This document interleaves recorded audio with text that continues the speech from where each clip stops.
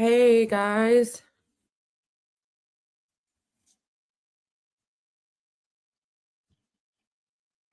can you guys hear me okay? Hey.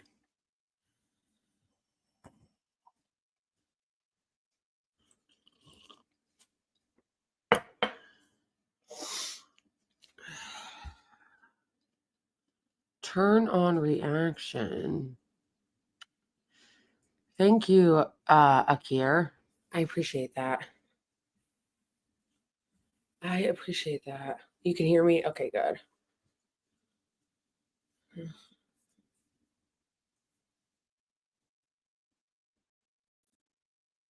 me see. I'm just trying to finish my pour over.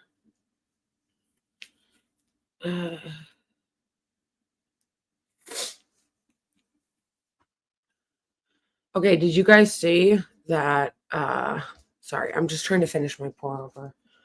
Did you guys see that Ken Klippenstein wrote a piece talking about how he interviewed one of the members of Congress who admitted that the TikTok ban was about Gaza?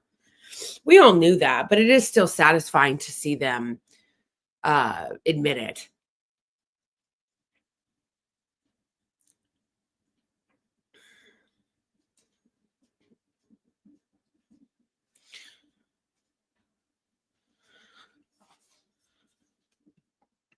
I am. They're gonna be helping me a little bit. How'd you know? How did you know? Oh, thank you, Jay Menza.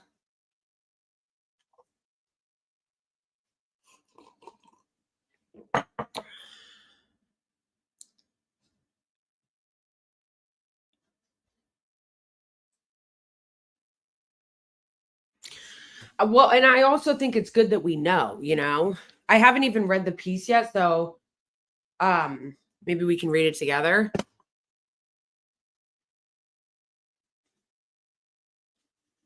Oh, nice, nice that they talked about it on their live stream. That's great. Yeah, I'm actually going to meet with them tomorrow, and they're going to help me. Um, they're going to kind of. I met with them last week. They are really, really nice, and they've been really, really helpful. It was really kind of them to meet with me because they didn't have to. So I really appreciate it, and I'm going to meet with them again tomorrow, and they're going to kind of help me set up like my Rumble page or whatever, or show me how to stream on there because it's not as easy as streaming on YouTube, and it's not like you have to have like a stream key, and your Rumble has to be connected to like your locals, and I guess locals is kind of like Patreon. Uh my shirt in full, it says Jesus was Palestinian.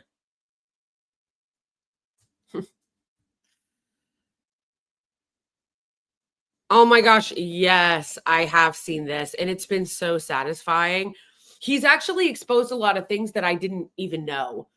Like I watched a video last night where that bad empanada did, where he was like talking about this really nasty, gross video that Ethan Decline did, where he is like overly sexualizing this 17-year-old victim of the Boston bombing. And it was really gross and really creepy. I had no idea that he did that he ever did that. Now, I am not a joke policer or somebody that's like, oh yeah, no one is ever allowed to joke. No one's ever allowed to do edgy jokes, whatever. However, number one, he keeps sexualizing this girl who's underage. So that's not really a joke. And second of all, he doesn't give that grace to anybody else, right? So he wants to do edgy jokes about the victim of a terrorist attack, but he doesn't want to give any grace to people like Frogan. You know what I mean? Like, that's what really annoys me is that it's like he's all like, I'm edgy. I do edgy jokes. I joke about terrorist victims. But then he's like pearl clutching over Frogan and Hassan, pearl clutching, being like, how dare they? It's just so insincere. It's such bullshit. And yeah, I really enjoyed Bad Empanada's videos on him because he's definitely calling out his hypocrisy in a way that I think is really interesting, but he's also exposing things that I didn't even know. about Ethan Decline and his terrorist IOF wife.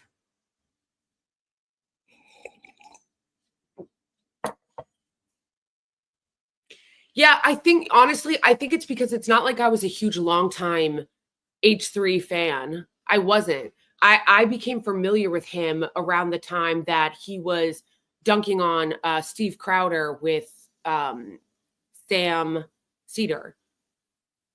And so then I started listening to his podcast with Hassan, the Leftovers one, and I liked him. I was like, oh, he's cool. He's obviously on the left if he's like friends with Hassan and friends with Sam Cedar. And he's funny and he seems to have a good sense of humor, unless you joke about the Israeli regime and then it's all the pearl clutching. Oh, shit. Hold on.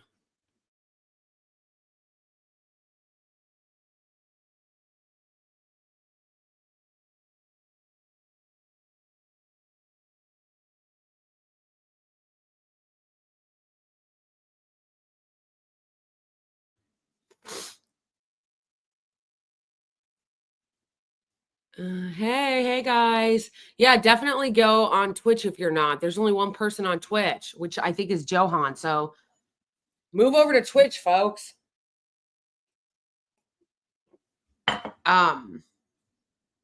Okay, I think I finished my coffee. Making my coffee. Oh no. Okay, Unnight. Sound is back. Yeah. Sorry. I don't. Okay. Anyhow. No, if you want to go out, you have to have daddy let you out. Hold on, guys. You know what I want? Oh, I need to write this down for my Walmart list. I want like flavored cream. Like maybe like I don't know. Like maybe I don't know. I want some kind of flavored cream though. You know, some like winter cream. Maybe a non-dairy one this time. My brother-in-law grew up loving Ethan. Yeah, I think maybe it didn't hit me as hard because I didn't grow up watching him. Like a lot of other people, like I said, I was only recently introduced to him. Okay, I'm on Twitch. Hello. Yes, thank you, Lee. But I understand how it could be very upsetting to people who grew up loving him in the same way that I grew up loving, like in the last over like 12 years, loving TYT. So watching their decline has been very like upsetting to me in a way that I don't think it is upsetting to people who aren't really familiar with them. No audio. You can't hear me? What is Walmart? Oh, it's like a grocery store in the US.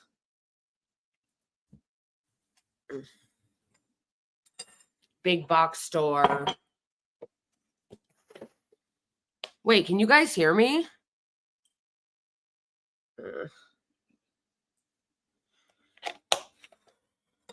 I would like to think that Zohan could win too, but the reality is that New York politics are incredibly corrupt.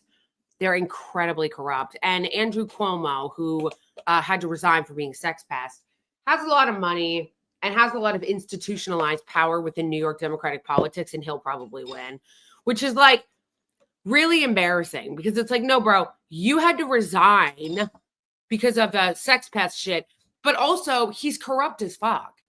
He's incredibly corrupt. So it's annoying that a lot of people will just vote for people who they know, who have the money and access to influence politics. And Andrew Cuomo is so a part of the New York political machine that it would not surprise me if he won, despite the fact that he should never be in any political office again. Like, I'm so tired of all these reruns.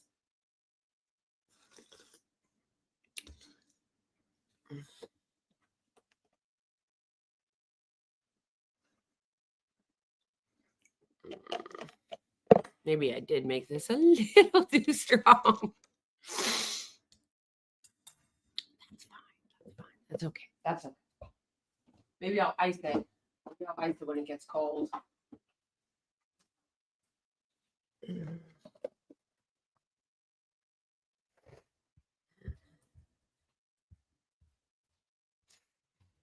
Anyway, so yeah, I'm gonna meet with the Due Dissidents guy tomorrow, and they're gonna help me set it up.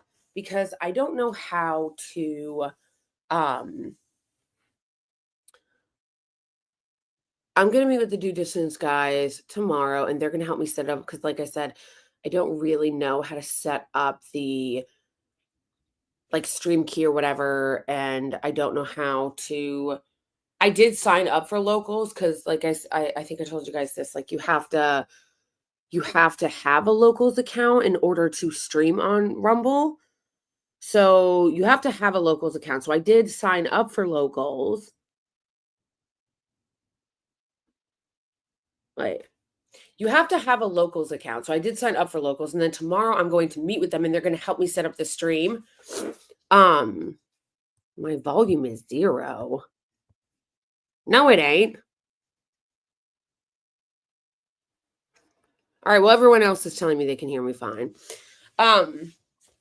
So anyway, yeah, so tomorrow when I meet with them, they're going to help me set up my stream and get my stream ready and kind of help me set it up for Rumble so that the next time I stream, I can do it there. Yeah, I think the person who keeps saying they can't hear me is trolling.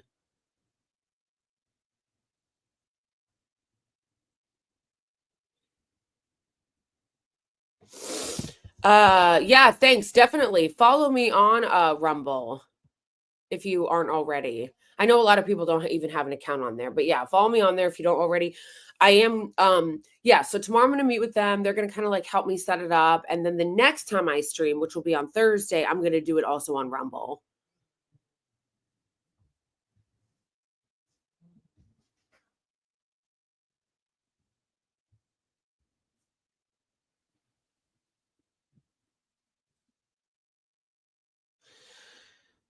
How many am I doing now? Just 3, because that's the plan I have. I use StreamYard. So like depending on what kind of plan you have, you can stream on a certain amount of platforms at the same time. So I'm streaming on 3. What's wrong, Yarn?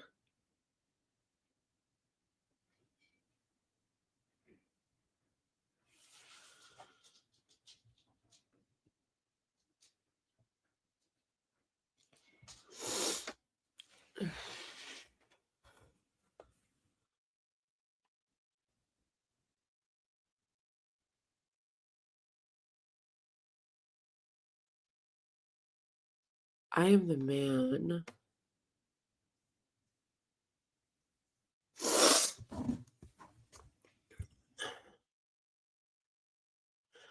Uh well, no, I wouldn't be collaborating. It says, would you ever consider collaborating with Nick Fuentes? No, because I don't collaborate with right wingers and right wing extremists.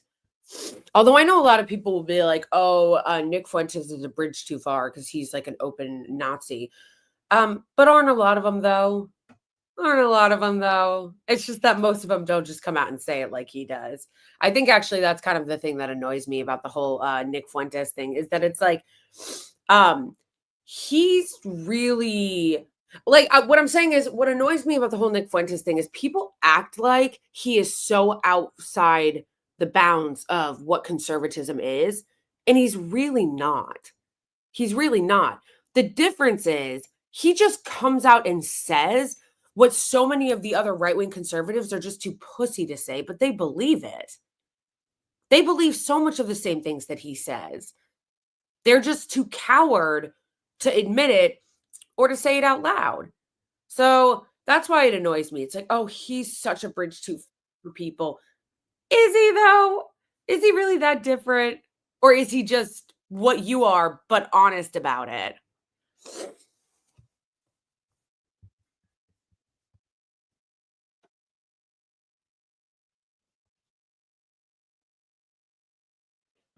Right, right. He is. He is. He is all of those things. He is definitely a fascist. But what I'm saying is he doesn't really hide it. Like he'll admit, like he's openly racist and like openly homophobic and transphobic and pretty much openly fascist. What I'm saying annoys me is that all the other conservatives, like Matt Walsh or Steven Crowder or Pete Hegseth, they are no different from him. They're not. The only difference is they do dog whistles because they don't want to be ostracized the way he has been ostracized. But they hold a lot of the same beliefs. He just says it out loud.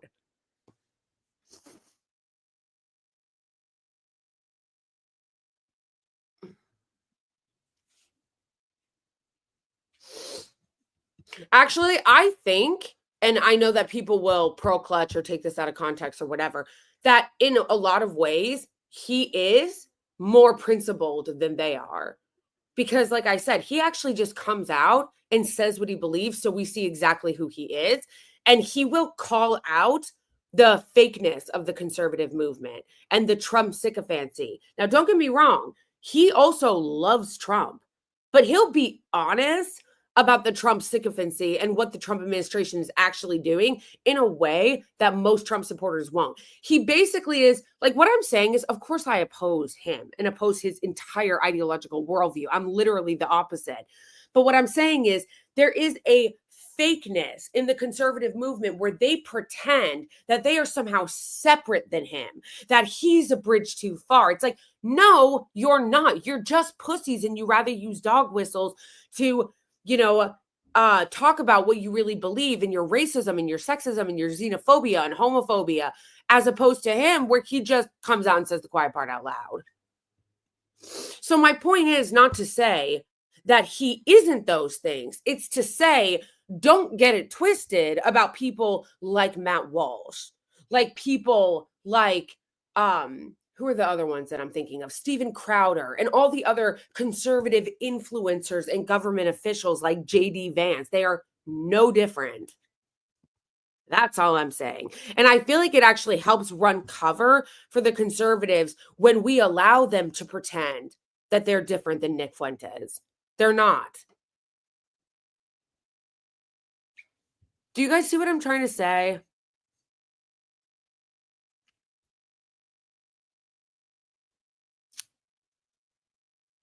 Well, hopefully you guys see what I'm trying to say. Hey, Harpy. Yeah, I just feel like sometimes people don't understand, like,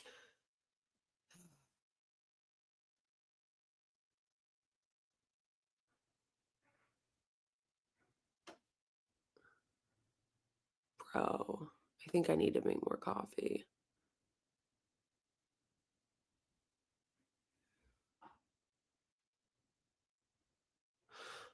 See, this is what I mean when I say I feel like people misunderstand what I'm saying or take it out of context. How can being more open and public about racism be any better? Because the harm that all those people do, all those white supremacists, all those Islamophobic, transphobic bigots do, and they get to hide behind lies and conservatism instead of actually coming out and showing who the fuck they really are. Yeah, I rather the hood be off. I guess it's a preference thing, but I rather the hood be off.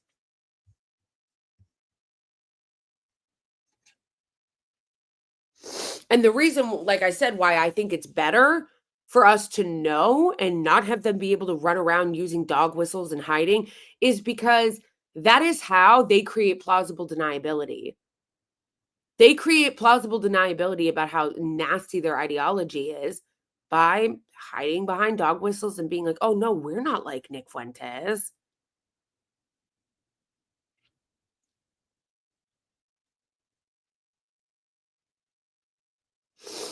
But again, I feel like I knew some people would misunderstand what I was saying and take it out of context. Analysis is not endorsement, folks. Analysis is not endorsement. I can do analysis on someone and acknowledge or do political analysis or analysis on the culture and what is going on in politics. That doesn't mean that I'm endorsing it. Me saying that Nick Fuentes is no different than people like Matt Walsh or Pete Hegseth, he's just honest about it, is not an endorsement of Nick Fuentes. It's just analysis on what the situation is. In the same way that me saying like him being a lot more honest about who the conservatives are is also not an endorsement of him. It's just analysis. He is more honest about the conservatives and how full of shit they are, and the Trump movement and how full of shit they are, than a lot of other conservatives. And that's just the analysis of it. It's not an endorsement. I think maybe he feels free to be more honest because he's already been so ostracized.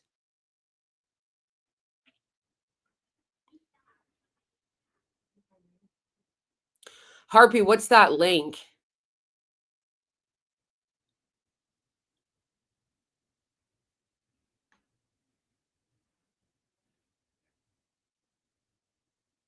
Yeah, exactly. That's all I'm saying is that it's also like take the mask off, take the hood off, because it's like people like Nick Fuentes, because he's so out and proud with everything that he thinks and his fascism and his racism and stuff, people will pretend they don't know who he is. So Trump has him over for dinner, but then pretends he doesn't know who he is. Candace Owens knows exactly who he is, but she pretends to not really know who he is. While endorsing and platforming Andrew Tate. While endorsing and platforming Andrew Tate, okay? But please, please, please, like, yeah.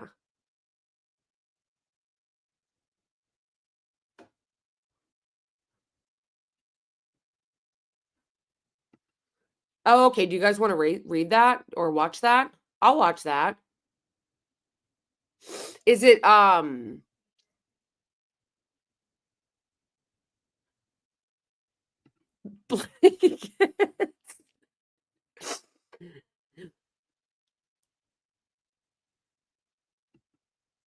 Yeah, so anyway, long story short, that goes back. The original question that somebody asked me was, would I collaborate with him because he's anti-Zionist? And my answer, of course, is no, because there's a difference between debating someone, arguing with someone, collaborating with them. If I collaborate with someone, it means that I have to share some values with them. I don't share any values with him. He's not anti-Zionist for the same reasons that I am. Like, he's a Christian nationalist. And like, what the fuck? Like, yeah, it's crazy. And like sexist and homophobic. Like, he's not anti-Zionist for the reasons that I am. He's not anti-Israel for the reasons that I am. So no, I wouldn't collaborate with him. Would I ever? I'm not going to say I would never argue with him. I would never debate him. No, I wouldn't say that. But I wouldn't collaborate with someone just because they oppose the same things I do if we don't share any values and his reasons for opposing that thing are totally different than mine. Because despite what all the Zionists love to say about those of us who are pro-Palestine, it has nothing to do with anti-Semitism. Nothing to do with anti-Semitism. Like, yes, there are people that are really anti-Semitic, and I don't want to fuck with those people. I don't want anything to do with those people. Of course, like, I want Jews to be safe and protected, just like I want every person and human to be safe and protected. That is not the reason why I oppose Zionism. And I usually don't even address that when people say it because it's so bad faith. It's so bad faith. But yeah, just to state the fucking obvious, obviously I support Jewish people and all human rights. I am a humanist. And I oppose Zionism in the genocidal government of Israel for reasons of human rights and human dignity of the Palestinians.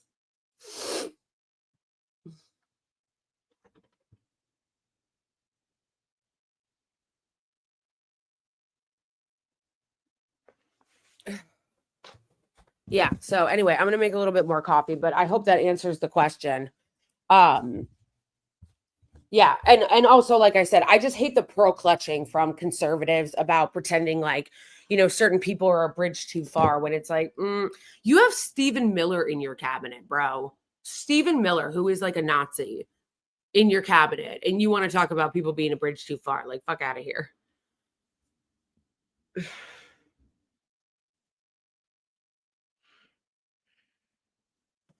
Okay, sorry. Where's that link Harpy sent?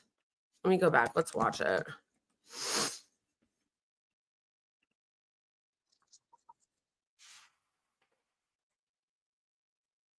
Bruh.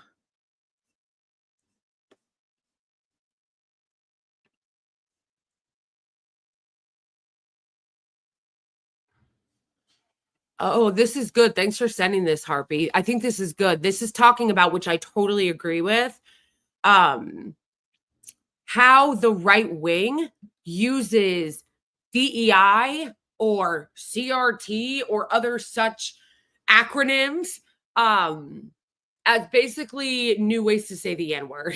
Like, that's what I'm saying. They're such cowards that they want to be racist and they want to use racial slurs, but they are afraid of going the way of Nick Fuentes and basically being deplatformed from everywhere and being ostracized by people. So they use dog whistles like DEI. So yeah, I'm glad you sent this. Let's definitely check this out.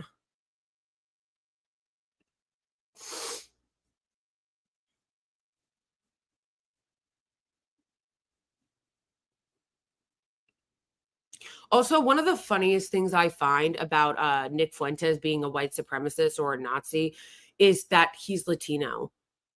Like, I just find that so funny.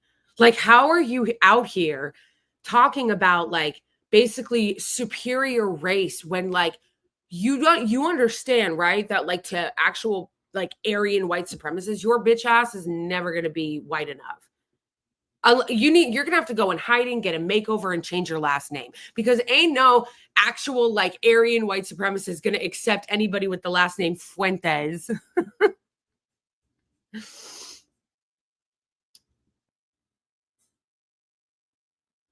Okay, yes, but I only recently found that out in the last couple years, honestly, that there was like white supremacists like neo-Nazis that were Latino. I didn't used to know that could be a thing. But it is. I know that now, but like I'm saying, like when I first found that out, I was like, what?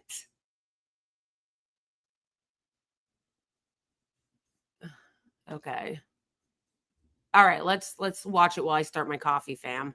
That when President Donald Trump and his allies use the term DEI, they mean it as a slur, primarily against Black people, but they are absolutely willing to include your group too. DEI is gone. DEI is a crime.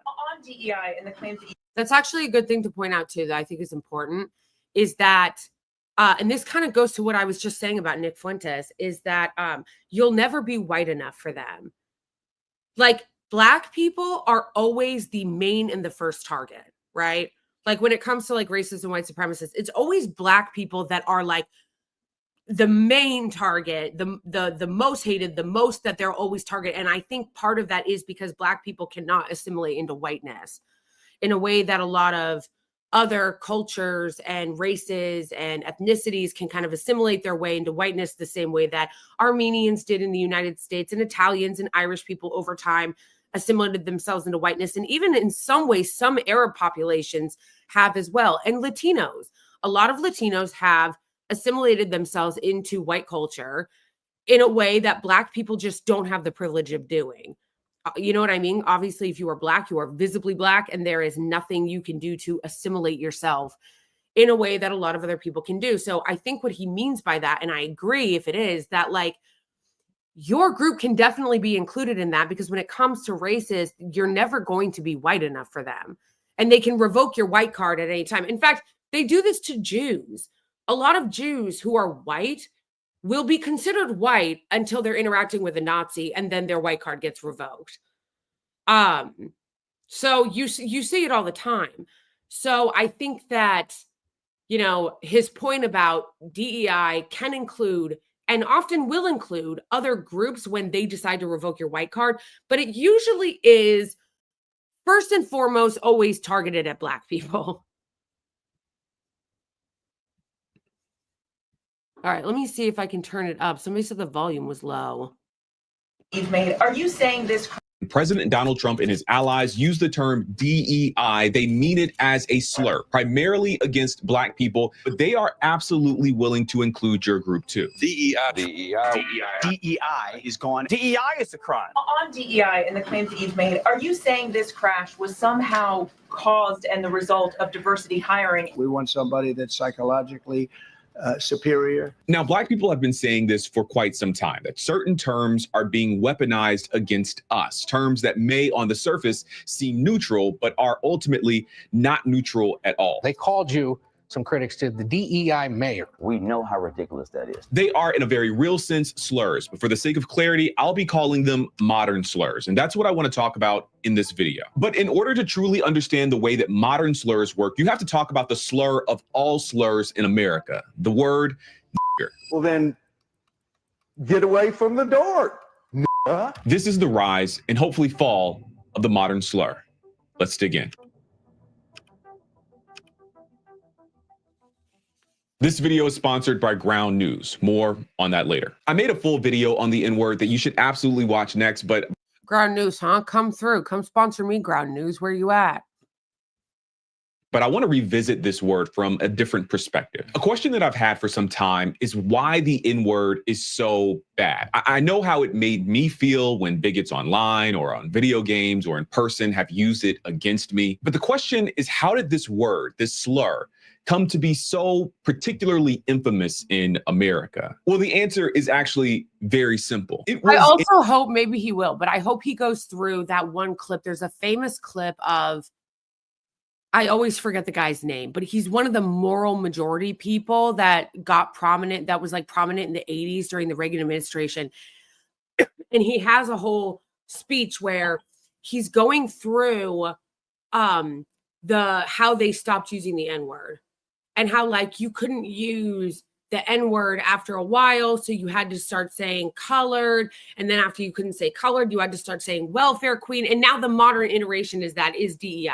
I hope he references that at some point because I want to see that. Intended to be that way. A little backstory. And I'm going to go ahead and warn you that I will be saying the N-word a lot in this video. Why is this word used so frequently? So go ahead, just brace yourself, turn the volume all the way up, you know, in public, no headphones. I've used it. Nigga.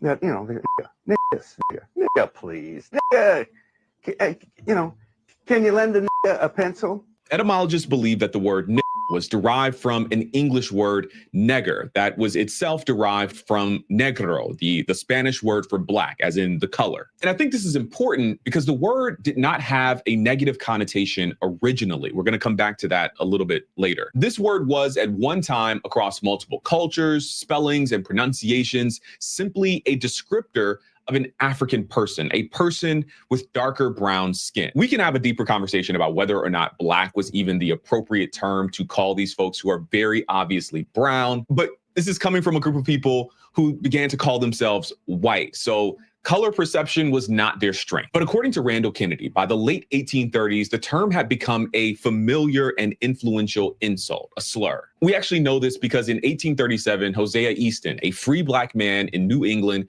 was one of the first intellectuals to write about the word this way. He said, is an opprobrious term employed to impose contempt upon black people as an inferior race. The term itself would be perfectly harmless were it used only to distinguish one group from another, but it is not used with that intent.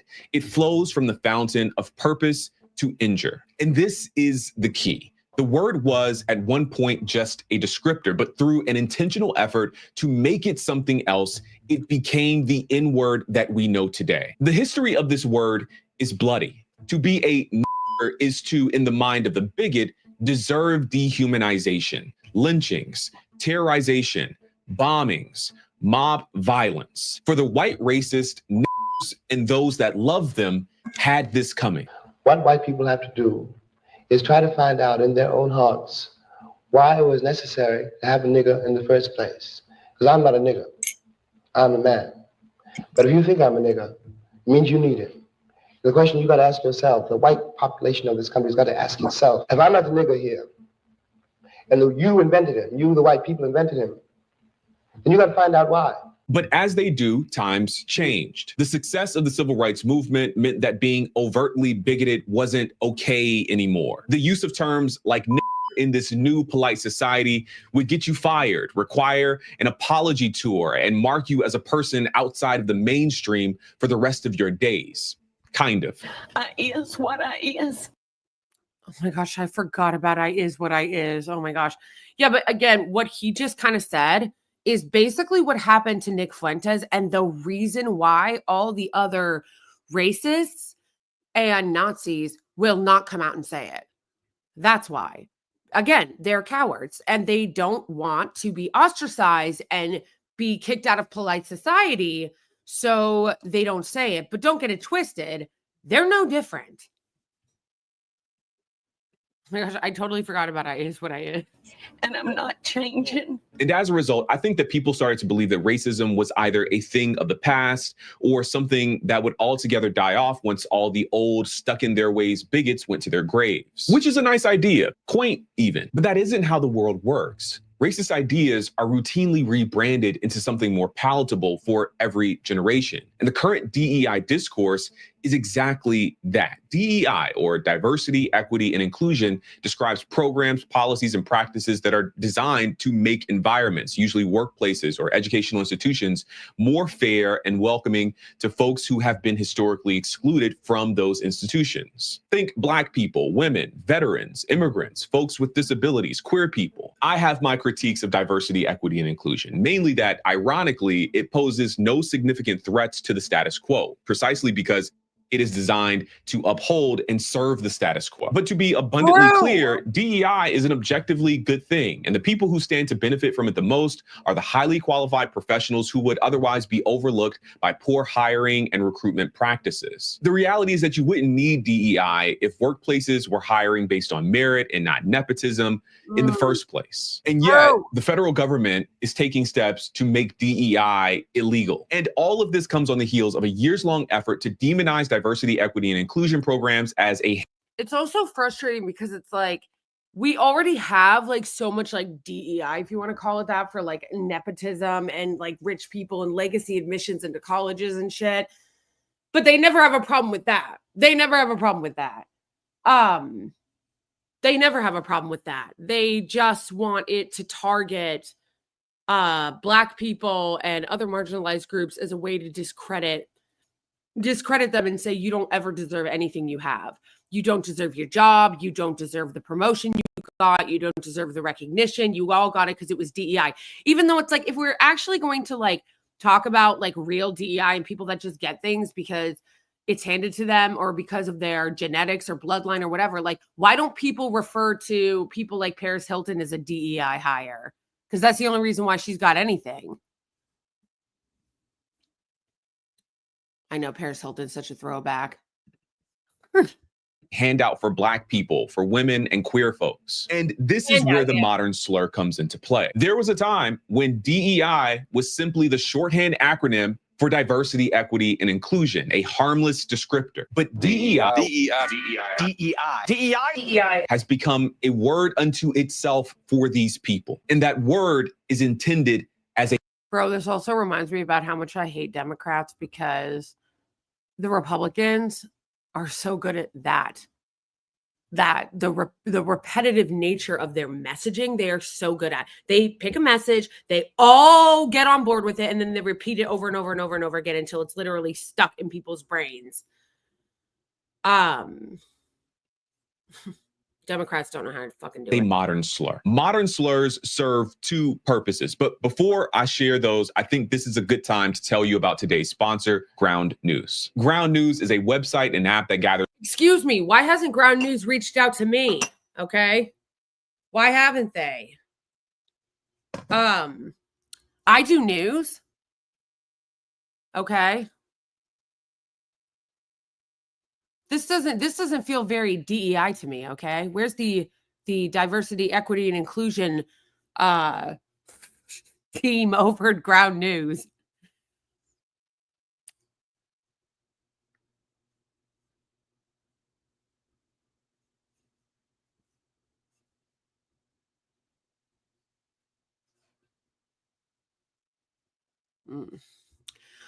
Nice try, theater, but it actually doesn't. You might be able to say that, but you would be wrong, theater, because I am somebody who has always studied and watched a lot of different type of like cultural moments and politics. So I'll reference things a lot that have nothing to do with when I was growing up. I talk about the Reagan administration a lot. I wasn't even born.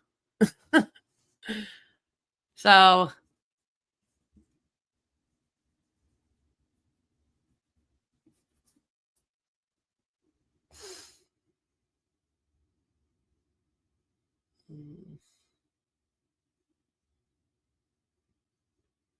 I'll tell you what, I always tell you guys that I'm not going to tell you my age. But when I get, not if, when, got to speak positively, when I get my YouTube monetization back, once you guys help me get it back, I'll tell you. I'll tell you everything. I'll tell you my age. I'll tell you about, my multiple marriages. I'll tell you, what do you want to know?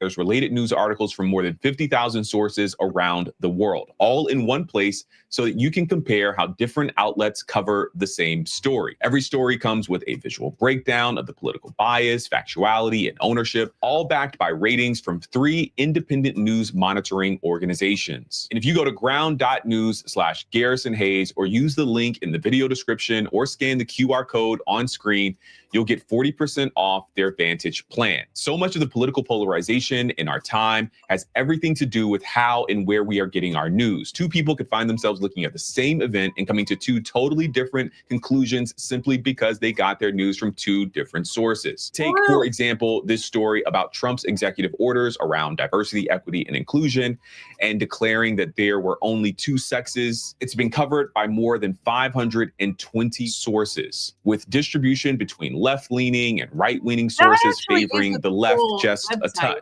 You can also see the factuality and ownership information. For this story, 50% of the reporting outlets, like about ground news, that is kind of cool that there's like a website that does that.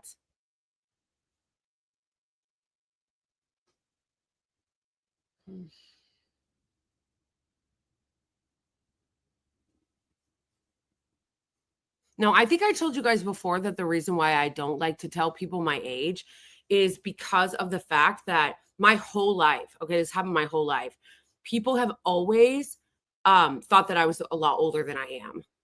So it was just always annoying to me that they're always like, oh, like I've told this story before. When I was 20, someone was like, I thought you were 28.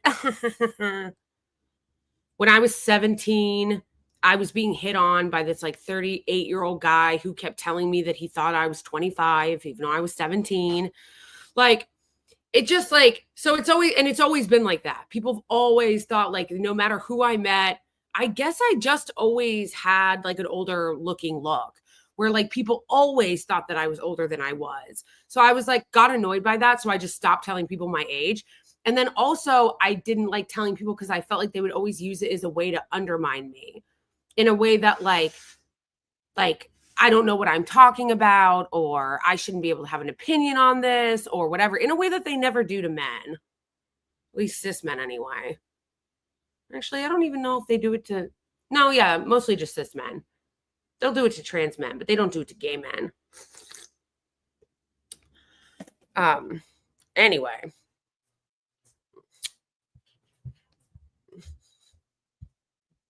My love. All right.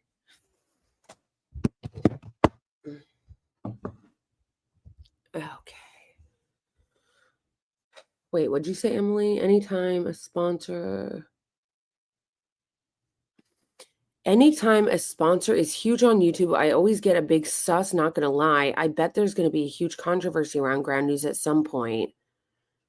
What do you mean? Can you expand on what you mean by that?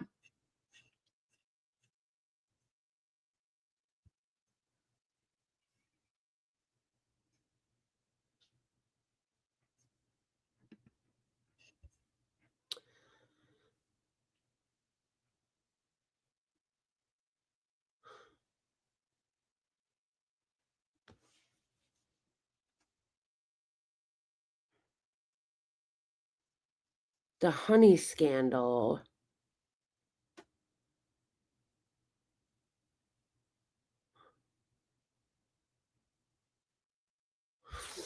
Honey, established titles, BetterHelp, Raids, Somehow Legends, all big sponsors which had huge controversy surrounding them. Yeah, but why? What do you mean?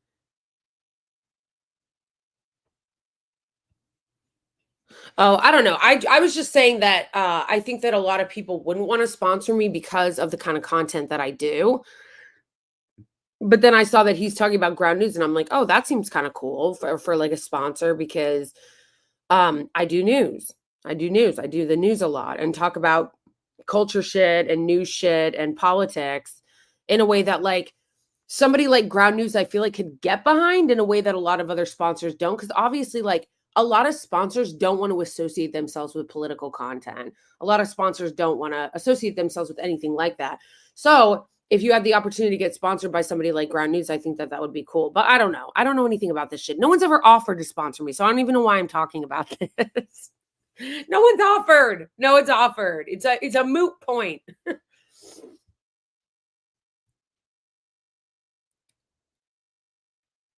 Yeah, exactly. Which thank you. That's a good time to remind everybody that if you want to support my work, since I don't have any sponsors, and at the present, I've been permanently demonetized by YouTube for talking about Palestine, okay, which is such bullshit, and we're going to get it back. We're going to get it back. It's just a matter of time, but we're going to keep fighting. But until then, I do not have it. And so you can support my work by becoming a member of my Ko-Fi or my Patreon and being a monthly supporter to help support the independent work that I am doing. And if you want to tip me the way that somebody tips on YouTube super chat, since they took away my super chat abilities, you can just send it to me on Venmo if you would like.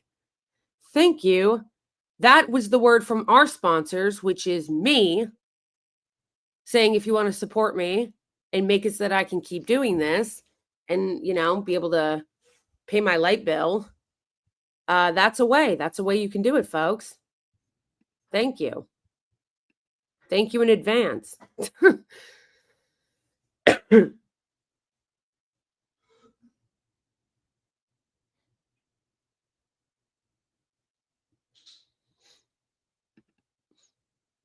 LOL. I'm actually no, I'm not opposed to it at all. I think it just depends. You have to figure out whether or not they like align with you. Like I heard a story about how the Majority Report dropped Brooklyn as a sponsor because they found out that they were manufacturing their shit in the occupied West Bank. Like that, yeah, that absolutely not. Absolutely not. Like if I don't exactly know how to do research on a sponsor like the way that I think maybe somebody could help me if they actually offer, but like I would want to do research to make sure that they weren't like doing things like taking any money or had any ties to Zionism or the Israeli regime, obviously.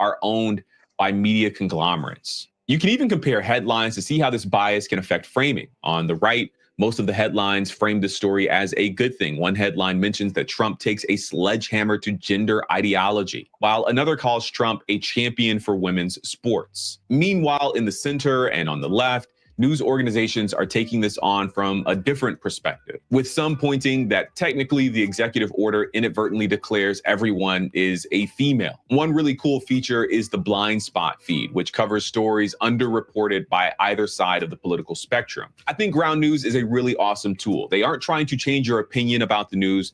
They're simply trying to give you more information about where you may be getting your news and help you see where you may have blind spots. See, Again, go to like ground.news/ I do kind of like that idea too, because it's like, you know, none of us are immune to propaganda. None of us. Every single one of us are susceptible to bias and to propaganda.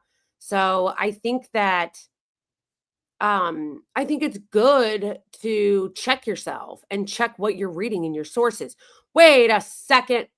What do you mean the Venmo link doesn't work? From where? Where did you click it from?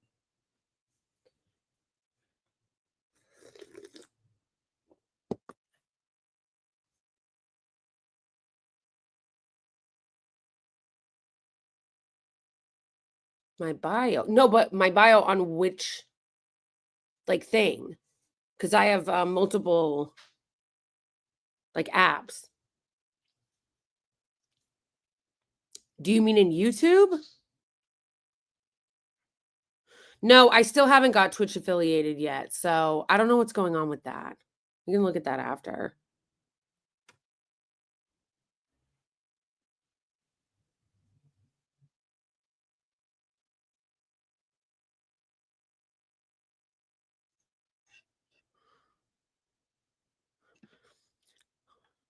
Ground News Coffee, CBD products, and other more palatable sponsors once you're able to join Rumble with locals. No, I saw some of the ones that Rumble has, and it made me laugh because it was all such like boomer right-wing shit. Like gold. I was like, nah. Now, if it were coffee, that would be different. Because as you guys know, I absolutely love coffee. I'm a coffee fanatic, a coffee enthusiast. So yeah, if it's something that I actually fuck with, I don't have a problem with it. But like, I'm sorry, I'm not gonna go do ads for like Piers Badu condemn Hamas Morgan is doing ads for like gold bars or like silver. LOL.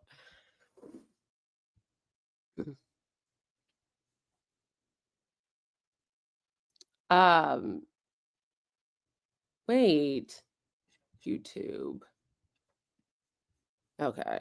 Garrison Hayes, or use the link in the video description or the QR code on the screen to subscribe today. If you sign up through my link, you'll get 40% off of the Vantage plan, which is what I use to get unlimited access to all of their features. I hope you'll check them out. Thank you to Ground News for supporting this channel. Okay, back to the video. Modern slurs serve two purposes. First, they give plausible deniability to bigots. For many folks, especially those in the media, the N-word is this That's really weird, old Boney Bird, because it's working on mine when I clicked it. Yeah, when I clicked it, there I am. Well, you know what? I keep forgetting to add a picture. I need to add like a cute picture to my Venmo.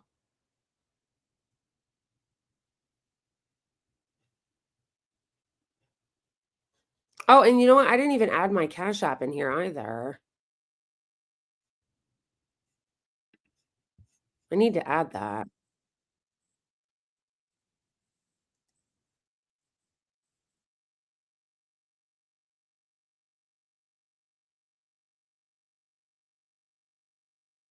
No, that's literally what I was just talking about earlier, you guys, when I was talking about Nick Fuentes. What he just said. What he just said. Oh shit, embarrassing, guys. I'm like sharing my information with you. Now I'm gonna have to change it.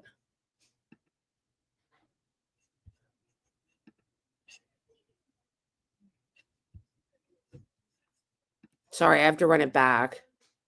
Yeah, I've gotten really bad at this. Embarrassing. I'm just like, oh yeah, here's all my information, people.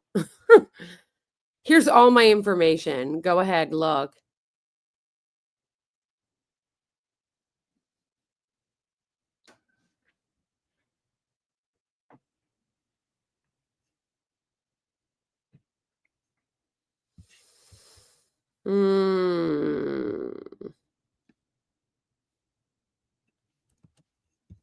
No, what he was saying was exactly what I was talking about Nick Fuentes. So like if they go, oh, I didn't actually come out and say the N-word, so I'm not racist. Just listen again.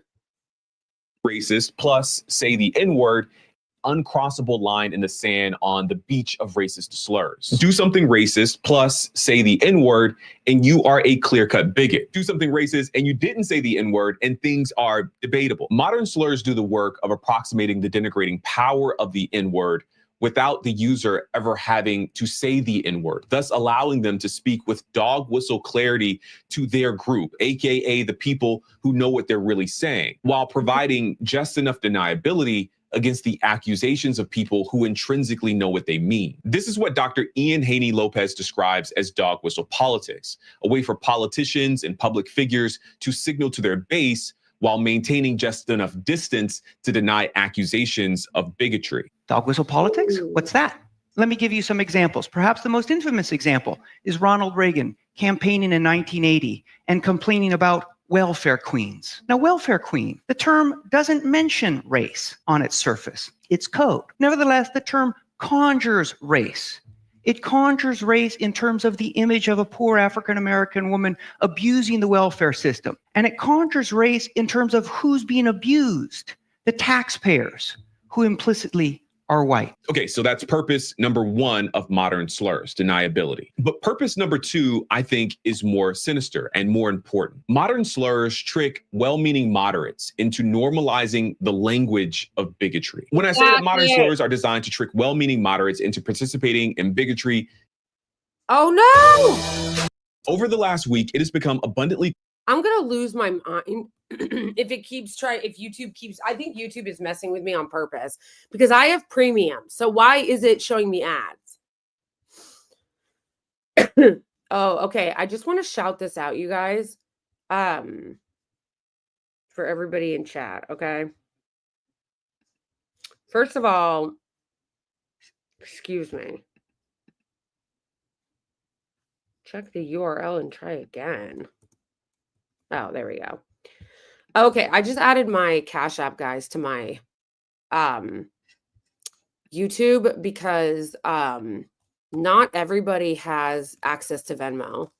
So if you guys do want to super chat me, which I guess I keep saying super chat because that's what it's called on I keep saying super chat because that's what it's called on YouTube, but like basically it's like tipping basically. Only this time, you know, the good thing about Venmo and Ko-Fi is they don't take 30% of it because YouTube takes 30% of it even when you get a super chat.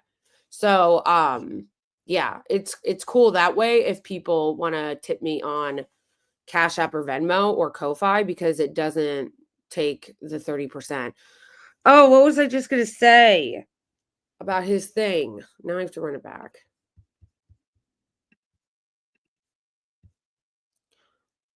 Oh, that's what I was going to say as we go through it. Do you guys see this?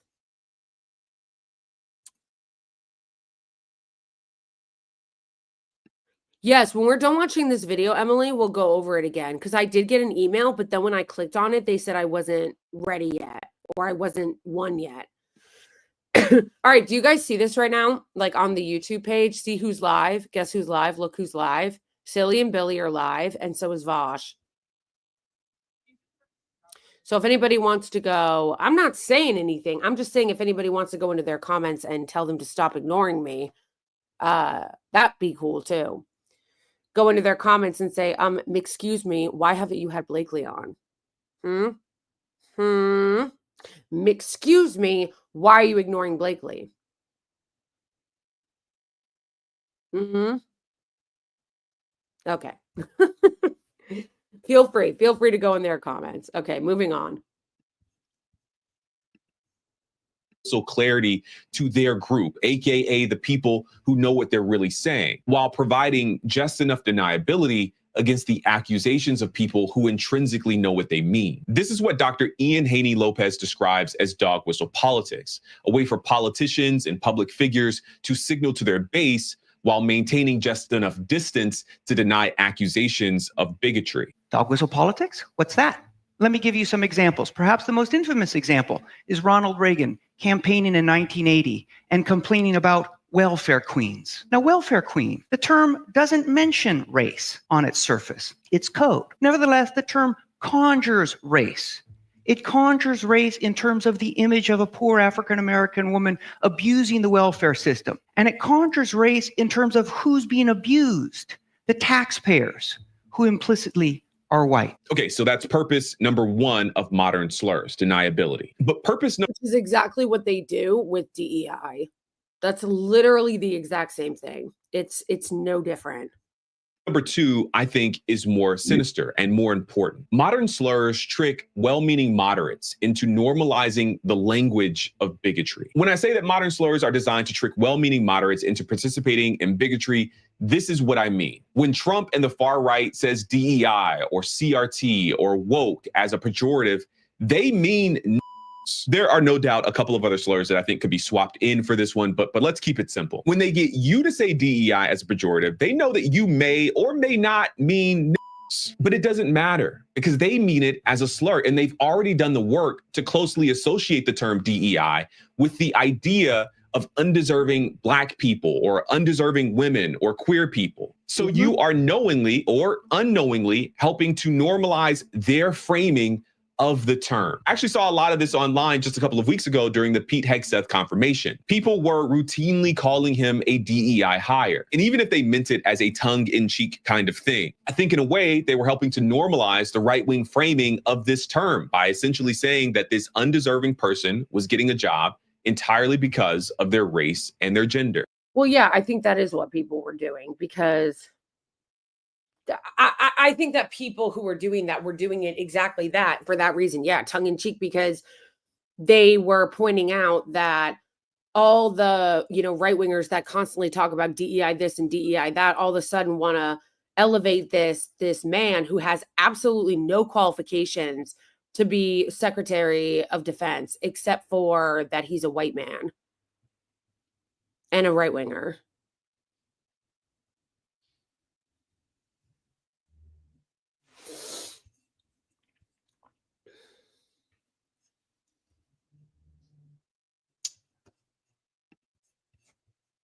Modern slurs help racist ideas rebrand into something more palatable for every generation while maintaining the systems, roadblocks, stigmas, and ever having to say I feel like I missed what I where wanted you to may have blind. You'll get 40 for supporting this channel. Okay, back to the video. Modern slurs serve two purposes. First, they give plausible deniability to bigots. For many folks, especially those in the media, the N-word is this uncrossable line in the sand on the beach of racist slurs. Do something racist plus say the N-word and you are a clear-cut bigot. Do something racist and you didn't say the N-word and things are debatable.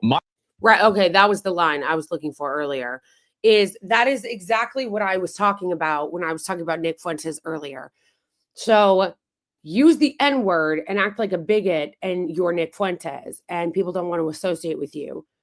Use DEI and be a bigot and just don't use the N-word or do anything Nick Fuentes has done. And all of a sudden we're having a debate. Are they really racist? Are they really homophobic? Are they really transphobic? Are they really a Nazi? Because they're using all the dog whistles in order to escape scrutiny.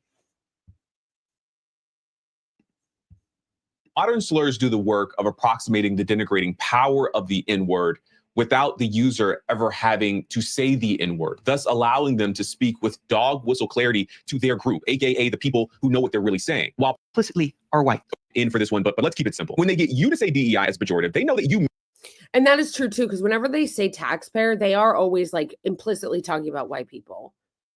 Oh, they're stealing your taxes. That they are stealing your taxes. May or may not mean but it doesn't matter because they mean it as a slur and they've already done the work to closely associate the term DEI with the idea of undeserving Black people or undeserving women or queer people. So you are knowingly or unknowingly helping to normalize their framing of the term. I actually saw a lot of this online just a couple of weeks ago during the Pete Hegseth confirmation. People were routinely calling him a DEI hire. And even if they meant it as a tongue-in-cheek kind of thing, I think in a way they were helping to normalize the right-wing framing of this term by essentially saying that this undeserving person was getting a job entirely because of their race and their gender. Modern slurs help. And I think he's saying that in a way like he doesn't agree with it. He doesn't think people should do that. And maybe I'm wrong, but I understand why people did it because the term has already been normalized. They've already destroyed the term woke. They've already destroyed the term DEI and made it into this thing. So they've already normalized it. They succeeded at it. So I think people were doing that as a way to kind of mock what the right had done by saying it in this tongue-in-cheek way. And maybe that's not the right thing to do. I don't know. I haven't really thought about it enough, but I feel like that's what he's saying. But I also understand why people were doing that. Just ideas rebrand into something more palatable for every generation while maintaining the systems, roadblocks, stigmas, and assumptions that keep society unequal. Historical examples truly abound. When the institution of slavery was no longer fashionable, it was rebranded into a colorblind justice system, where slavery was given a convenient loophole in the 13th unequal. Historical examples truly abound. When the institution of slavery was no longer fashionable, it was rebranded into a colorblind justice system, where slavery was given a convenient while maintaining during the Pete Hegseth confirmation. People were routinely calling him a DEI hire. And even if they meant it as a tongue-in-cheek kind of thing, I think in a way they were helping to normalize the right-wing framing of this term by essentially saying that this undeserved. Bro, I don't know the answer to a lot of these questions. Why don't people want to unify the world at all anymore? It's like, I don't know. Why do people not despise billionaires? Like, that's what I want to know. Because I know there's a lot of idiot simps that think that, like, if they kiss the ass of billionaires, that maybe they one day too will be a billionaire and they'll get trickled down on. It's like, I feel like I'm losing my mind all the time because I feel like any rational person should despise billionaires. Like, the concept of being a billionaire is so evil that these people have so much money that they could fucking end world hunger, end world poverty, and they choose not to. In fact, they choose to go into government and rig the rules to make it so that they get even more. And they're not billionaires because of their work or because of their ethics or because of all the things they created. They're billionaires through exploitation. The only way somebody becomes a billionaire is through exploitation and government goodies and welfare, okay? That is the only way they do. And then instead of using that money for good, they use it to rig the rules to give themselves even more money at your expense. So the fact that everybody doesn't hate them is just like amazing. But again, it's propaganda. It's because propaganda works, unfortunately. And the US, we think we're not propagandized, but we're incredibly propagandized. The US thinks that we have like a free press and that we know things. We don't know things. We're fucking so propagandized, so delusional. We're always eating every single thing our media tells us, and they tell us billionaires are good. And we believe it. Ugh. Person was getting a job entirely because of their race and their gender. Modern slurs help racist ideas rebrand into something more palatable for every generation while maintaining the systems, roadblocks, stigmas, and assumptions that keep society unequal. Historical examples truly abound. When the institution of slavery was no longer fashionable, it was rebranded into a colorblind justice system, where slavery was given a convenient loophole in the 13th Amendment, except as a punishment for crime. In key ways, America swapped the yucky term slave for the more acceptable term criminal, and Black bodies have been over-criminalized ever since, allowing the country to celebrate the moral high ground of emancipation while simply engaging in slavery by another name. Going forward 100 years after the Civil Rights Movement, Jim Crow terrorism was rebranded into more palatable terms like the war on crime and gerrymandering. But what was the war on crime? It was state-sanctioned violence against Black people predominantly, but marginalized communities more broadly. What is... I think it's important too for people to really understand that and learn about that, like, as you continue to grow and continue to learn, because it's like, if you don't know any of this stuff, then it is so easy for them to propagandize you into thinking that, like, no, everything is fine. Everything is equal. We do have this, we do have that. And they continue to, lie and say that, it's just that Black people are not facing any barriers, that they haven't faced any barriers since slavery was ended, that they have an equal playing field and this and this and that. And it's like, but when you actually look at like the history of everything they've done and they've just rebranded under other names, it's like, yeah, no, again, this is all rebranding. It's gerrymandering, except for the dilution and disenfranchisement of people's votes, usually Black people. We use these terms not because they mean something different from the very injustices that people like MLK and Medgar Evers were fighting against. We use them because they are more palatable. They don't make us feel bad. And more importantly, they don't make us look like bad people. Today, the terms woke and DEI and CRT are being used to train a brand new generation into devaluing the ideas and social contributions and presence of Black people specifically, and marginalized groups more broadly. At the beginning of this video, I mentioned that we talk about the rise and hopefully the fall of the modern slur. And I mentioned the fall because I think that there is a solution to this problem. Truthfully, I think it's very simple. Only use these terms when you intend to convey their original meaning. When you say CRT, mean a complex academic and legal framework designed to interrogate the role of race and racism in society and policy. When you say wokeness, do so as a way to express an awareness that systems of marginalization are everywhere and affect everything, and we can't afford to sleep while our rights are being compromised. When you say DEI, mean diversity, equity, and inclusion, mean anti-segregation, mean that your workplace or university has been a historically white and male institution, and that interrupting that trend is a good thing. What I'm saying is disrupt the way that bigots are co-opting language and creating new slurs by any means necessary. Okay, I think I'm gonna call it there. All of that I just said is what I think. That That was really good. I don't know if I agree with him though at the end on a way to disrupt it.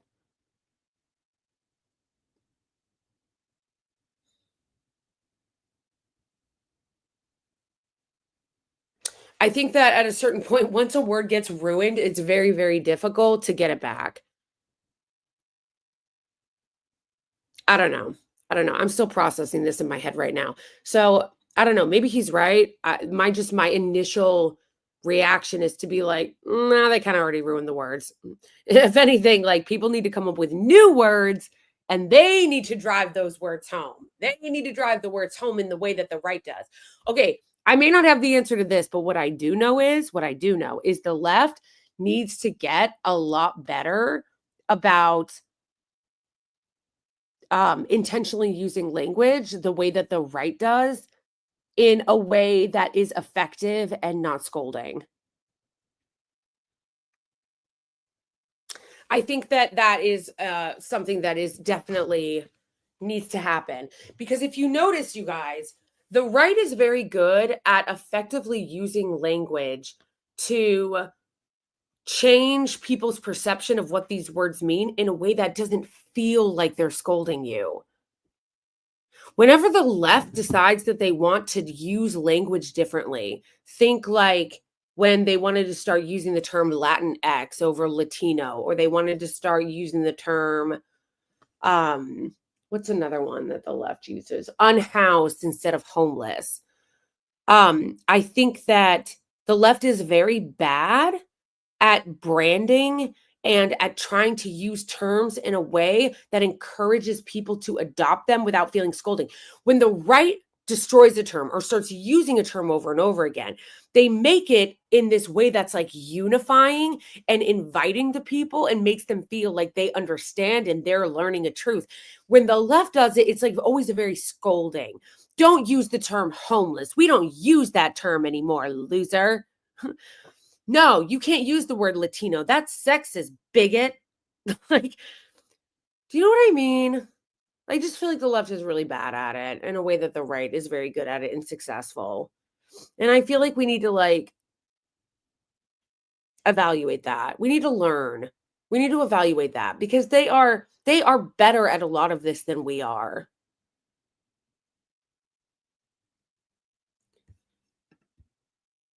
British people call homeless people rough sleepers. I've never heard that. Wow. Wow, that's quite the euphemism.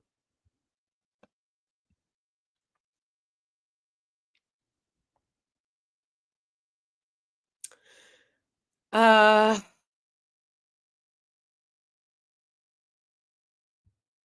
Well, yeah, of course, that too. Did you guys see I don't know if you guys saw it, but there was a video of that the Majority Report covered the other day where Milo Yiannopoulos was on Tim Pool's show and basically started like spilling the tea on the fact that um the right wing gets tons of like money and juice numbers for their shows and their podcasts, which is something we've all talked about before and we know is true, but it was nice to hear somebody confirm it.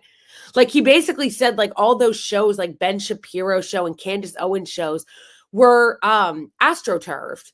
Like there was millions of dollars put into these shows and buying likes and buying views to get them higher up, to basically fake it till you make it until you actually started getting the real views. And like I said, we all know that that's true. They have a ton of money that they invest into their ecosystem, their media ecosystem, that is very astroturf. But it was nice to hear somebody admit that. You know what I mean?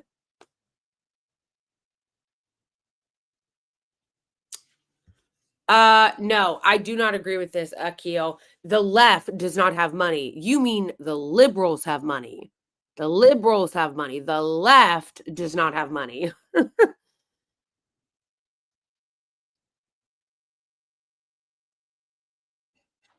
Well, yeah, obviously we have different goals. What I'm saying is,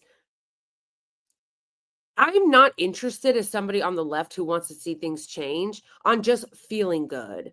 I feel like a lot of people on the left, unfortunately, are more interested in feeling right than actually changing anything or getting any power. They seem very, very, very unserious about power. Okay. And it's very annoying. And I feel like we don't take lessons that we should take from the right in their successes. And I know that they're different, and obviously we have different goals, but I see the success that they have and that they've especially have had over the last 10 years. And I'm like, we need to be learning lessons and self-reflecting. And again, when it comes to the media and the way they use their media, a lot better than the way the left does. And again, I know that's not an apples to apples comparison because the left isn't awash in dark money the way that the right is. And it's also different because liberals hate the left.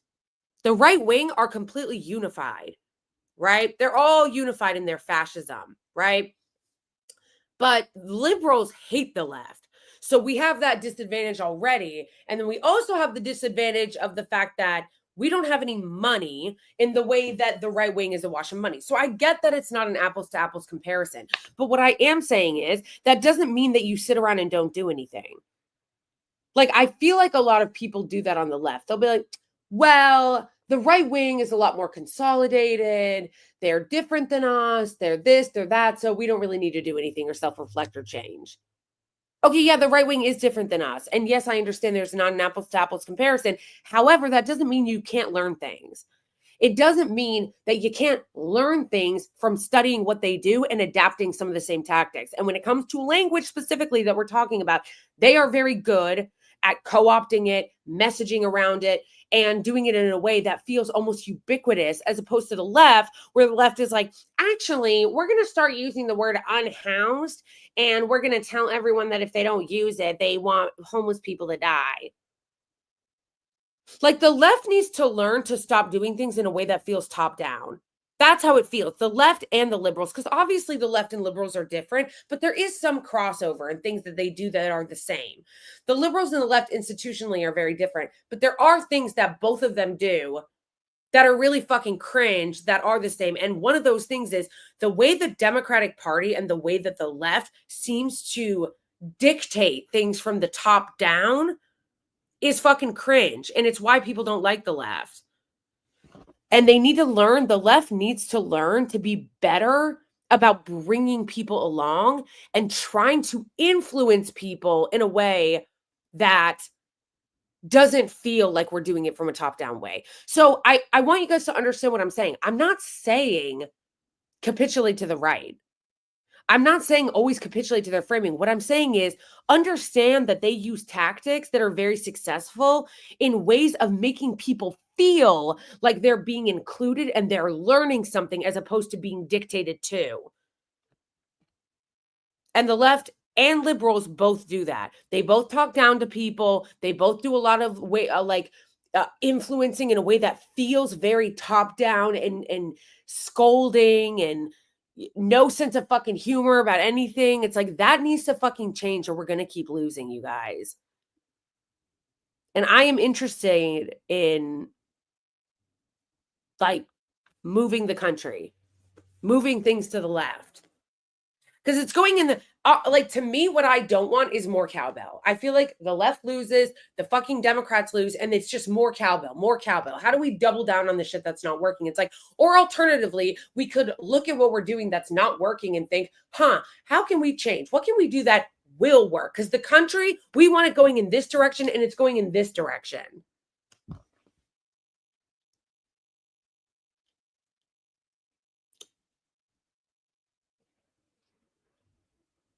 No, yeah, obviously Hakeem Jeffries sucks. Like, sucks. And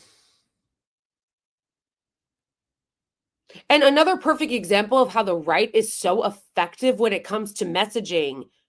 And again, it's not just a problem of messaging with the Democrats. It's a problem of messaging and their fundamental ideology and their policies. That's a problem. On the Democratic side, we could talk about this all day. All day. I could do a 24-hour stream straight talking about all the problems with the Democrats, not just their strategy, not just their messaging, but their actual fucking policies, their actual ways in which they operate in their policies. Yes, it is both. But the Democrats also are off. Like, what I'm saying is talking about one does not negate the other. Do you see what I'm saying? Talking about one does not negate the other. If I talk about the Democrats being bad at messaging, that doesn't mean I'm defending their policies. They're also bad at policies. In the same way that just because I talk about Democrats being shitty at their policies doesn't mean I'm defending their messaging. I'm saying they suck at both. Okay? I'm saying they suck at both. They suck on their policies. They suck at defending their policies.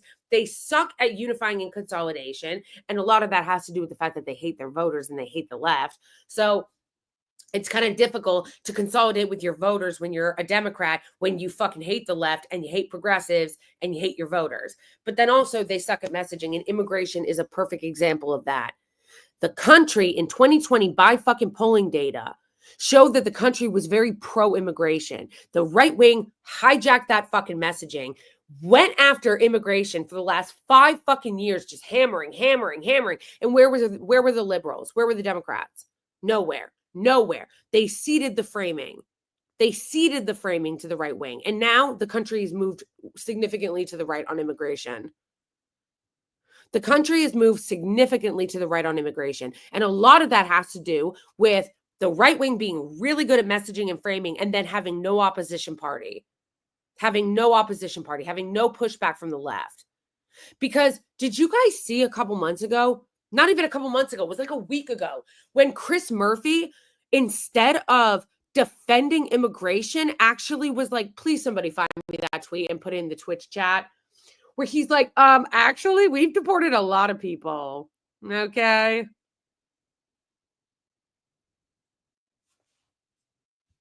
I can only take copied links if you guys do it through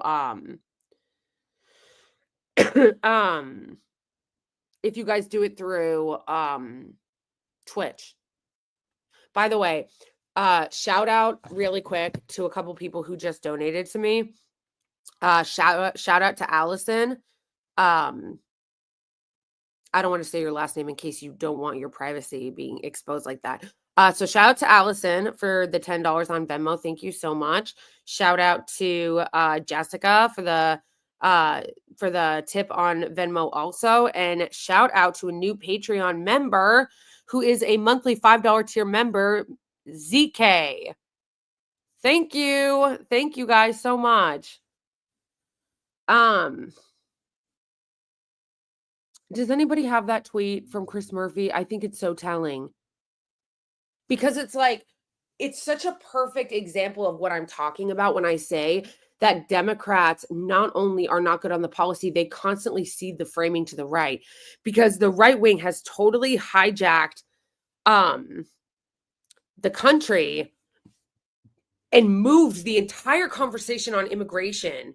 Oh, thank you, Sophia, also. Sophia on Ko-Fi.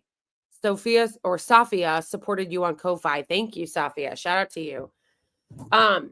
So yeah, the framing from the right wing has been totally, or on immigration has been totally hijacked by the right wing. And then instead of taking that framing back and being like, no, actually, immigration is good and here's why it's good, the Democrats turn around and go, oh yeah, we can be even more brutal than you on the border. Okay?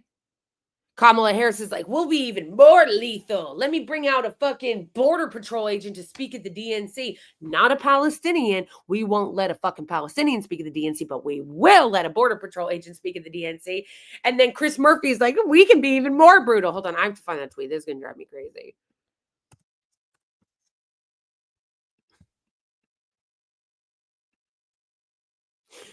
Israeli actress who plays badass heroine Sabra. Oh my gosh, this is so pathetic. At the premiere, get the fuck out of here. I hope you guys are all boycotting that. Everybody needs to be boycotting that Captain America Marvel movie, whatever. Can clip it seen.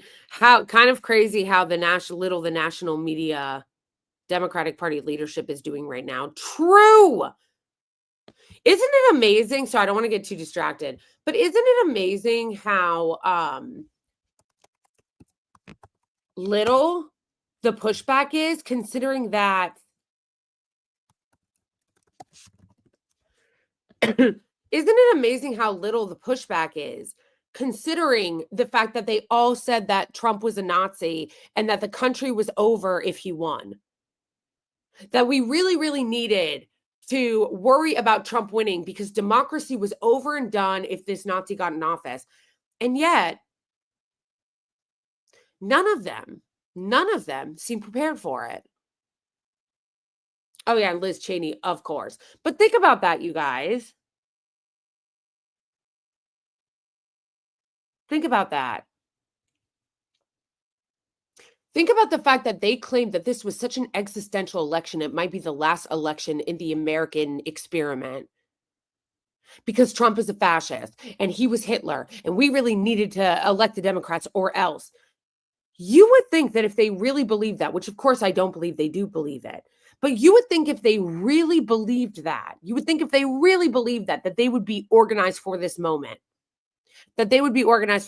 And yet, when Amy Klobuchar was asked what the Democrats were planning on doing to fight back against Trump, you know what her answer was?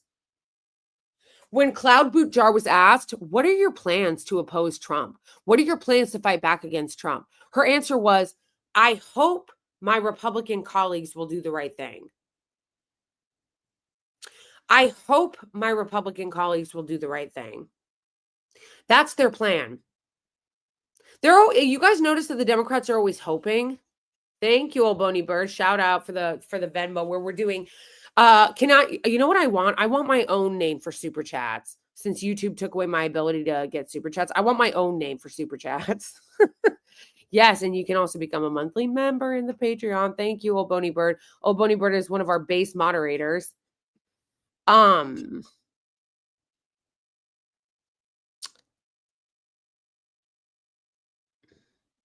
No, but like, think about this, you guys.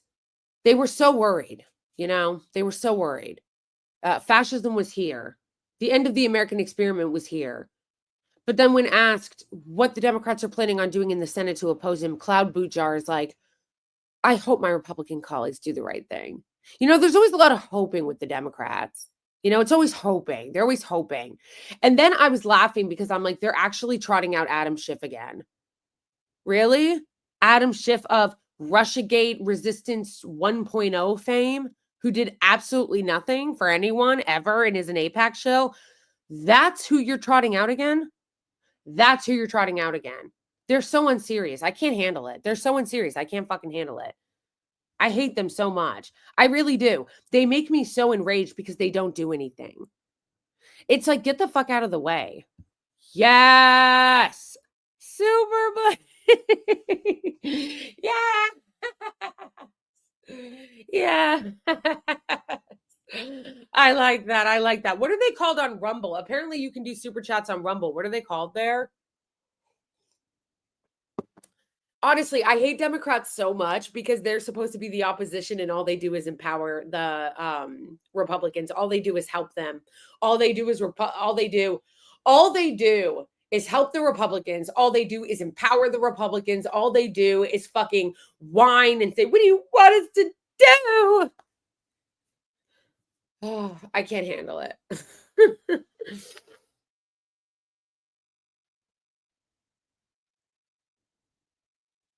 Rumble rants. That's what they're called. Okay, that's kind of cute. I kind of like that too. Do they have super chats on Twitch? Can you do super chats on Twitch?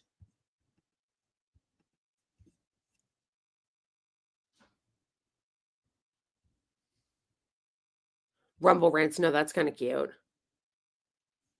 Yes, I do. I do vote in my local elections for the person who is the most progressive. There's a couple Democratic socialists that are in New York that I voted for. And when I voted in 2024, I voted locally. I voted for city councils, judges, for my assembly member, for my state senator, but I voted on the left on every single one of those. And we had a socialist candidate I voted for, but I voted Democrat in the other local parts. What I can't handle is the national level. I didn't vote for any of those hoes. None of them. I didn't vote for Kamala Harris. I didn't vote for, I didn't mean that in a sexist way. I said her name first because I always call them hoes, but like that sounds like I'm being misogynistic because Kamala Harris. But I mean any of those hoes, like any of the people in power, including the men, including Tim Walz, including Chuck Schumer, including Kirsten Gillibrand, including my Congress member. No, I didn't vote on the federal level for any of them because I am done voting for Democrats on the federal level. And actually, they just proved my point, honestly. They really did. I did not vote for them in 2024 because of Gaza and because of how useless they are in opposing Trump. And since the election, they have literally proved my point. The way that they have reacted, the way that the Democrats have reacted since the 2024 election has only solidified my position. The way the Democrats have been acting have only solidified my position. I'm not voting for these bitches anymore on the federal level until they get their shit together. The party needs to be burned down to the fucking ground and rebuilt. The party needs to go the way of the Whigs. They need to be burned to the fucking ground and rebuilt. Because all they've done since the election is prove that I did the right thing by not supporting them. Hakeem Jeffries coming out here. What do you want us to do? What do you expect us to do? We're in the minority. What do you expect? Then the Democratic Party having their, what do you call it? Their DNC chair, a corporate fucking hack. They make their DNC chair a corporate fucking hack. That's like, there are a lot of good billionaires. I'm forgetting his name because he's so fucking bland. He's such a bland, vanilla corporate hack. I forgot his name. What is the name of the DNC chair? So they pick this fucking clown to be the fucking head of the DNC, showing once again that they have absolutely no plan on changing. Then you have Cloud Buttigieg coming out going, I hope my Republican colleagues do the right thing. And then you have Chuck Schumer, 100-year-old Chuck Schumer, and the fucking Maxine Waters, who's also corrupt as fuck, and that one guy with the cane being like, we will win. We will win. And then Maxine Waters goes on Chris Cuomo show and is like, actually, we don't oppose billionaires. We have a lot of good billionaires. The good billionaires are on our side. Yeah, the good billionaires are on our side. Uh-huh. Like just time. And then Chris Murphy coming out. Hey, we're more hawkish on immigration. Just example after example after example after example after example. Oh, another one. Jerry Connolly being made the head of the oversight chair instead of AOC. Jerry Connolly being made over the head of the oversight over AOC. What a fucking joke. What a joke. Example after example after example after example of all the shit that they've done just since the election to prove that they do not deserve your vote. Ken Martin, thank you. Could you have a more bland fucking name? But like, this is what I'm saying, guys. Example after example after example after example of the Democrats coming out after the election loss and proving that they have no interest in changing. None. No interest in changing. Have not learned shit. No interest in changing, have not learned shit, and are just fucking useless hacks. They are useless enablers to the Democratic Party. I mean, the Republican Party. Freudian slip, I guess. They are useless enablers to the Republican Party. Actually, they're not useless. Actually. They are very convenient tools to help empower the Republican Party. They are very useful. I don't even know why I said useless. Yeah, they are very useful tools to the Republican Party and the Republican agenda and enemies of progress. They're enemies of progress. So yeah, I won't be voting for them at the federal level until probably at all going forward. But the only way that I would, I'm not going to say I'll never vote for a Democrat again, would be if the party radically changed. Burnt to the ground and rebuilt. And that's obviously not happening. It's not happening. Radically change. Burned to the fucking ground and rebuilt. But do you see that happening? Of course not. It's not happening. It's not going to happen. So.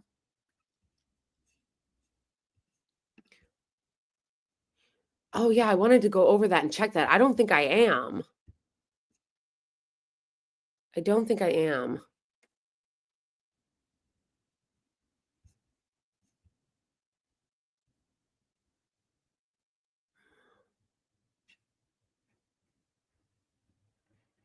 I think maybe this was it. Jeff Stein wrote, I'm confused by Democrats' position on immigration. And then he wrote, how so? Dems are better at border security than Republicans. Last year, Democrats supported a bill that toughened asylum laws, grant POTUS new emergency powers, and the GOP killed it. Yeah, like, why are you cheering right-wing border policy? Why are you cheering right-wing immigration policy and a right-wing border bill? Make it make sense.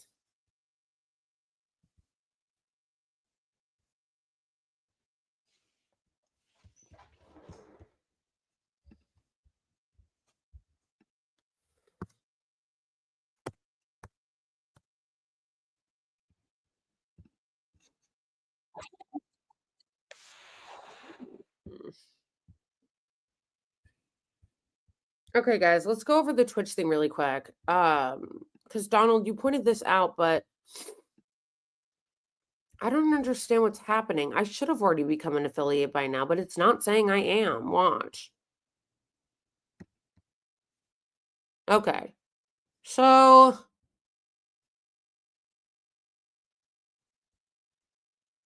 it's saying I met these goals.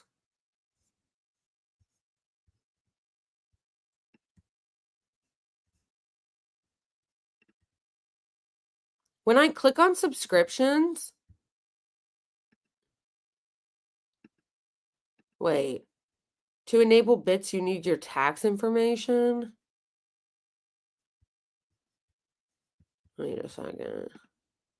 Yeah, but how come it won't let me have subscriptions? See how when I go to subscriptions, it's totally blank.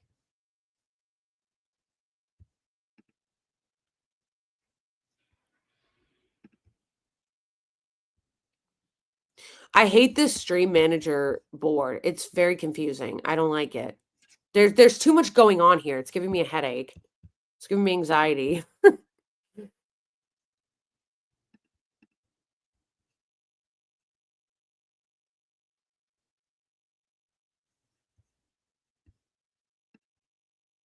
Okay, wait.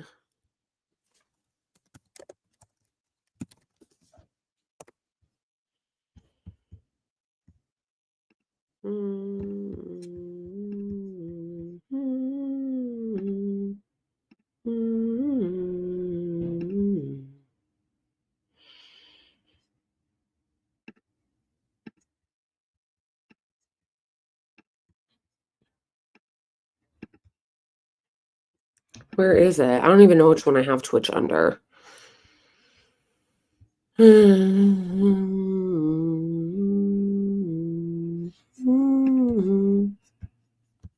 Oh. All right, let me try this. Hold on.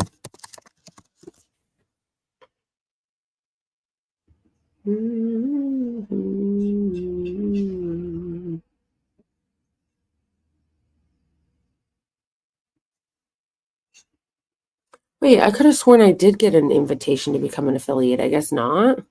What?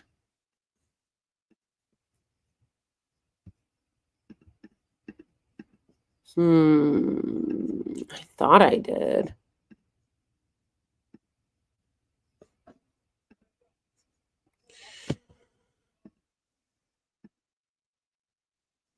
Huh.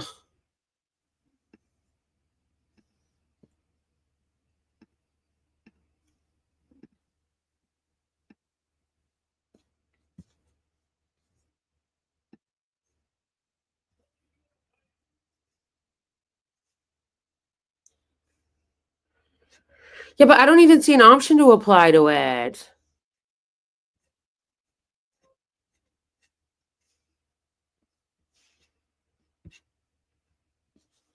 I don't even see an option to apply to it. Somebody else who became an affiliate are the ones who need to help you.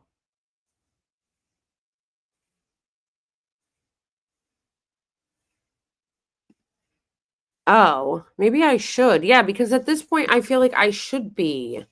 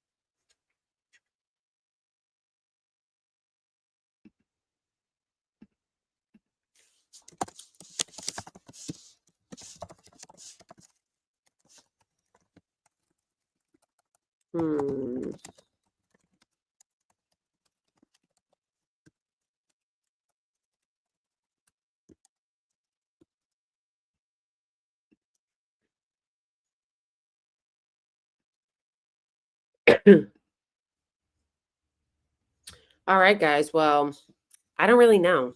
I'm going to have to reach out to them because I don't really know. I don't really know. I don't even see. Yeah, it keeps saying you're okay, watch this really quick. It says you're almost an affiliate. Almost. Okay, what do you mean almost? Bruh.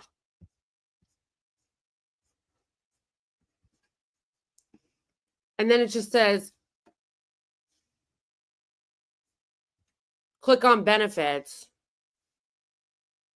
And all it is just like the basic creator camp that tells you basic shit like getting started on Twitch.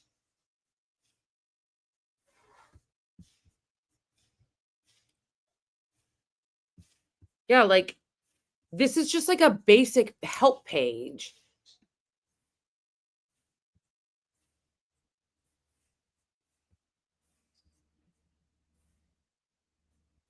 Yeah.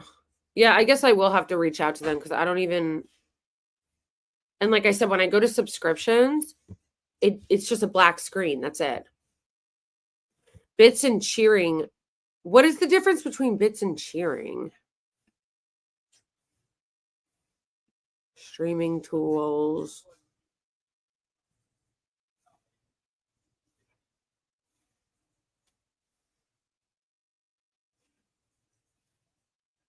Huh. I don't think I use Streamlabs because I think that Streamlabs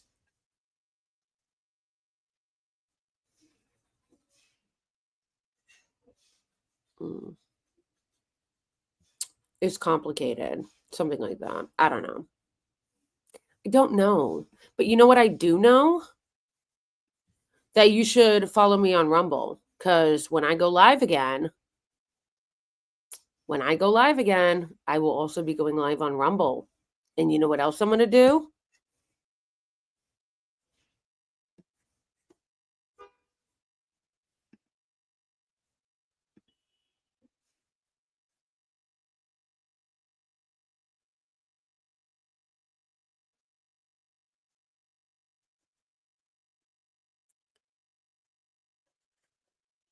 So what's the difference between... What is the difference between a bit and a cheer? Oh, you know what I still didn't do? I still didn't figure out how to make that there is a least guy. I still haven't figured out how to do that yet. I need to write that down too.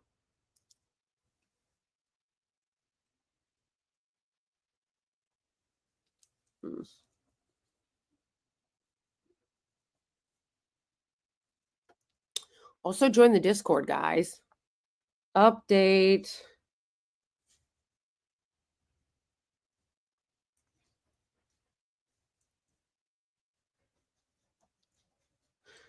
Update. Wait. Shit.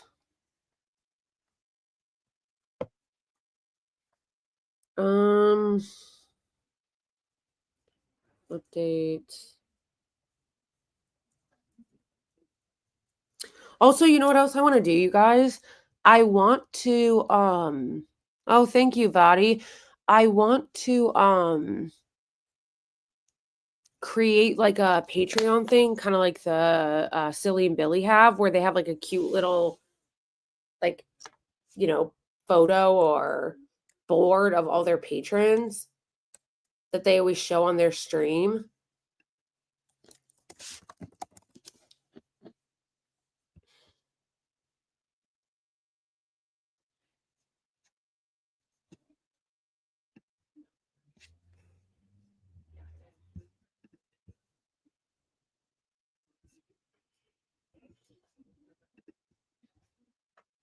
Like on my Patreon, like I want to have like whenever Silly and Billy go live, they always do like a shout out of all their patrons, and they have like a cute photo. I don't know how they did it though. I want to do that with Ko-Fi too.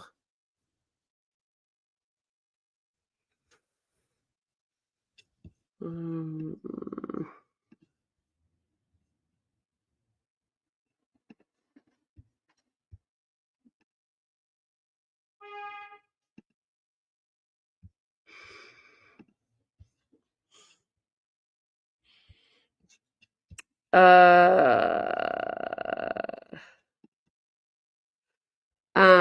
When it's a far right platform. Well, the reason why it's a far right platform is because not enough people on the left are on it. So more people on the left need to get on it. That's why. Yes, it is a lot of far right people. And again, that's mostly because people on the left haven't gone there yet. More people on the left need to get on there and start competing in the marketplace of ideas.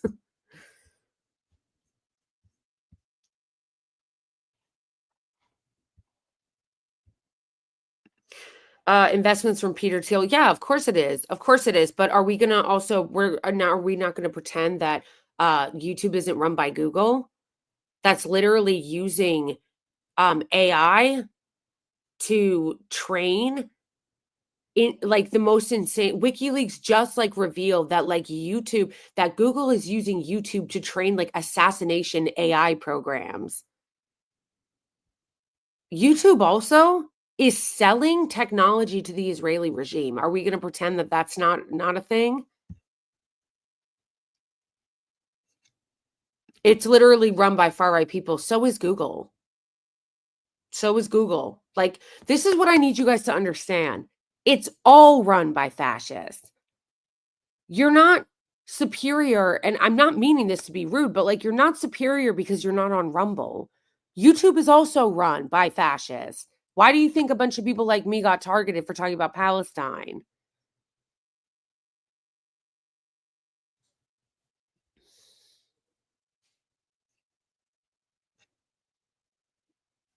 Let me find it. I'll find it.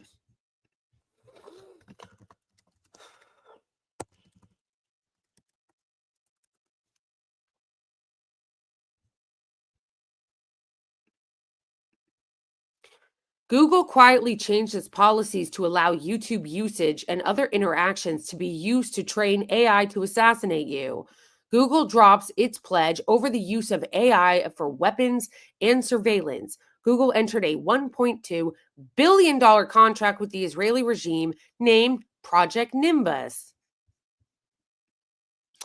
So, I'm sorry. I need you guys to not like try to be like, yeah, but Rumble was invested in by fascists. What do you call this? What do you want to call this? This is insanity. In fact, it actually really bothered me that it wasn't a bigger story. Not because I think that people are actually going to like boycott YouTube, but it bothered me that it wasn't a bigger story because that's insane. That's insane that they're allowing their AI to train like that with YouTube. How that was not a bigger story, I find amazing. It's also amazing that they pledged that they would not use their technology to sell AI, to do this kind of AI training and to sell weapons. And yet they removed their pledge quietly, and now they're selling to the Israeli regime, entering into a contract with the Israeli regime. So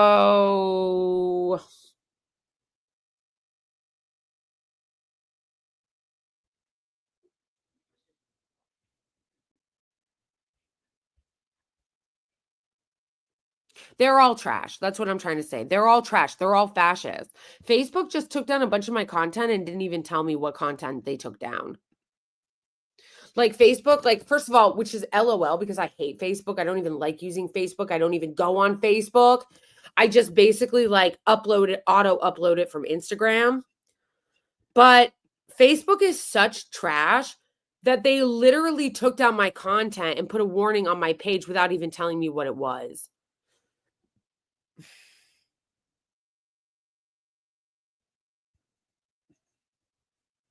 On top of that, Facebook doesn't even, like, there's no way to contact anyone because all of these companies are run by, like, AI. So even when something like that happens, like what Facebook did, where they took down my content and put a warning on my page and didn't even tell me the content they took down, there's no way for me to even contact them. Facebook is Facebook is a shit show, guys. It really is a shit show. It is such a mess.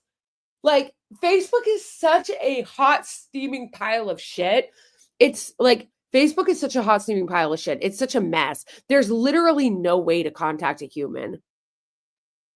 What do you call it when something is like an endless loop? A maze? Like, Facebook's interface is like an endless maze of bullshit articles.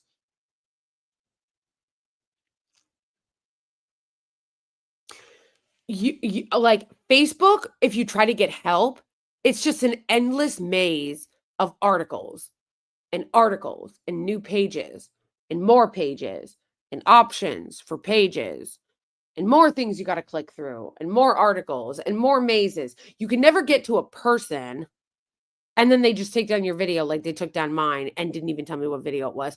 Oh, and then we can go to Twitch. Twitch is owned by Amazon, which is owned by Jeff Bezos. Like, that's what I'm saying. The problem is when it comes to these actual conglomerates, these massive tech companies, is that they actually have to be taken on in a more systemic way than just trying to boycott them, because they literally all control everything and they're all evil.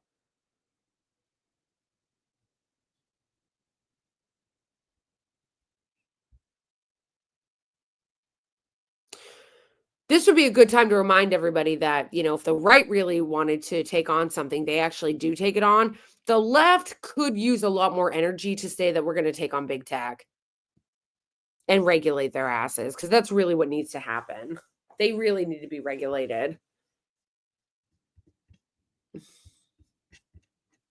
Like, this is such, that to me is such a scary story. Like, that's some fucking Terminator shit. And it's all of them. All of big tech is so out of control.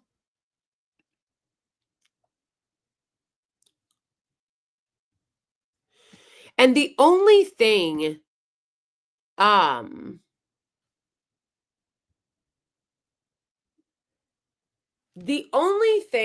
that it could actually take them on is government power. Now they're getting co-opted into, yeah, I know. Lena Khan was great, but of course all the fake populists and the right were like, we want to break up big tech, and then they got rid of Lena Khan immediately. Like, they're like, we want to break up big tech. Let's get rid of Lena Khan because they're all frauds. MAGA is a fraud. The whole movement is a fraud. There are no populists on the right. Once again, for the people in the back, there are no populists on the right. That's why they immediately moved to get rid of Lena Khan.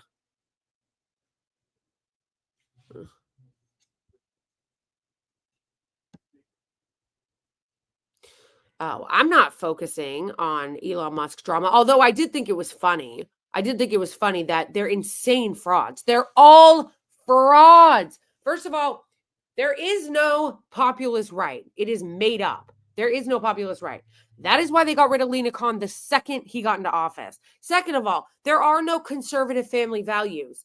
Okay? The only thing that I have to say about the whole Elon Musk, Ashley St. Clair drama or whatever, aside from the fact that she's really pathetic and embarrassing because she basically lied and made up being doxxed, or her baby being doxxed, as a way to get attention and as a way to out that she had a kid with Elon Musk. Like, she wanted it to be known, so she pretended to be doxxed for attention. Aside from the fact that she's a giant loser for that, doing something so cringe like that, and pretending to be harassed, which is very much like Zionist behavior. I think the only other story that is a story of that from that is that she is a giant fraud. They're all giant frauds. There is no real conservative movement. There is no conservative family values. They're all full of shit. Now, I would go live on this and join this Twitter space just to make fun of them. But I don't think it's live anymore. Otherwise, I would. Also, who is this Insurrection Barbie op? I want to know who this op is. Insurrection Barbie, who pretends to be like America First, but is actually just like a Zionist show. I want to know who this op is, who this Fed is. Who is this Mossad agent?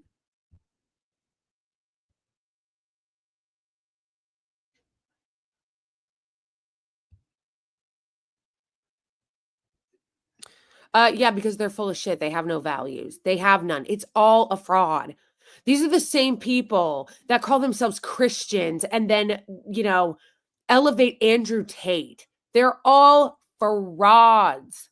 The whole movement is a fraud.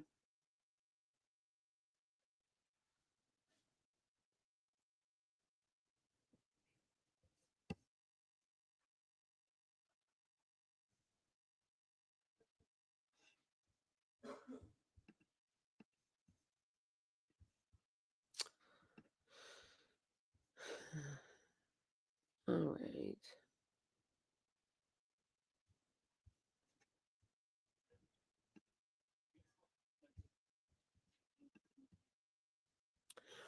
I don't want to play it because I don't know if it's like spicy or something you can't play. This is the kind of thing that I'll be able to do when I stream on Rumble. Like there will be content that I'll basically like I'll go live and I'll do content on like YouTube and Twitch, and then I will also do a live on Rumble, and then I'll do like the last like half hour or so on Rumble where I can watch things and talk about things that I can't talk about on Twitch or YouTube. And one of them, an example of that would be something like this whole like conservative little infighting that they're having right now about this, probably because there's just a couple things that are probably a little too spicy for the main channels. Probably a couple things that are a little too spicy that you can't really say on the main channels that I would save for Rumble exclusively.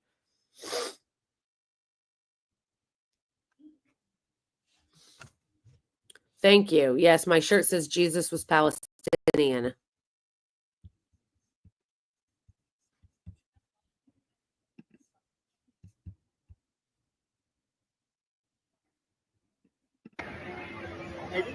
I don't care about Palestine. That's sad. Jerry, can I get a selfie? Sure. Free Palestine! I don't care about Palestine. Wow, he's such a creep.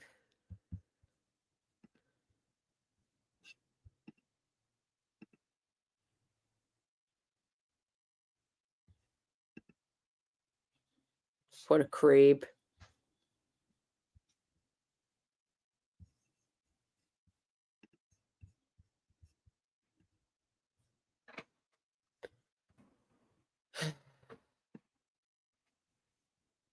All right, is there anything else you guys want to watch?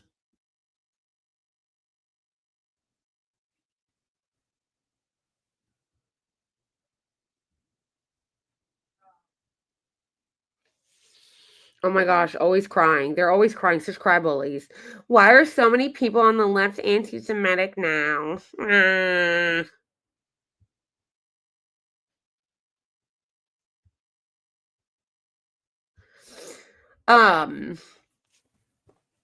Actually, this is something that I think that people need to be aware of too, though, is that they're trying, how we were talking about earlier on stream, how right-wingers and racists and Nazis will use dog whistles. Zionists keep trying to make people criticizing that ideological movement a dog whistle for Jewish people.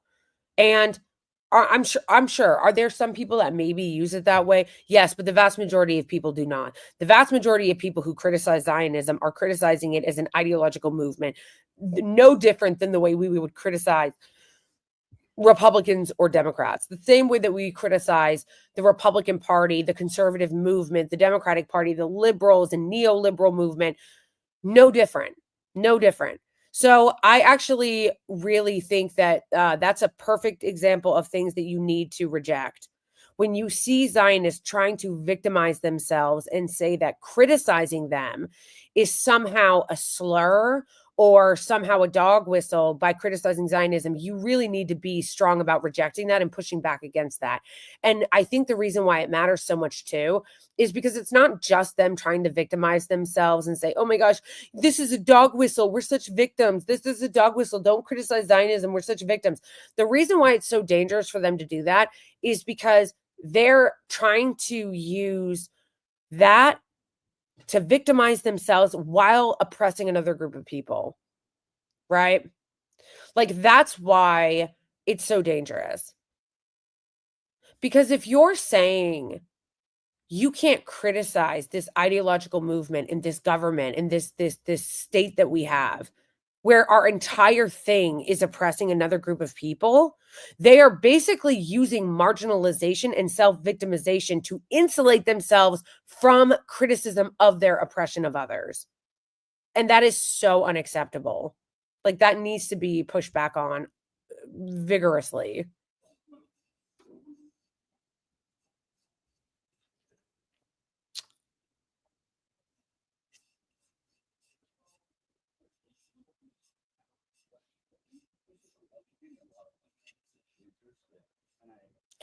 What, did something happen with RFK Jr.? Oh my gosh, Jerry Seinfeld, what a piece of shit.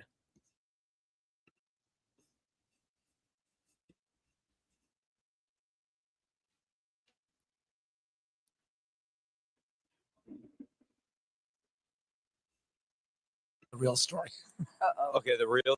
Mike, how did that legislation pass so quickly? If this is correct and there's not a lot of people that understand, somebody understood something. I want to see if you're going to tell the real story. Okay, the real. Well, first of all, let the record We're talking reflect. about TikTok legislation. I left. There's no AI legislation. Senator, I left to produce more human beings, and they cost money. They're not making me money. And if everyone had followed Frank and my Irish Catholic lead and repopulated the earth, we would have already won this Cold War competition. How did it pass so quickly? I know we're running out of time. One, we stole the senator's work, and he did a lot of the, sincerely, a lot of the yeoman's work in drafting an initial bill. We were able to sort of learn from that experience. We refined the approach. We worked with him. We worked with the executive branch. So we had a bipartisan consensus. We had the executive branch, but the bill was still dead until October 7th. And people started to see a bunch of anti-Semitic content on the platform. And our bill had legs again. And then there was a huge miscalculation. And by anti-Semitic, once again, I just was talking about this, the weaponization of these words in order to oppress other people. When they say anti-Semitic content on the platform, they mean people were showing what was happening to the Palestinians. That's what they mean. Because it was the first time where people were actually talking about what was happening in Gaza. People were actually lifting the veil to show people what was actually happening to the Palestinians and the oppression of the Palestinians. That's what they mean when they say anti-Semitic content. They also mean criticizing the state of Israel. That's what they mean. They mean criticizing the Israeli regime. And that kind of shit should never be accepted. Never be accepted. Everybody should always vigorously push back against that. Because again, it is one thing to oppose racism and bigotry, which we all should. But it is quite another thing to weaponize racism, bigotry, and someone's marginalization in order to defend an apartheid state and a genocidal regime that is weaponizing that marginalization in order to oppress, and in the case of Gaza, genocide other people. No, no, no, no, no, no, no, no, no.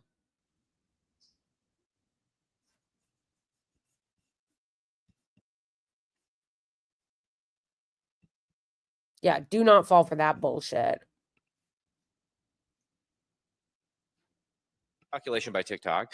When it became apparent that we were going to pass it out of committee, they forced sort of a pop-up on the app that allowed people to call their members of Congress, and kids were calling into their members of Congress during school hours threatening to commit suicide if TikTok went away. And for those... Okay, number one, I bet that was like 3 people and they keep bringing it up. But also, why are they mad that TikTok was lobbying? They're basically crowdsourcing. Why are you mad? Now you guys mind people lobbying? Because all you bitches do is get paid by lobbyists. All you bitches do is do things on behalf of lobbyists. So why are you all so butthurt that TikTok put a pop-up on their app? They're just lobbying the public. I find it really funny because this guy's all... TikTok put a pop-up on their thing and kids were calling. And Tom Cotton said the same thing in his whiner baby speech that he did on the floor where he was crying about TikTok. They put a pop-up on their app and people were calling. You know what that's called? That's called lobbying, the public lobbying. Isn't that funny that they're mad when the public contacts them, but they're not mad that they get lobbied by corporate lobbyists all the time? Lobbyists run the government. Lobbyists are the ones, corporate lobbyists for big tech. They run the government. They're the ones who write the legislation. The lobbyists are the ones who write the bills. And Congress has no problem with that. Congress has no problem with that. So tell me, Congress has no problem with lobbyists that work for big tech and corporations and the military-industrial complex and big pharma. They've got no problem with those lobbyists, but they've got a serious problem with TikTok basically encouraging their real-life users in the United States to lobby Congress. I just want you guys to let that sink in.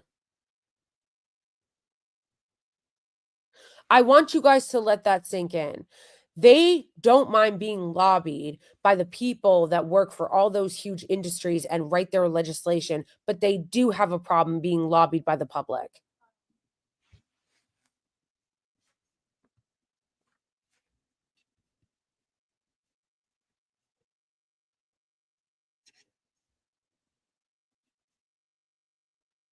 Just so everyone understands.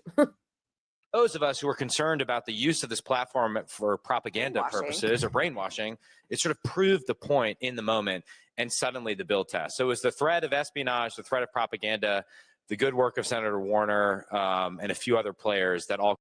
The threat of propaganda? That's amazing, because if that's the case, then every social media should be banned.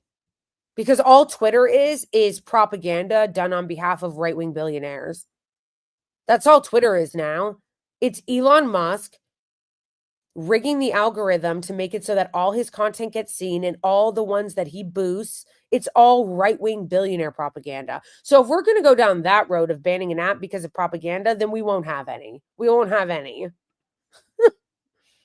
all conspired. And he got it out of a committee that is the most diverse in the House, from left to right, 50-0 after a classified. Yeah, that was he did a, I like when they brag about the bipartisanship of what hacks they are.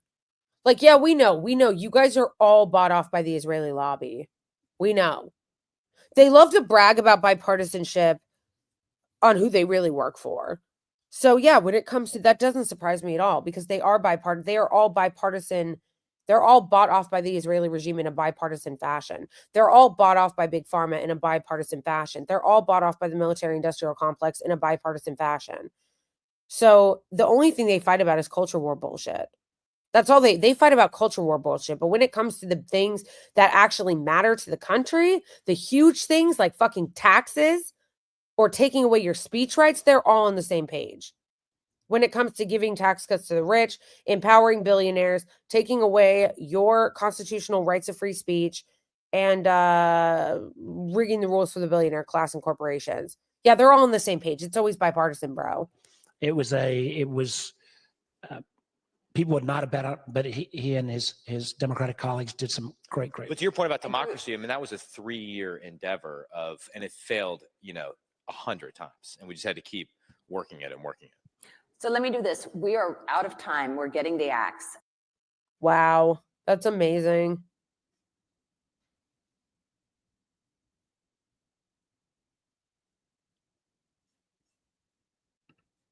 Wow.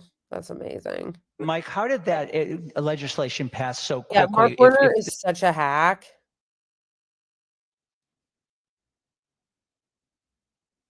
This is correct, and there's not a lot of people that understand. Somebody understood something. I want to see if you Because Nancy Mace is a loser and a bigot and a shill of the Israeli regime who pretends like she's some free actor. I'm so free. I'm so free. But actually, I'm a bitch on a leash of the Israeli lobby. And also, I'm such a pathetic loser that is so desperate for fucking attention. So desperate for attention that I never got from my daddy or my mommy or my husband that I've got to throw trans people under the bus constantly and scream trans slurs on the floor and now basically make hating trans people my whole personality because I will do anything for attention. That's Nancy Mace.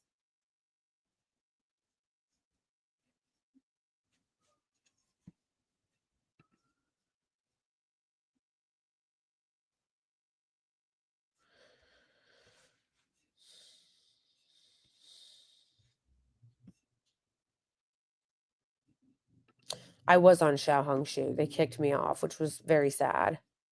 I love Xiao Hongshu.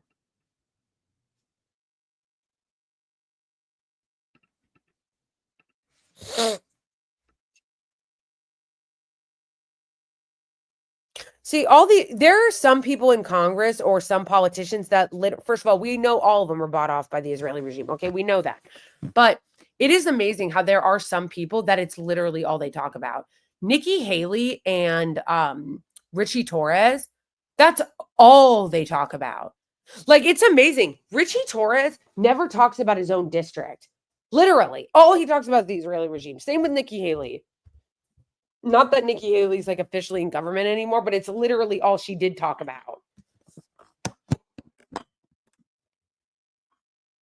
And it's funny how suddenly they care about hostages all of a sudden when it's like the Israeli hostages that came out that were thick looking or like thin or emaciated. They're like, oh my gosh, they're emaciated. That's so horrible. They're emaciated. But then the Palestinian hostages come out and they're literally emaciated. Like they're so emaciated. Nothing. It's just constantly dehumanizing them while being like, oh my gosh. But then it's funny because the hostage that was released yesterday looked really healthy. And so all of them were quiet. All of them were quiet. They didn't have anything to say about the hostage that was released yesterday. Because that was awkward for them.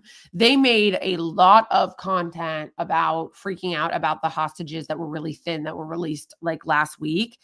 They're like, oh my gosh, this is so great. This is so much content for us. This is so much propaganda and hasbara for us. But then the guy that they released yesterday like looked really healthy. So all of them were like, anyway, let's talk about something else.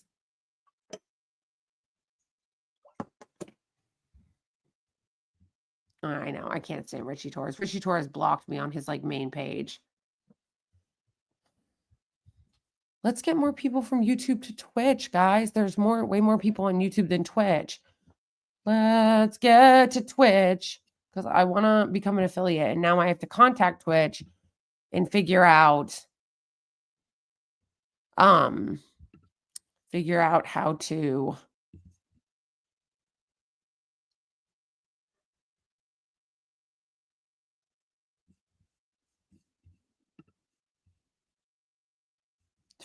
to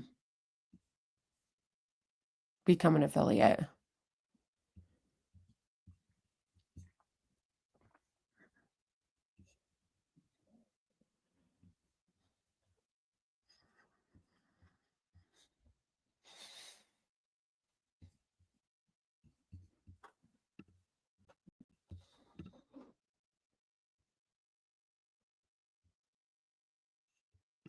Yes, I am going to go. We haven't figured out exactly what day yet, but yes, I am going to go on Do Dissident Show.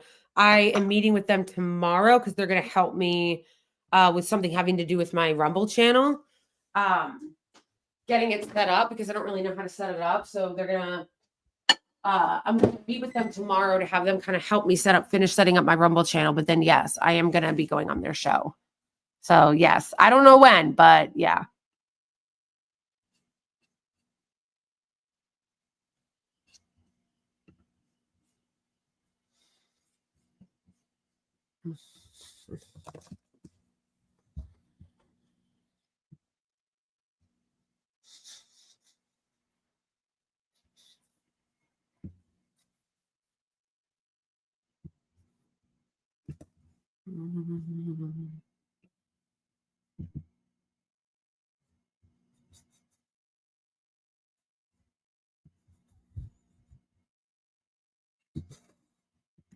Oh, I wanted to show you guys that Tim Pool video that the Majority Report were making fun of. Yes, this. How?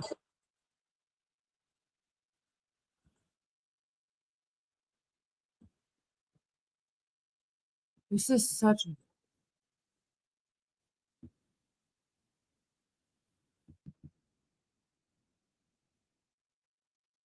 Bro, this is such horseshit. I literally have YouTube Premium and they're fucking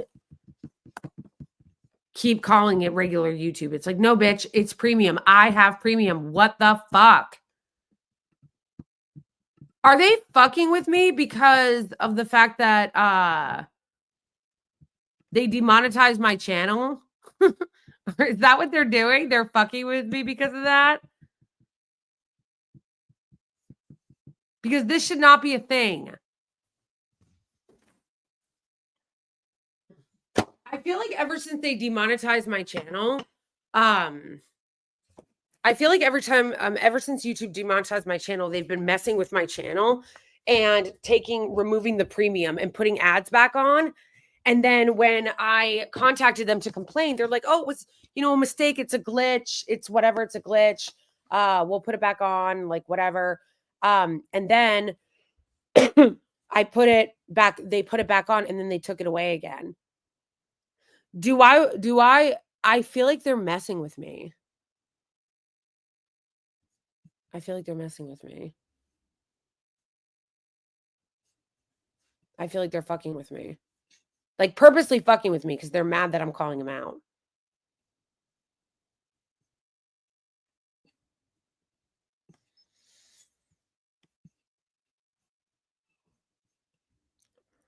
Hold on.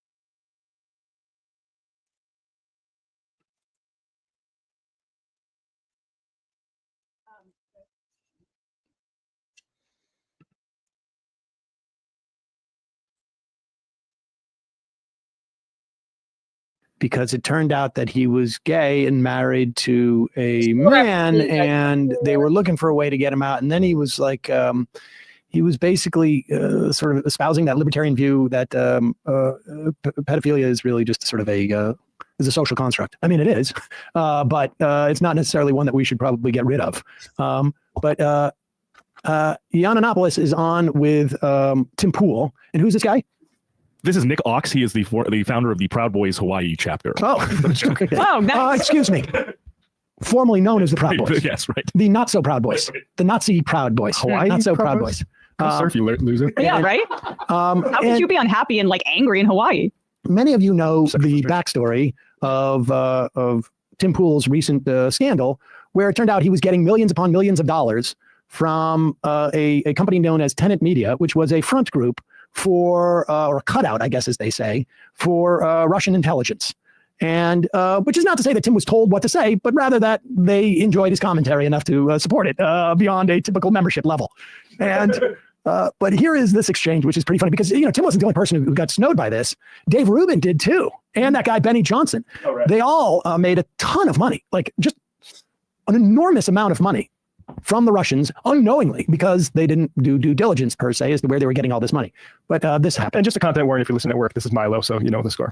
this direction. What we have is an indicator in USAID that establishes $38 billion, mostly being used for the most ridiculous things you've ever heard of. It's all transsexual theater in South America. No, that's not just one thing. It's all that. Okay, cool. Not too surprising that this is connected to U.S. and foreign influence. My question is, how much money total of our entitlements is not just the classic welfare in the form of, say, food stamps, but grant money for just the most corrupt and ridiculous transsexual theater in regular America, not just South America, right? We need to find out what this final number is because it's everything. USAID, the National Park Service. I have a question. Pause it 1 second.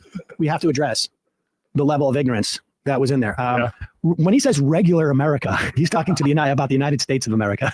The regular America. That's honestly, like, I think, like, says the Hawaiian Proud Boy. The punchline of a joke in the past. But he's saying now we need to look into entitlements, which traditionally people have referred to as Social Security and Medicare. And he's now claiming that all that money is actually going to transsexual dance parties in regular America.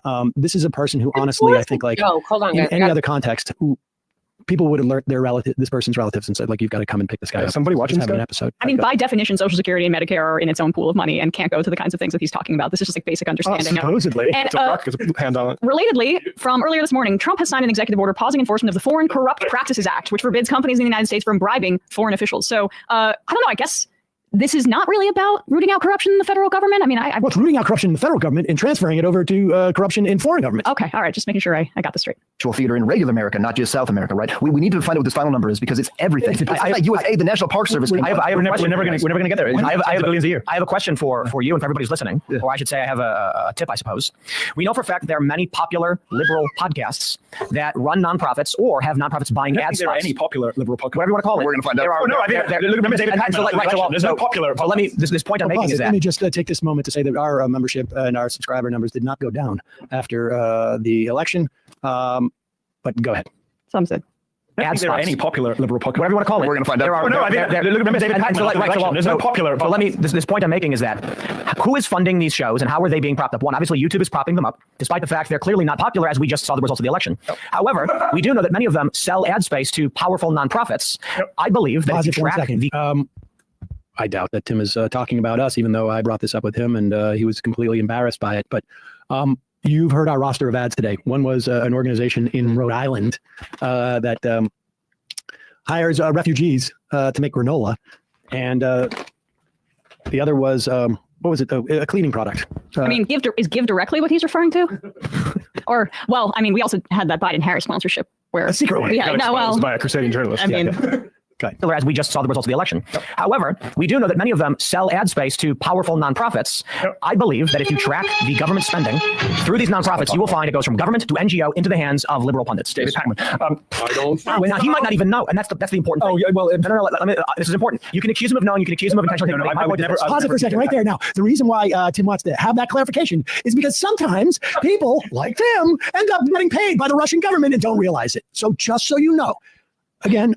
I love that sound that they have. That's what I want so bad, you guys. I want a soundboard for our chat. That sound is so funny. Like the old-fashioned, like, scare sound. I still haven't figured out.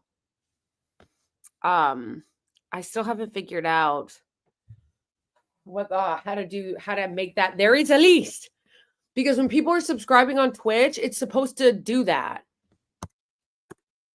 When people are subscribing on Twitch, they're supposed to be like showing me with the there is a least.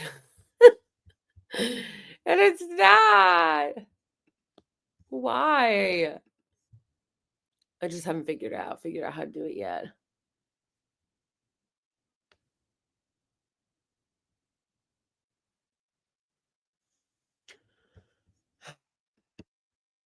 I also want to reiterate, we don't sell any ad space to any not-for-profit that is sponsored by the U.S. government. The only one I think is GiveWell, which is a charity navigator thing. But and yes, we do not sell. That was facetious earlier.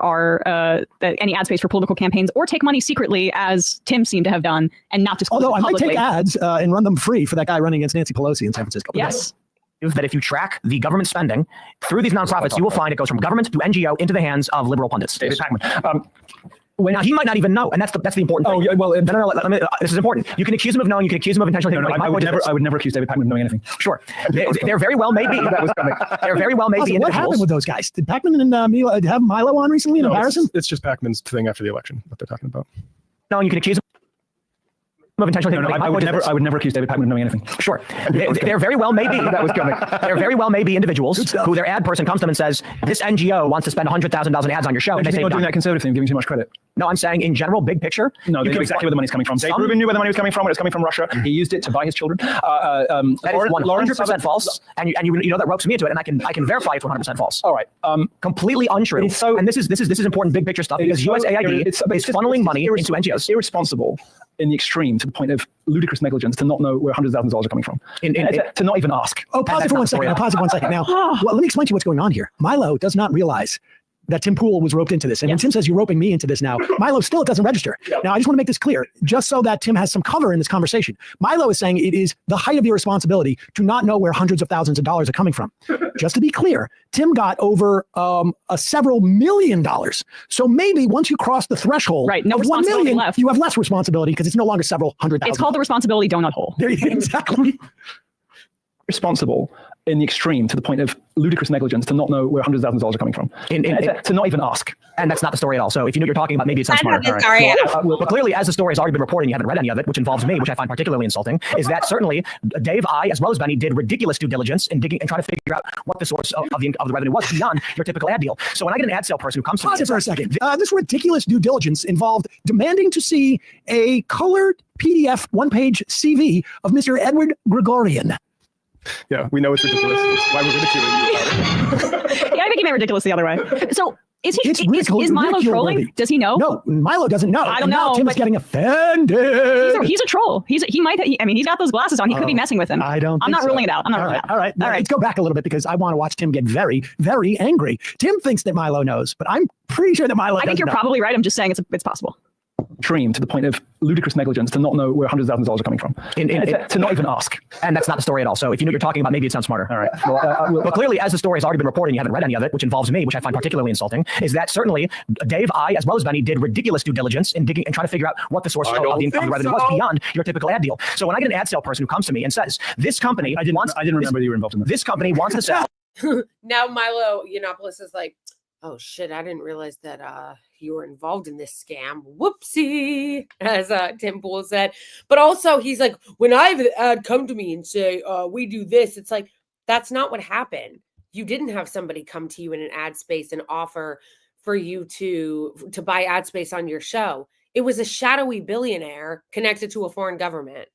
So that doesn't really apply. Did you see Francesca's clip about Eric Adams? No.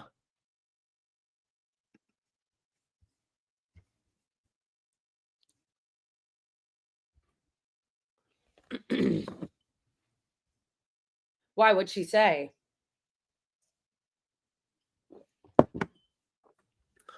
Whoopsie. Yeah, it's so good.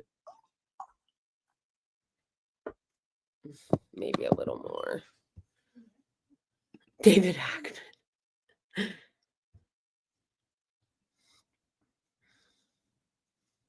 I don't honestly really know that much about David Pakman because I never really watched his show. But I think that he's a Zionist, so dismissed.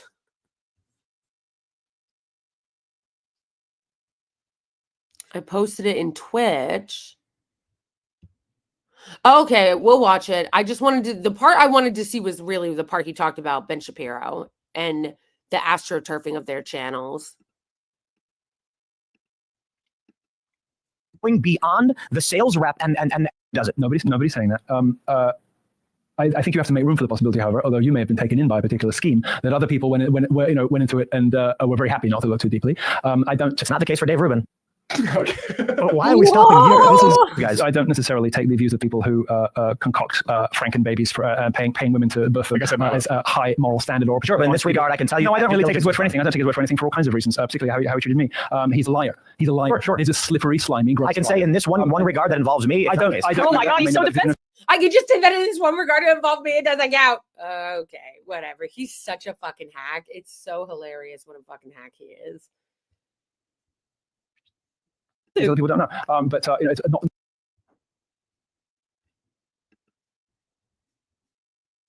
No, because the tea is fun. The tea is fun. Okay. The only part I wanted to see was where he talked about simple supposition. I have never ever contemplated. It has never occurred to me for a moment that I would like to have a conversation with Milo Yiannopoulos until today at this time. When I would love to go deeper into his understanding of Dave Rubin, and also whether he actually in this moment genuinely believes that Tim Pool didn't know, or yes, I would love to too, just for the tea. Is just like I don't want to burn this bridge. I'd be very interesting to hear about that. Yes. Go ahead. One regard that involves me. I don't know that. You may know that because you know things other people don't know. But it's not an unreasonable supposition that I think we can move on from this.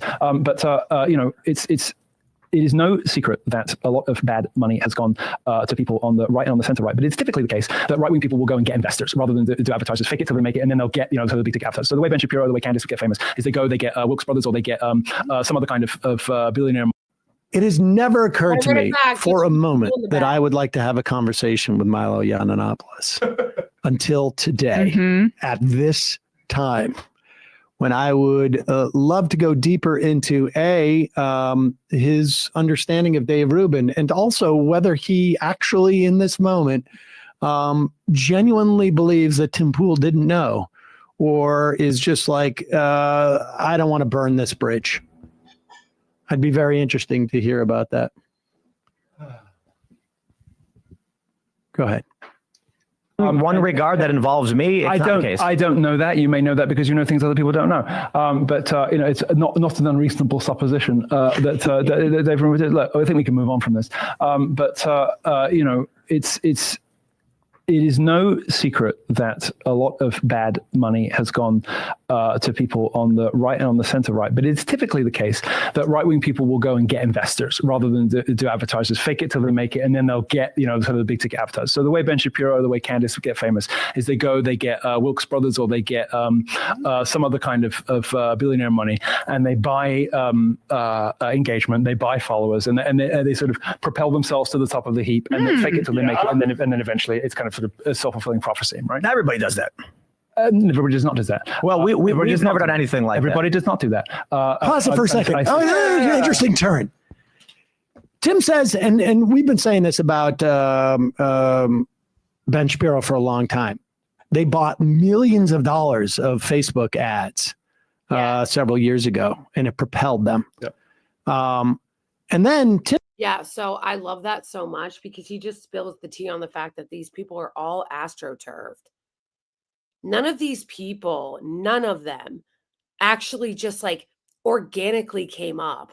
All of them were astroturfed. They had dark money, right-wing billionaires funding their shows, funding tens of millions of dollars in advertisements, to Facebook ads to boost their numbers until they got well known enough to where people actually started subbing to them. It's amazing. It's amazing.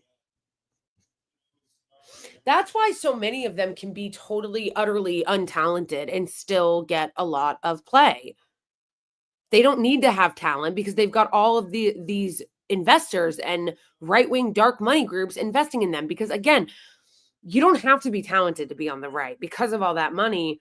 And they do it because they want a return on their investment. These people are propagandists. They're mouthpieces for right-wing causes and causes for the billionaires.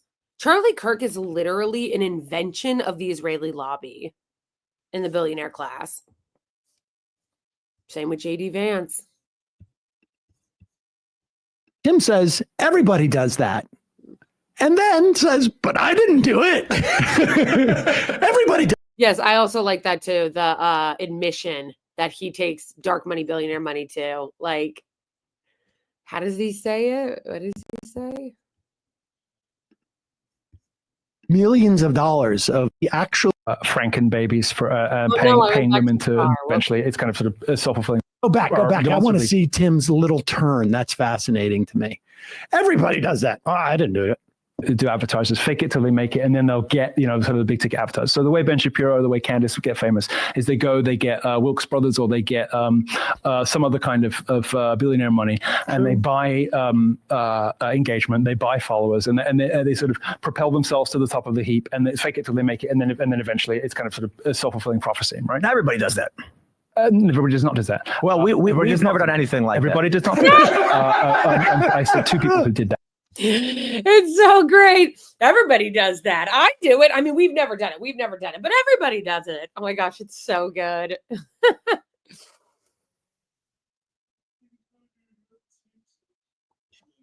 Thank you. Wow. Yes. I got all 21,000 subscribers without any billionaire money. Thank you. Yes. So that's why I count on the support of good folks like you. Because we don't have that. We don't have that here. We don't have that. Also, yes, I've never, which like, you know, is the reason why I'm very happy and proud of even the small numbers that I have on these platforms, because I never bought anything. All of the growth that I have had on any of my social media channels, whether it's the 45,000 on Twitter or the 150K that I have on TikTok or the 75K that I have on Instagram, none of it has ever been paid. I've never paid for advertising space, paid to promote my videos. Like, it's all been organic. So it's been slow, and they're still small in the scheme of, like, you know, I guess you would call me a micro influencer or whatever. It's still small in the scheme of things, but I'm happy about it and proud of it because it's all things that have come organically through building this community and not astroturfed and bought like the way they all buy their engagement and buy their followers. Like, obviously I'm still furious about YouTube demonetizing me, and I want you guys to help me get my monetization back. But I'm very proud of the 21,000 that we have on YouTube because you guys are such an engaged community. And you're a great community. It's not bots. So yes, help me fight to get my YouTube monetization back, and support me on Ko-Fi and YouTube and Patreon and shit.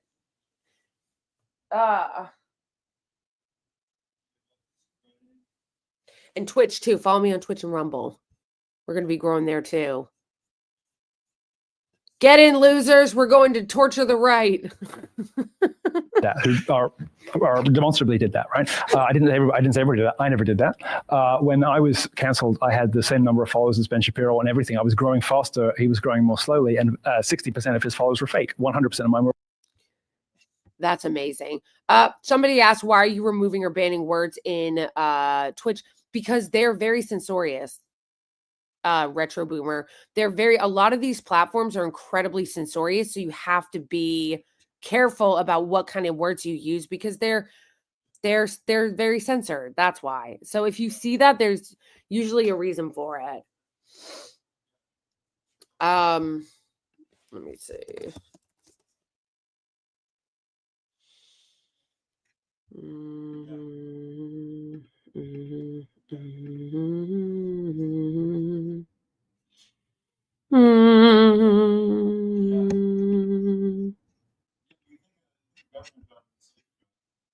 I have 44 followers now on Rumble, so 2 people.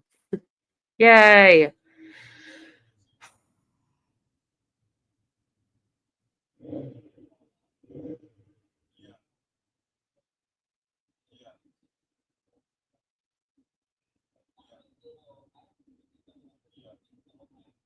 Yeah, and also because oftentimes when something happens, like if you have an issue with your channel, there's no way to talk to a person. It's like I was telling you guys earlier. I didn't even know that one of my videos got taken down on Facebook because I never go on Facebook. I fucking hate Facebook. I really do.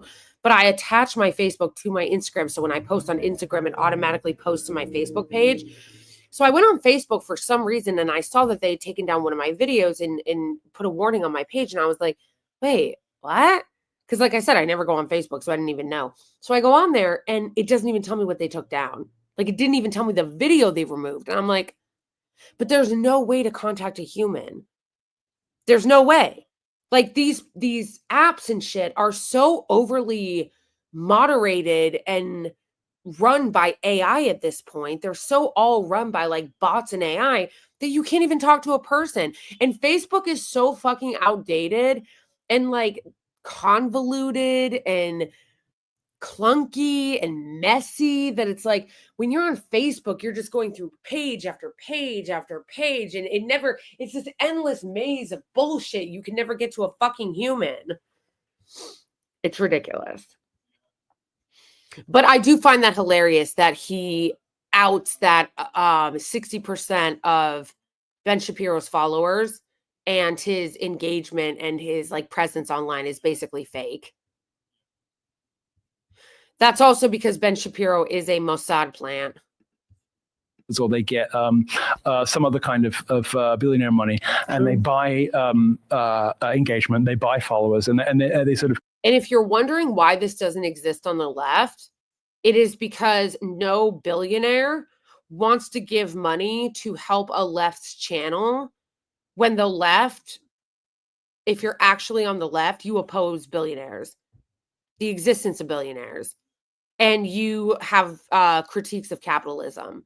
So that is really the most fundamental reason why you are never going to see that on the left. No billionaire or rich person or dark money group is going to spend a bunch of money to prop up someone's channel who's constantly criticizing capitalism or saying that billionaires shouldn't exist. That's not a thing.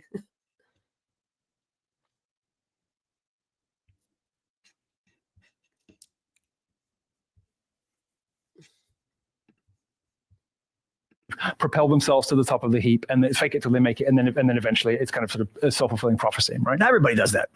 Everybody does not do that. Well, we've never done anything like everybody that. Everybody does not do that. And I said two people who did that, who are demonstrably did that, right? I didn't say everybody did that. I never did that. When I was canceled, I had this. Yes, I would love to talk to Milo Yiannopoulos just for the tea. Just for the tea. There's a difference between interviewing someone or talking to them or having a conversation with them and partnering with them. When somebody asked me early on this stream today, would I ever partner with Nick Fuentes? I said no, because partnering implies that you're actually like sharing values with someone. You're partnering on something together that you share values on. I don't share any values with him. So would I ever partner with him? No. But does that mean that I would never talk to him, that I would never debate him, that I would never have a conversation with him? No, it doesn't mean that. Because if there was something that I could actually debate him on or have a conversation and push back on him on, then yes, I would. If I was going to argue with him over anything, it would probably be Christianity, because I am a Christian and I think that the right's claim to Christianity is toxic and evil and not really Christian. So would I like debate someone like him on that? Absolutely. Would I have a conversation with like someone like that to argue against what they're pushing and for what I'm pushing? Yeah, of course. Or would I have a conversation with Milo to get the tea about all the right wingers? Yes, absolutely. I would love to listen and hear all the tea on all the shit he knows about the right wing and how fake they are and how they astroturf their shit. But that doesn't mean that that wouldn't be partnering. I wouldn't be partnering with him on anything. But yes, would I love to talk to him to get all this tea? Absolutely. Yes. I want to know. I want to know all the drama because they're all such fucking liars. They're all so fake.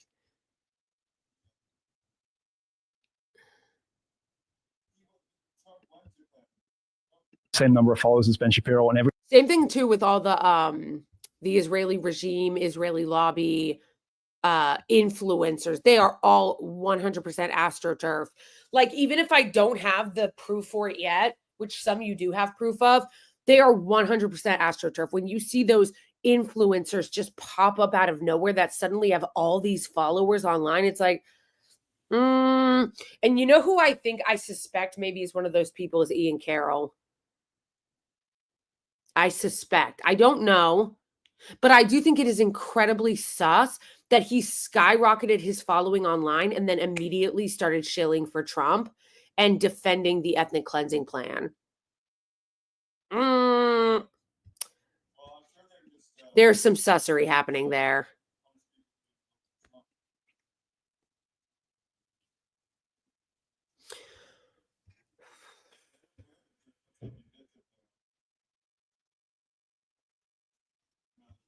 George Santos would be a hard person to talk to because he's such a liar. Like, he reminds me of my mom a little bit. Like, when someone's really insane and they have absolutely no problem just telling the most absurd and ridiculous lies, it reminds me, it's giving my mom.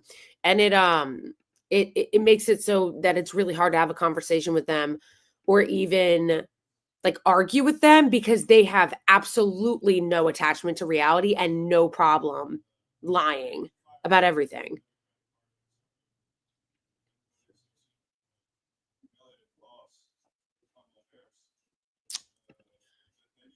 Everything. I was growing faster. He was growing more slowly, and 60% of his followers were fake. 100% of mine were organic. In fact, we ran things to get rid of the bots, right? So that's one of the reasons they took me out. I didn't say everybody did it, but those two did it. And so on the right, typically, people will take startup capital and they'll invest that way, and then they'll get the big advertisers that are safer, right? On the left, people will take money from pretty much anywhere.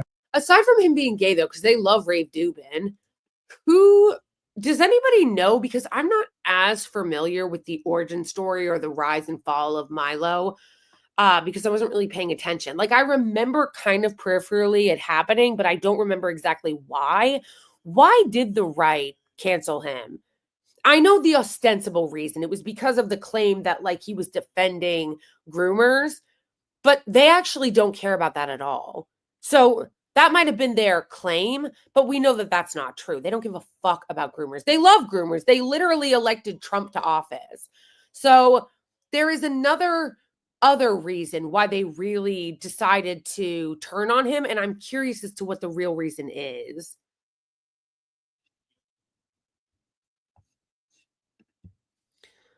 At least George was a Brazilian drag queen. True. We love us some drag queens here on this channel, okay? You guys have never even seen my drag king photos.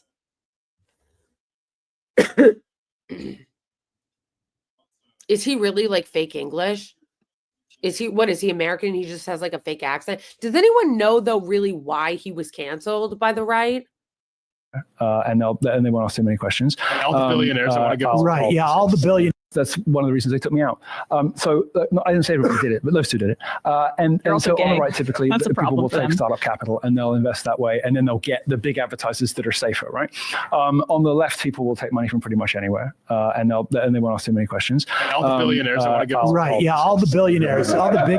Yeah, exactly. That's the point that they just pointed out, which is true, which is so fucking stupid that Milo said that. On the left, they'll take money from anywhere.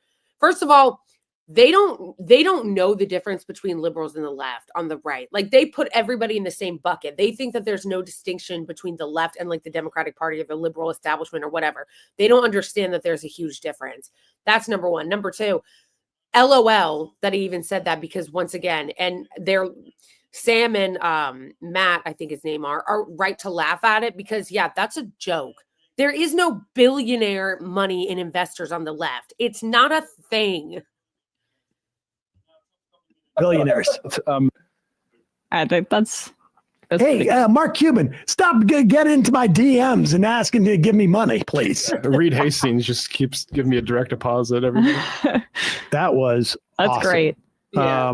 I mean, Milo has some tea to spill. Wasn't he all across the Kanye and the Milo blew the whistle on Kanye's dentist, basically addicting him to nitrous oxide and wanting to have him lead a campaign to legalize. Okay, but here's the thing though. Somebody just said, wait, hold on.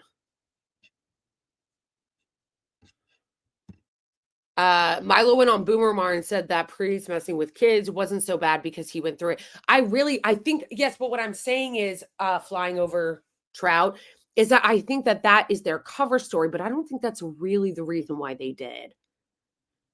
Because number one, why would you necessarily cancel him over saying something like that when I'm pretty sure, I could be wrong, somebody can correct me if I'm wrong, that I think he said it, if I'm my memory is vague on this, but I think he said it in a way of like joking or trying to like be provocative and saying it in like a trolling kind of way.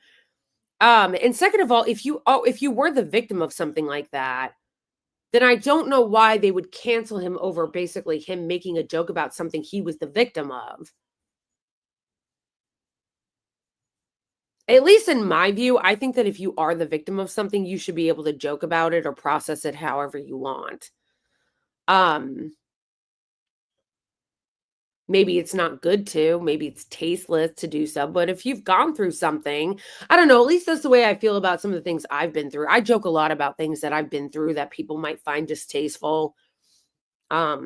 People sometimes get upset when you joke about addiction and alcoholism, but as somebody who is an alcoholic and who has been surrounded by addiction my whole life, I joke about it a lot. You know, we use it as like a coping mechanism. Alcoholics actually have a really great sense of humor. We joke about things like this. So I don't know. I don't remember. I don't know what the context was of what Milo said. I just don't believe that that's really why they canceled him, because they don't care about that. They are creeps. They love groomers. They made a, man who was found by a jury of his peers of being guilty of sexual abuse their fucking president. So I don't buy it. I think there was another reason why they did it. I would really like to know who that was. I would really, really like to know who that was. Who was it that decided that he was going to get canceled and why? What the real reason was. Because like I said, they don't actually care about grooming. They don't. They're full of shit. That's why it came out recently that, the libs of TikTok love to talk about grooming and how you got to protect kids from groomers and groomer this and groomer that. That's libs of TikTok's beat. And yet, because libs of TikTok is always attacking trans people, the libs of TikTok account is always attacking trans people. They're always on the grooming beat, calling everybody a groomer. But then it came out that somebody that worked at the Daily Wire was actually a pedo, and they had nothing to say. Weird. I thought that libs of TikTok was on the groomer beat. But when it came out that somebody that worked for the Daily Wire was literally a groomer and a pedo, all of a sudden they were nowhere to be found. Weird. But I couldn't say anything because that little geek who runs libs of TikTok, that little transphobe, that little Zionist transphobe, blocked me on Twitter. So I can't even respond.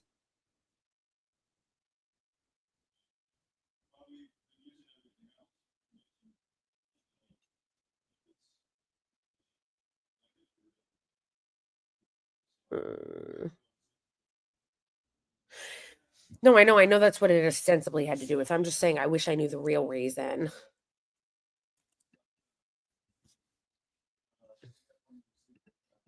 Let's ask Twitter.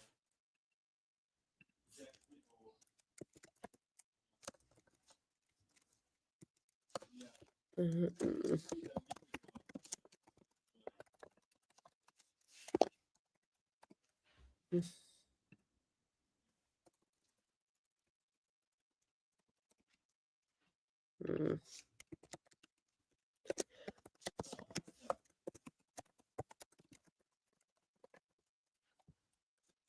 Mm. Mm-hmm.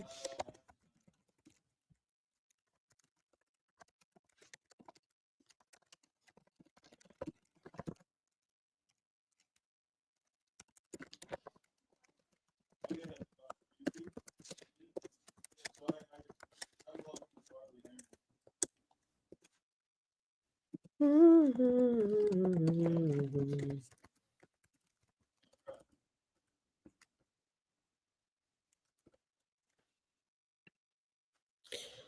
Okay, I just said.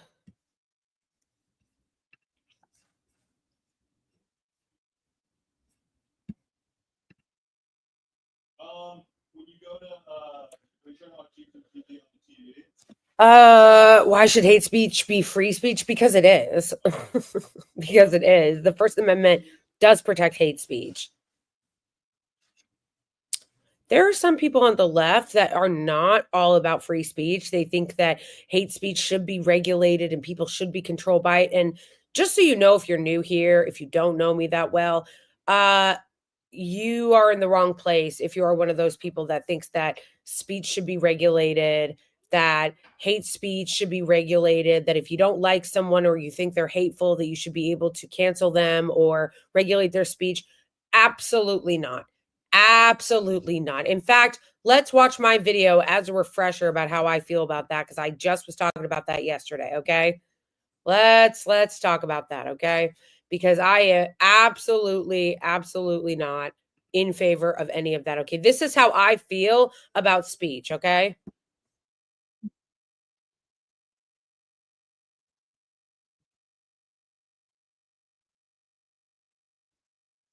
Well, you can't go threaten someone, like, personally, like, obviously. But the bar should always no tolerance for people that consider. I have no tolerance for people that consider themselves on the left and are pro censorship and anti speech. No tolerance for you bitches. Yes, there are limits to every right that we have, including the First Amendment. You can't go threaten someone, like, personally, like, obviously. But the bar should always be incredibly high. All these clowns that are like, I got offended, or they're hateful, or it's misinformation. The First Amendment protects hate speech. The First Amendment protects hate speech. And what happens when you give the censors the right to call a kafia hate speech? And then, I don't know, says that speech should be legislated. What happens when you decide you're just going to call people's speech you don't like terrorism and then shut down their student groups? Who defines what's misinformation? And here's the thing about it, is that those of you who defend that type of totalitarianism and censorship are so fucking stupid, because you don't understand that that type of shit is always without fail used against the left. Right now, in Congress, they are trying to make a bill law that would make it essentially illegal to criticize the Israeli regime. And you might say, well, that's not fair. I should be able to criticize a country or an ideology. No, because all they have to do is claim that it's racist or hate speech. And then they can tell you that you're not allowed to criticize certain ideologies or certain apartheid countries. Censorship is always used as a weapon against the left, and especially a weapon against Palestinian freedom. And in our modern context, it is especially used as a way to silence criticism of Zionism and the state of Israel. So if you are pro-censorship under the guise that you're protecting people from hate and bigotry, you are an enemy of freedom. I don't give a fuck if you're on the left or the right. You should never allow anyone to make the First Amendment partisan, because the second you do, you have now placed yourself in a battle of just how much of your freedom your enemy gets to erode. I have no tolerance for people that consider themselves on the left. Sorry, I hate to be cringe and play my own video, but honestly, I've been talking nonstop for 3 hours and my jaw hurt a little, so I figured I'd give myself a break, and instead of having to re-explain how I feel about free speech and and censorship, I felt like it would be a little bit easier just to play the video, you know, especially since I just made the video yesterday, because I see people who are on the left defending censorship and being like, no, we have to defend censorship in some context because it protects people. No, it doesn't. It always hurts people. It always hurts marginalized people. It always hurts the left.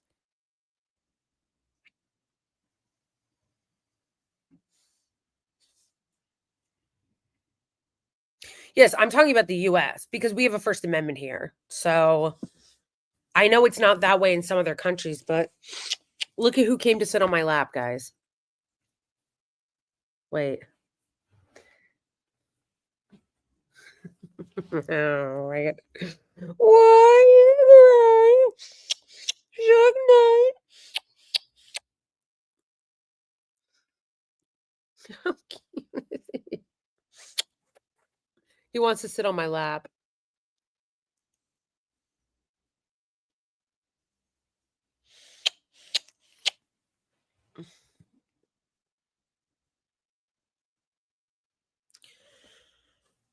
Canceling, for example, what Destiny and Ethan Decline have been trying to do to Hassan. Yeah, trying to get all the advertisers and scare them and bully them off of Twitch to get Hassan deplatformed. Yeah.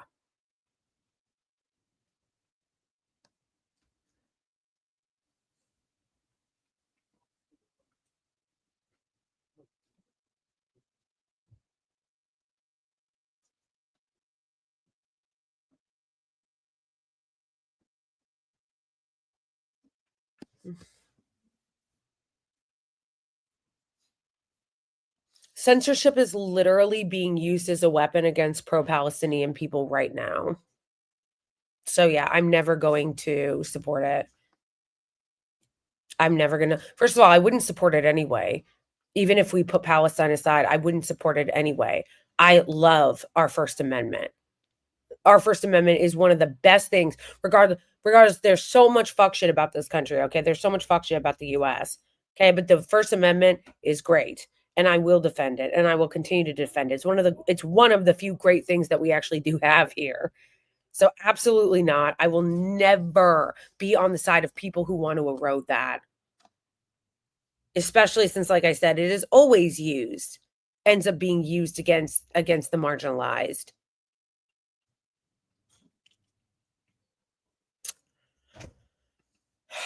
Do you like your red or green or black Afia the most? Probably my black one. I think I like the black one the best. I love my black one too because it has the flag like stitched on it. I'm sure you guys have seen it. It's beautiful. I got it from Etsy, from a Palestinian shop on Etsy. But I do love that green one. I got that green one as a sample from TikTok Shop.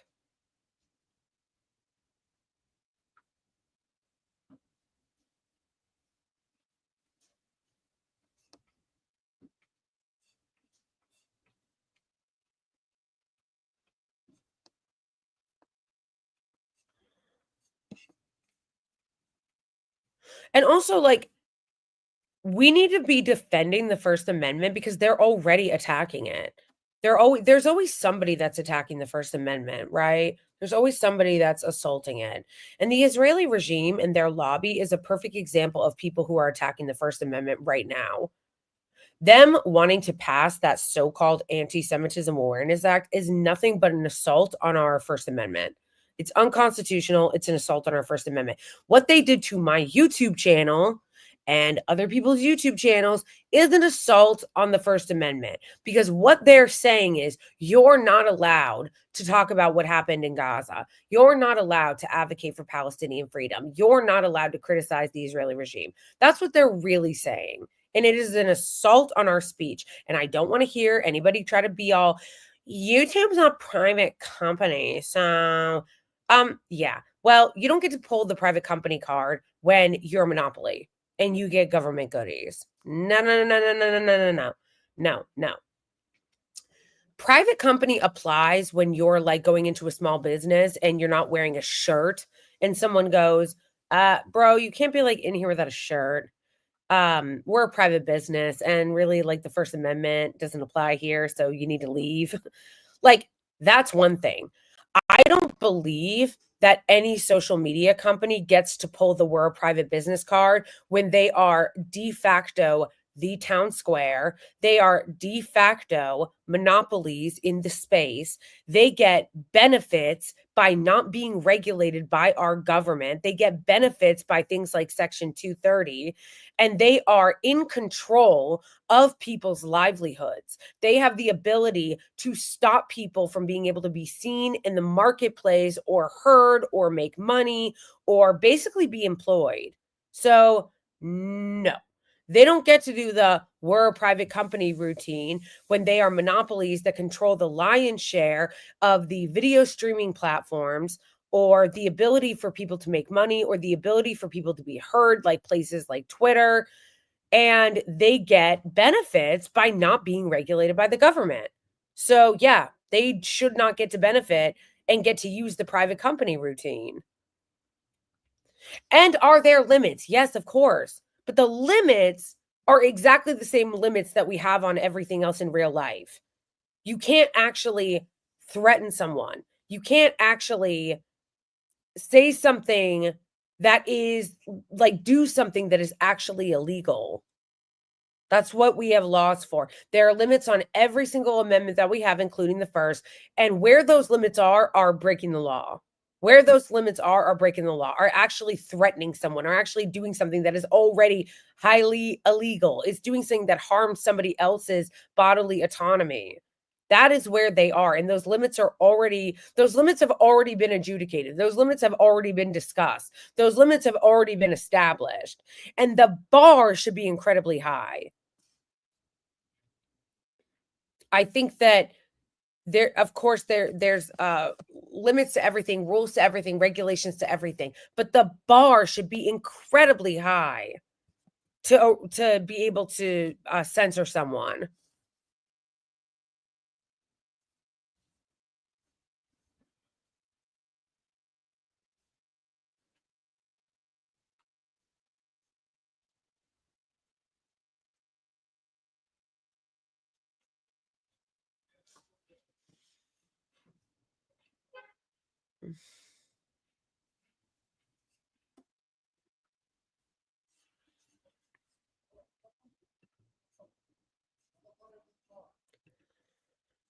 Some of the laws they have in the UK around speech are crazy. Like crazy.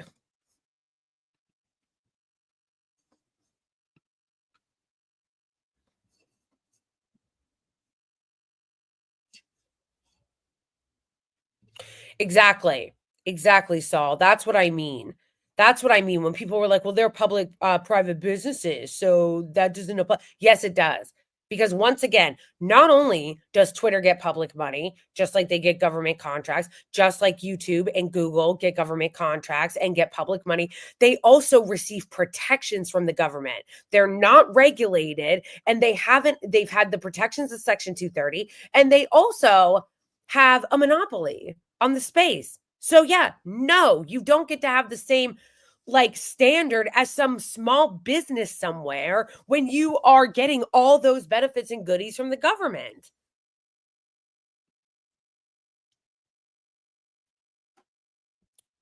I think that we as the public need to be so much more aggressive against these companies than we are. I'm honestly getting really tired of the public in general just being so passive when it comes to the abuses of these companies.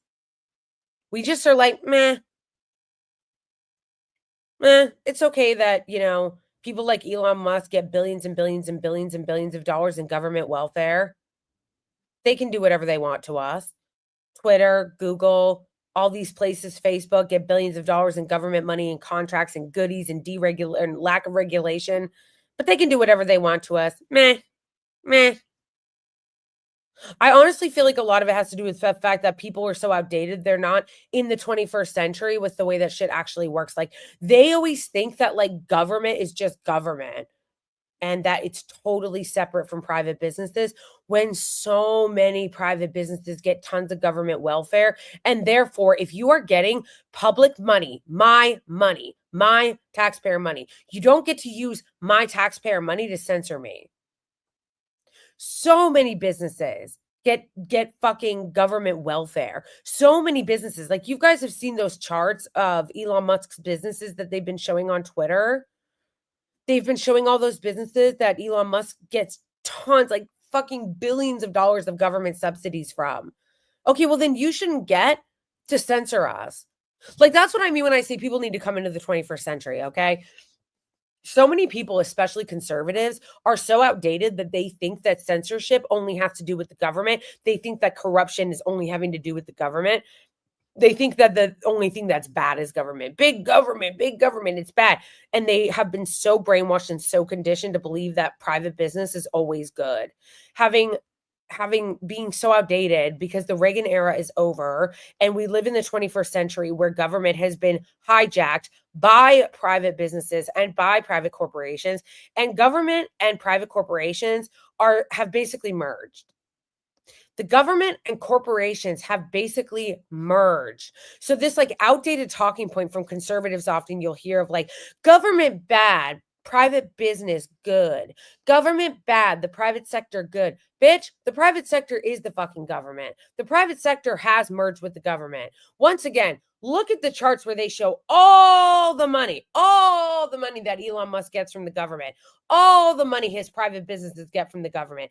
Private businesses oftentimes have merged with the government. corporations merge with the government. So no, you shouldn't get to censor people. You shouldn't get to regulate people's speech, ban people, silence people on public platforms when it is our government money that is going to subsidize these platforms. It is our government money that is given to them through all these government subsidies to give them all these goodies. So why the fuck should they get any special privileges through these private businesses that we don't get?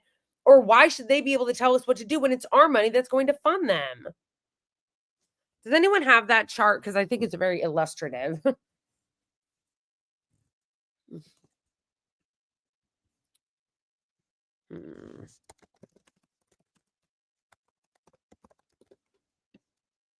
Somebody had that chart.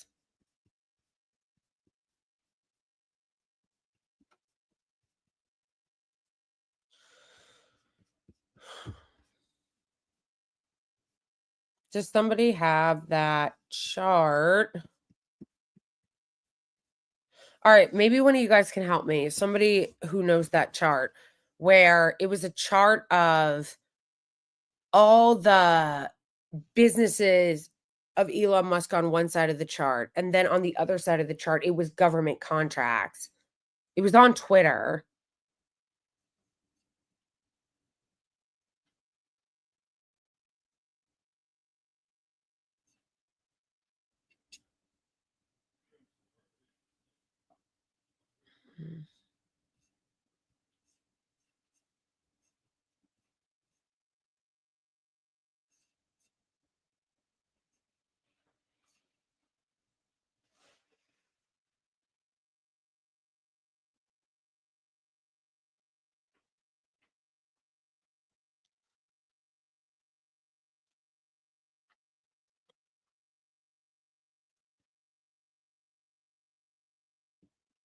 Hold on, let me check Boney Bird.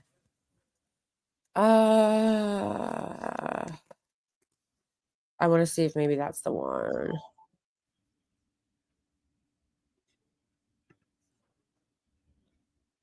Yes, it is. Thank you. You guys are so good. I love how like fast and good you guys are at this. This is exactly what I mean. Elon Musk companies have at least $15.4 billion in government contracts over the last 10 years. Look at that shit. SpaceX, 15 billion. In defense, NASA, okay? And then Tesla, $352,000 in contracts between the Department of Energy, State, Commerce, Veterans Affairs, like Homeland Security, I mean, come on. So this is what I'm talking about. And Elon Musk is just one example of people like this, of corporations like this, of businesses like this that get all these government contracts. You are merged with the government. You are merged with the government. So if you are merged with the government, then you should be having to abide by the same regulations and rules that the government does, and the same and regular American citizens should have the same protections from these corporations. For way too long, regular American citizens have not had protections from these corporations because oftentimes conservatives will defend them and go, yeah, but they're private businesses. Oftentimes conservatives will defend them and go, no. We should allow these corporations to do whatever they want to people because after all, they're private businesses. Are they though? Are they? They're literally merged with the government. And if you are merged with the government like these businesses, then you should not get to be able to control anything that the American people do. And you should not be able to control their speech and to demonetize them and to kick them off platforms if you have government contracts and or if you have government goodies where you are not regulated by Congress the way that none of these platforms are.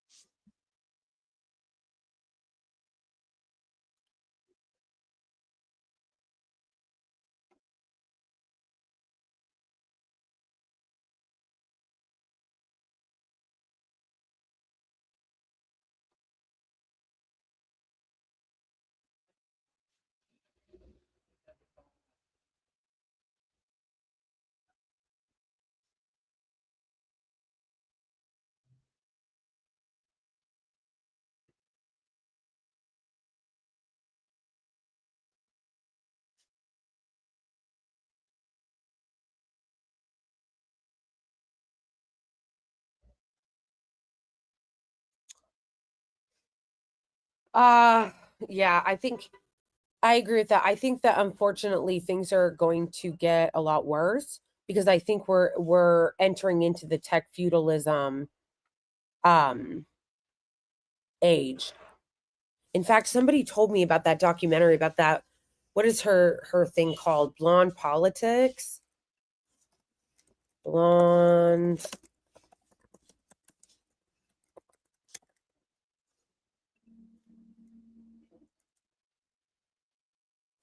Shit, does anybody remember what it was called?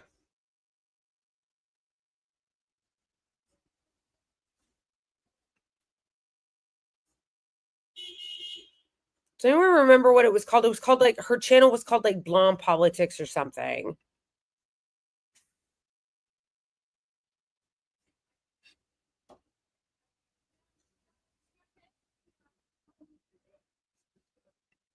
Exactly. Exactly. Does anyone remember what it was called?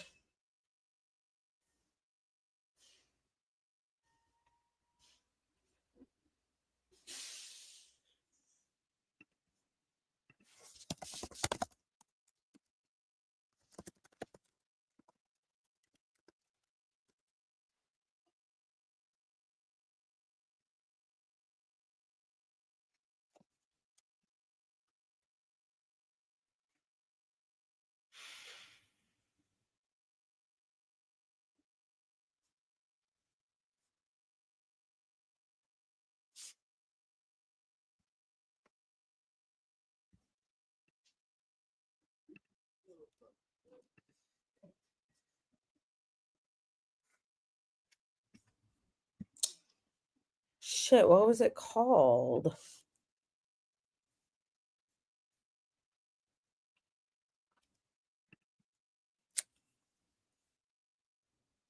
Here we go. Be responsive to the Future Commodities Trading Commission, not the. It's called Dark Gothic MAGA, How Tech Billionaires Plan to Destroy America. And okay, so I haven't seen this whole thing. But my understanding is that it is about the coming tech feudalism era that we are coming into. And we are absolutely coming into that era 100%. In fact, we're there. I think that people don't understand yet how bad it's going to get. And that is a scary thought. I feel like people don't understand. I feel like people don't understand how bad it's going to get. Like, it's about to get really bad.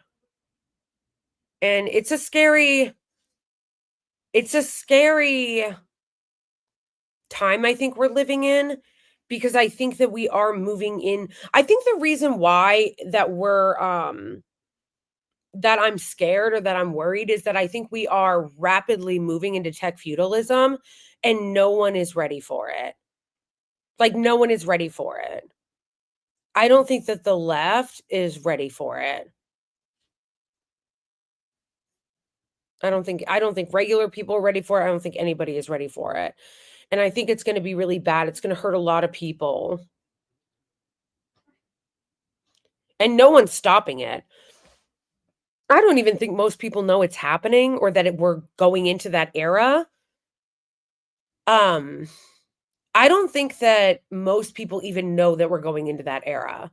And there's definitely no one stopping it. No one is stopping it. And I think the reason why no one's going to stop it is because Democrats are useless. They have no fucking idea. And they are not equipped to fight this tech feudalism and this fascism that is coming. They have absolutely no idea how to fight it. And I don't even think they know it's coming. And I think the right, even the people on the right who would oppose it, won't know how to fight it, because the right, as I said earlier, they're outdated and they're stuck in this paradigm of thinking that the only thing to oppose is big government.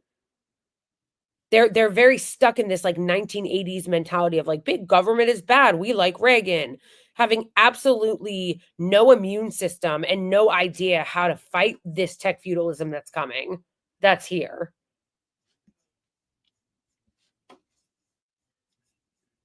Yeah, let's watch it for a little. I got to start making my smoothie anyway because I'm hungry. And I got to take my supplements. I don't think the tirzepatide is working. I really don't, because I'm so hungry.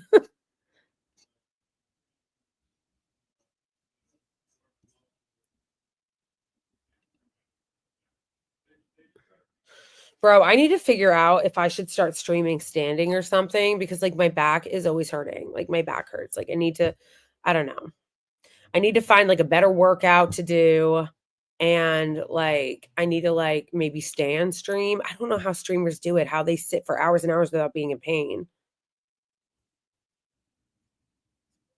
Yeah, seriously. They don't fucking know. They don't fucking know. They're not actually running anything anyway. It's the corporations and the billionaires that are running the parties anyway. So they're actually just going to rush us toward it.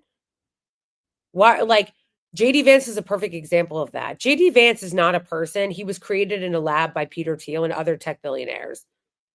That's exactly who Vivek Ramaswamy is. They're all like creations of tech billionaires, and Democrats and Republicans are both owned and operated by the Israeli regime and the tech billionaires and the corporations and the oligarchy, and they're the ones who are behind the politicians running them.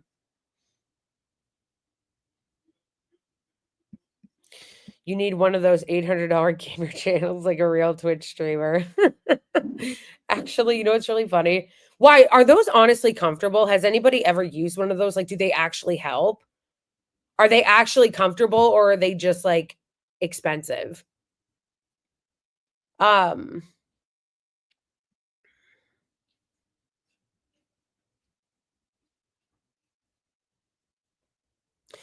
I think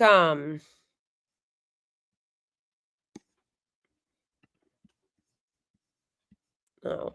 I need to do I need to do what Rathbone did. Rathbone had like a GoFundMe fundraiser where he like got new equipment. Which actually was fucking hilarious that Michael Rappaport was attacking him in a very similar way he attacks me, or has attacked me. And it made Rathbone almost get to his goal, which was fucking hilarious. So if you didn't know the backstory, Rathbone has a GoFundMe where he is trying to raise money for his equipment. Basically, like he needed to upgrade equipment to, he lives in LA. I thought he lived in Louisiana. Anyway, basically he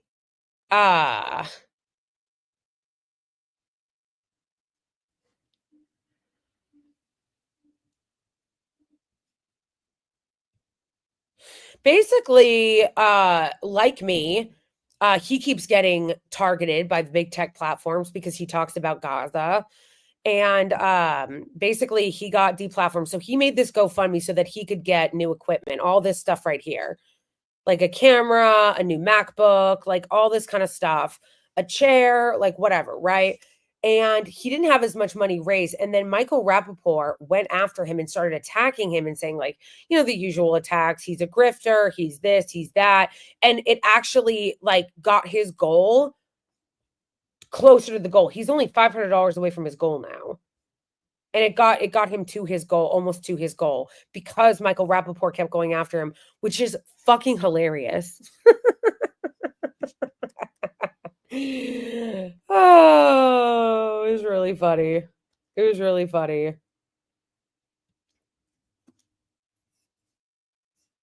I thought it was pretty funny.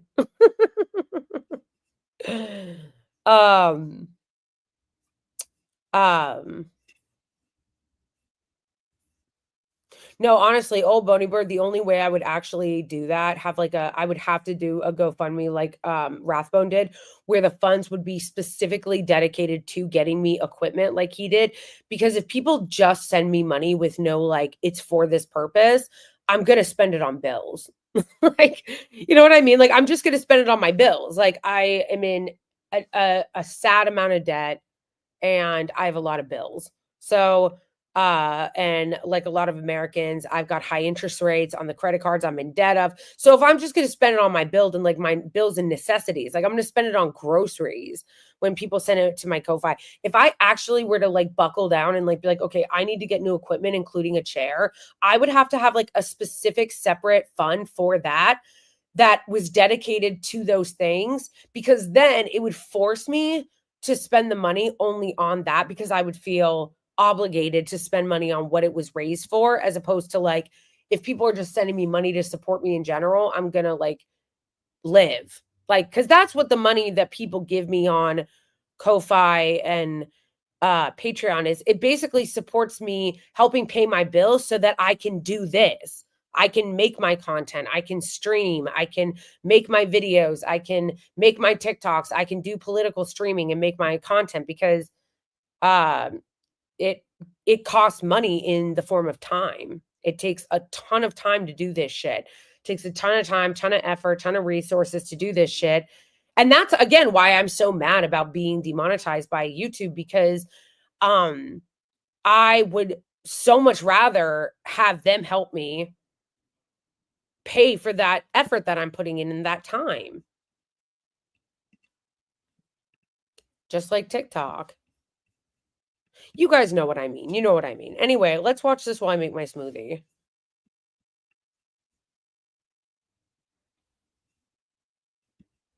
Hi, Logan.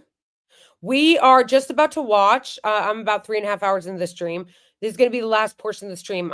We're going to watch this rise of tech feudalism together.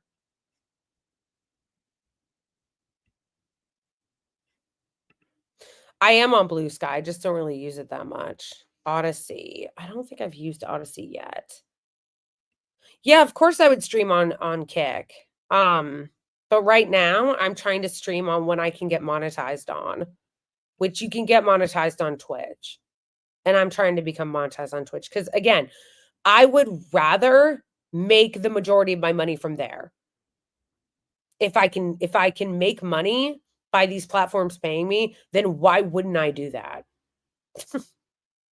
Especially like, since obviously like we need to earn money. We need to earn money. So if I can get monetized on Twitch, then obviously I want to do that. I want to be able to earn money in the same way that I was earning money on YouTube before they demonetized me, because it just makes it easier so that I can even do this work, you know? Because I don't need to explain this to you guys. You guys know, but like, this shit is work. It takes a lot of time and energy and effort to stream, to create content, to research the stories I do, to cover the news, to make the amount of TikToks that I make, and edit all the videos that I edit. Like, it's a whole thing. That's why it makes me so annoying. People are like, when people were like dogging on people for being upset that TikTok was going to get banned. And they're like, no, you're going to have to get a real job. It's like, this is a fucking job. This is a fucking job. This is a lot of work. So yes, people were upset that they were going to try to take away TikTok.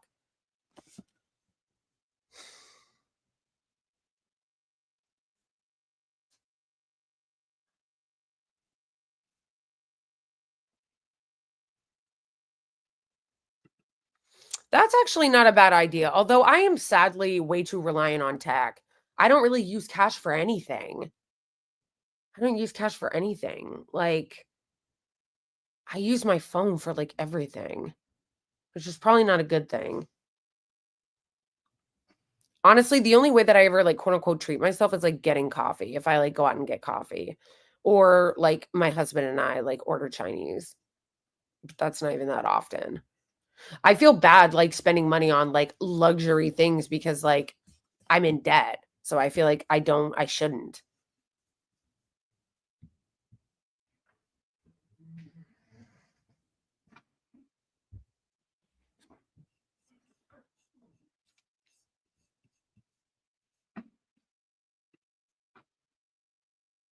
The Securities Exchange Commission. So I felt like a boot off the throat. Like every morning I wake up happier than the day before because This clown, Mark Andreessen, who went and lied about the Consumer Financial Protection Bureau, and lied about the FTC, and lied about the SEC. Like, they're just such liars. And all these tech billionaires, these tech bros, they are going on shows so that they can do propaganda for the tech feudalism they're ushering in. So just understand that. All of these tech billionaires and these tech bros are like going on all these shows to be like, hey, listen, guys, let's talk about how actually like government is bad, and actually like The Consumer Financial Protection Agency is bad. And let's talk about how actually network states and giving all your money to the rich is actually awesome. Like, that's literally what it is. It's literally, why don't we talk about, guys, how like nation states are bad and like government's bad and like regulation is bad and like actually like network states and tech feudalism where billionaires get everything and get to control you is actually based.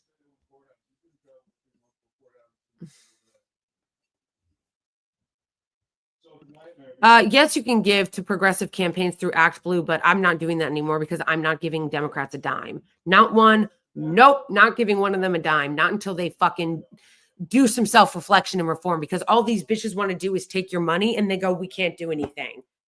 Donate to us, please. Donate to us. We can't do anything, though. We're not going to do anything. We're not going to do anything to fight Trump. We're not going to do anything to fight the administration, but give us money for what? Absolutely not. All of these forms of repression that I just had gotten used to. Hallelujah. Disappeared so far up. Imagine being such a delusional billionaire that you think you're being oppressed. Their own woke asses. If those people stay in control, I think that the Republicans could have an electoral majority as far as the eye can see. It's really the dawn of a new crypto era. The future is going to be amazing. Again, crypto is also just a scam to funnel money to the 1%. More than any other sector, the tech industry invested in this election. Crypto accounts for more than half the corporate spend, with no other industry coming close. It's not unusual for industry to use their money to buy influence, and at a superficial glance, that's all the tech VC world wants. They want lower taxes and friendly regulation. They want the head of the Federal Trade Commission out. They want the tech industry to be responsive to the Future Commodities Trading Commission, not the Securities Exchange Commission. Except that's not all they want. Behind the money and influence flowing into the Trump campaign are a set of bizarre beliefs and a dark agenda. Also, it shows you too how full of shit they are, because these are the same people that the crypto bros who said forever, the reason why crypto is great and we love it is because it's not regulated. We don't want big government regulating crypto. We don't want government regulating crypto. It's decentralized. That's why it's great. And now they're all pushing for there to be a reserve for it in the government. Really? What happened? What happened to deregulation? What happened to we want it to be separate from the government? What happened to we want it to be decentralized? Now they want the government to back it so that when they crash the economy, we pay for it. Honestly, that's really what it is. They now want for crypto to be backed by the government because when they crash the economy, inevitably, they want us to pay for it and bail them out, just like what happened in 08. That's a funny emoji. Yeah, it is such a scam. Oh my gosh. Oops. So I felt like a Buddha. For more than half the corporate spend, with no other industry coming close. It's not unusual for industry to use their money to buy influence, and at a superficial glance, that's all the tech VC world wants. They want lower taxes and friendly regulation. They want the head of the Federal Trade Commission out. They want the tech industry to be responsive to the Future Commodities Trading Commission, not the Securities Exchange Commission. Except that's not all they want. Behind the money and influence flowing into the Trump campaign are a set of bizarre beliefs and a dark agenda. I'm not just MAGA. I'm dark, gothic MAGA. You see, the tech bros of Silicon Valley believe that the American empire is on the verge of collapse. Silicon Valley wants to They're speed not this wrong up, about that. but use the coming administration to create safe landing zones for them and their cash, where they can also run their own governments. And what is so annoying about this is it makes me sound crazy. It makes me sound like a conspiracy theorist. But I'm talking about crazy people. I am talking about the guy who wants to colonize Mars. I am talking about the guy who said he gave up on democracy in 2009. These tech bros justify their point of view because they believe that that's the natural place in society. The courageous geniuses on the new frontier. I'm not speculating. These men say it. They say it. No, they literally do. Yeah. So they don't believe in democracy. They don't believe in nation states. They do think that the American empire is failing, and they're not wrong about that. The American empire is collapsing. So what they are doing is they are trying to set it up to where when it all collapses, they get everything. That's what they're doing. They're trying to set it up to where, like, when the American empire completely collapses, they have everything. And you have nothing. You're going to be a peasant. You're going to be a serf. You're going to be an indentured servant. That's what's happening, guys. That's what's happening. They know that the American empire is collapsing, and they are putting their chess pieces in place. They're putting their chess pieces in place and on the board because they know that the American empire is collapsing. And when it does, they want for them to be in a position to take everything and to be the owners of everything, to be the kings of everything, because they believe that they belong at the top. They believe that they belong on the top of the order of things, that they belong at the top of the hierarchy, and that everyone else needs to be their indentured servants. On podcasts and at conferences and in interviews and in blog posts. Some are quiet, some are very, very loud, but they all are on board. And I think that if we want to increase freedom, we want to increase the number of countries. If you want to replace the elite that you have today, what you need to do is you need to have a better elite. And there's a way to do this. It's been done before. We get kind of money and property right, and that is so deranged. If you want to get rid of the elite today, you have to create a better elite. These people are deranged. The strong foundation for building, kind of a world that we all want to live in. We're seeing, some, breakdown of those in the real world in the United States lately. I'm definitely very interested in ways that you can sort of tokenize real estate and actual physical land to create better forms of society and governance. I do think America is in slow decline right now. I would like us to all in crypto think about how we actually go create physical places in the world to preserve freedom over the long term. I think that's ultimately crypto's destiny. The people of Mars will be more enlightened and will not fight amongst each other too much. It creeps me out that they all think of themselves as these gods and that they talk about it like they're doing something good when what they're doing is so evil. Like what they're doing is so evil and so nefarious, but like in their crazy heads, which is so dark, they look at it like they are gods, they are above regular humans, and all of the things that they're doing is for society's good. You just don't know it, serf. It's like, it's so dark. Basically, tech libertarian futurism, an ideology around technology, and including technology enhancing human freedom. I am trying to fix government in the U.S. The point was like, let's have a new government. I'm sorry, I got to shut up just a little bit because I don't want to be talking through this entire thing and being very annoying. So I'm sorry to pause it every 2 seconds. However, they're all dystopian 1984 nightmare lunatic sociopaths because they'll say shit like, we want to enhance freedom. You don't want to enhance freedom. They want to be kings, folks. Enhance freedom. They want to be kings. Oh, bye, Logan. They want to be kings.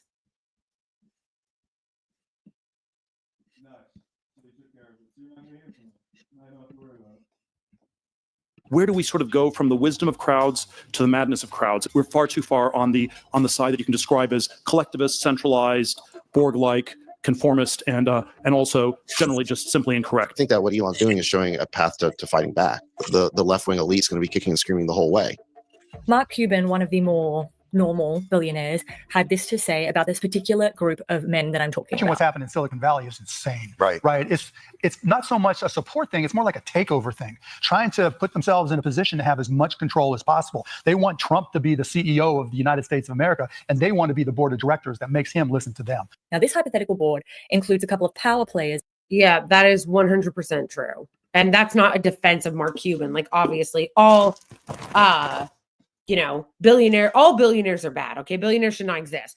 But the thing that's really scary, I think, about the tech billionaires is because of their ideology. They're not just regular billionaires that, are greedy and want all your money and tax cuts for the rich and deregulation, right? Which is already bad enough. These people want the dissolution of the nation state. They want network states. They basically want to run all these places, the United States, like, as he put it, a corporation that is overseen by the, CEO Trump, but it's actually run by the board of directors, which are them. They're so creepy and evil that it's actually like kind of scary. And it's a little bit scary that no one, like I said, I feel like people are not prepared for this moment. They don't understand what's going on. I appreciate this person, Blonde Politics, for even doing this video because, yeah, I feel like it's not being talked about. Democrats who are in Congress are all 1,000. They don't have any understanding that this is happening. They're not prepared for it. They don't see it coming. They're not ready for it. The right wing doesn't understand it, and they're not ready for it because, like I said, they're outdated in the 80s and they think it's just government bad. And it's happening right in front of our faces. It's happening right before in front of our faces. And I feel like the left even is not prepared for it. The left doesn't understand how to deal with it because the left oftentimes is also like, fuck America, fuck borders, fuck America, let America fall. And it's like, okay, yeah, but if you notice, if you ask the left what goes in its place, if it fails, if it falls, what's their answer? Communism? Okay. Are you guys working on that? Are you guys working to organize that? Because I'll tell you who is working on organizing their new society. The tech feudalists, because they also believe in the dissolution of the nation state. I know there are some people on the left or communists or whatever that believe in the dissolution of the United States. They think it should be abolished and we shouldn't have borders or whatever. Okay, cool story. So what do you think we should do then when it collapses, the US, and when we abolish the US and the nation state? Because as far as I'm seeing, the right-wing feudalists and the tech overlords do have a plan on exactly what to do afterwards. And I don't see any plan on the left. Like what, honestly, and I'm not trying to have a straw man. Is there a plan that I just don't know of from the communists or the Marxists or the like leftists that talk about abolishing the United States and destroying the United States empire and knowing the empire is going to fall? What is the plan of what goes in its place? And you can't just say like, oh, communism. Okay, but what plan? Like who's in charge? How is it organized? Like, because I don't see it. Maybe I'm just missing it because I'm not as involved with like the communist world or whatever, the Marxist world. Maybe I'm missing it. But like, what is that plan? Because they certainly have one. Are worth keeping an eye on, namely Peter Thiel, Elon Musk, Brian Armstrong, Mark Andreessen, Ben Horowitz, and David Sachs. In this video, I'm going to try and lay out what I think these people are doing behind the scenes. If you do want to dive further into this topic, I recommend looking at the work of Gildaran. I have linked his blog below. This is his beat, and he's amazing at it. This man is named Balaji Srivastava. Like Beyonce, he tends to only go by his first name. Balaji is highly involved in the tech scene, and while not a billionaire himself, he is friends with a lot of them. He's a former partner of Andreessen Horowitz. He is the former CTO of Brian Armstrong's Coinbase. Thiel actually recommended Balaji to be the head of the FDA during the first Trump administration. Balaji wrote a book. It's called The Network State, How to Start Your Own Country. In that book, he talks about how to break nation states apart into smaller territories, which can then be run like corporations. What I mean by Silicon Valley's ultimate exit. It basically means build an opt-in society, ultimately outside the US, run by technology. Yeah, which is so evil and dark because think about it. Think about all the ways that corporations screw people over and how we would have no rights. None. You don't have rights in a corporation. Governments are there. Our government, the First Amendment, the Constitution, are supposed to be there to protect our rights. Look at how easy these tech companies can ruin your life. Look at how easily these tech companies can just ruin your life. Disappear you. And they want how easy it is for a corporation to destroy your life. Think about that. They want the dissolution of the nation state so that we can have little network states that are run like corporations. That is terrifying. Why isn't there a movie about that already? Can we get a movie about that, please? And this is actually where the Valley is going. You see, like many in the industry, Balaji is a disruptor. He is interested in disrupting the current idea of nationhood through the creation of a network of sovereign, tech-run territories protected by military-grade security. Balaji wasn't the first person to come up with this idea, not even in the tech scene. Sorry, I'm going to mute my mic, but I'm wondering if I mute my own mic, will you still be able to hear her? Tell me. I'm going to mute it. But he was the first person to present it in a more palatable way. The idea actually comes from someone named Curtis Yarvin. In Patchwork, Yarvin wrote, "The basic idea of patchwork is that as the crappy governments we inherited from history are smashed, they should be replaced by a global spiderweb." Did it mute it? You could still hear the video. Okay, good. Curtis Yarvin, I didn't realize he looked like that, but of course he looks like that. Of course he looks like that. Balaji is a disruptor. He is interested in disrupting the current idea of nationhood through the creation of a network of sovereign, tech-run territories protected by military-grade security. Balaji wasn't the first person to come up with this idea, not even in the tech scene, but he was the first person to present it in a more palatable way. The idea actually comes from someone named Curtis Yarvin.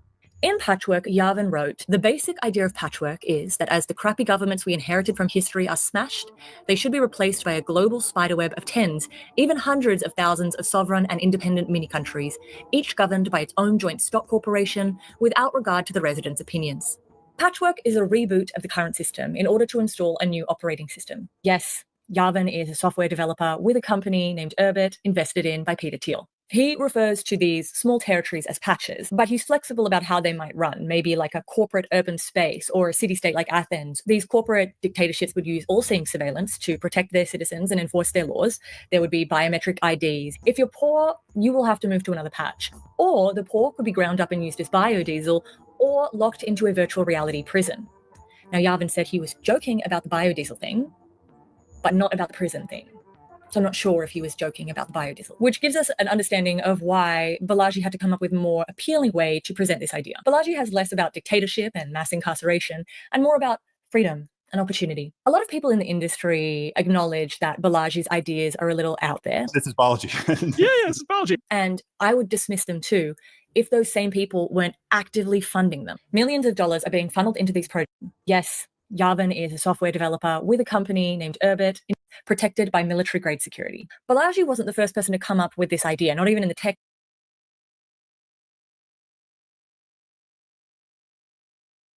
And this is what I mean when I say people are so dumb, or like a lot of like right-wingers have absolutely no idea what they're defending, because what they're describing is the kind of shit they accuse China of doing and fear-mongering about. Oh, China's a surveillance state. These same guys who the right wing is praising and propping up, who the right wing are praising and propping up, these same guys want to have a surveillance state that is much stricter and much more controlling over you than China, which they always fearmonger about China, but they have no problem because China's a surveillance state with having little network surveillance states over you in which they control you and can put you in virtual jails and watch every single thing that you do at all times. Yeah, Hollywood is asleep on this. They should have made a movie about this a long time ago. But he was the first person to present it in a more palatable way. The idea actually comes from someone named Curtis Yarvin. In Patchwork, Yarvin wrote, "The basic idea of patchwork is that as the crappy governments we inherited from history are smashed, they should be replaced by a global spiderweb of tens, even hundreds of thousands of sovereign and independent mini-countries, each governed by its own joint stock corporation, without regard to the residents' opinions."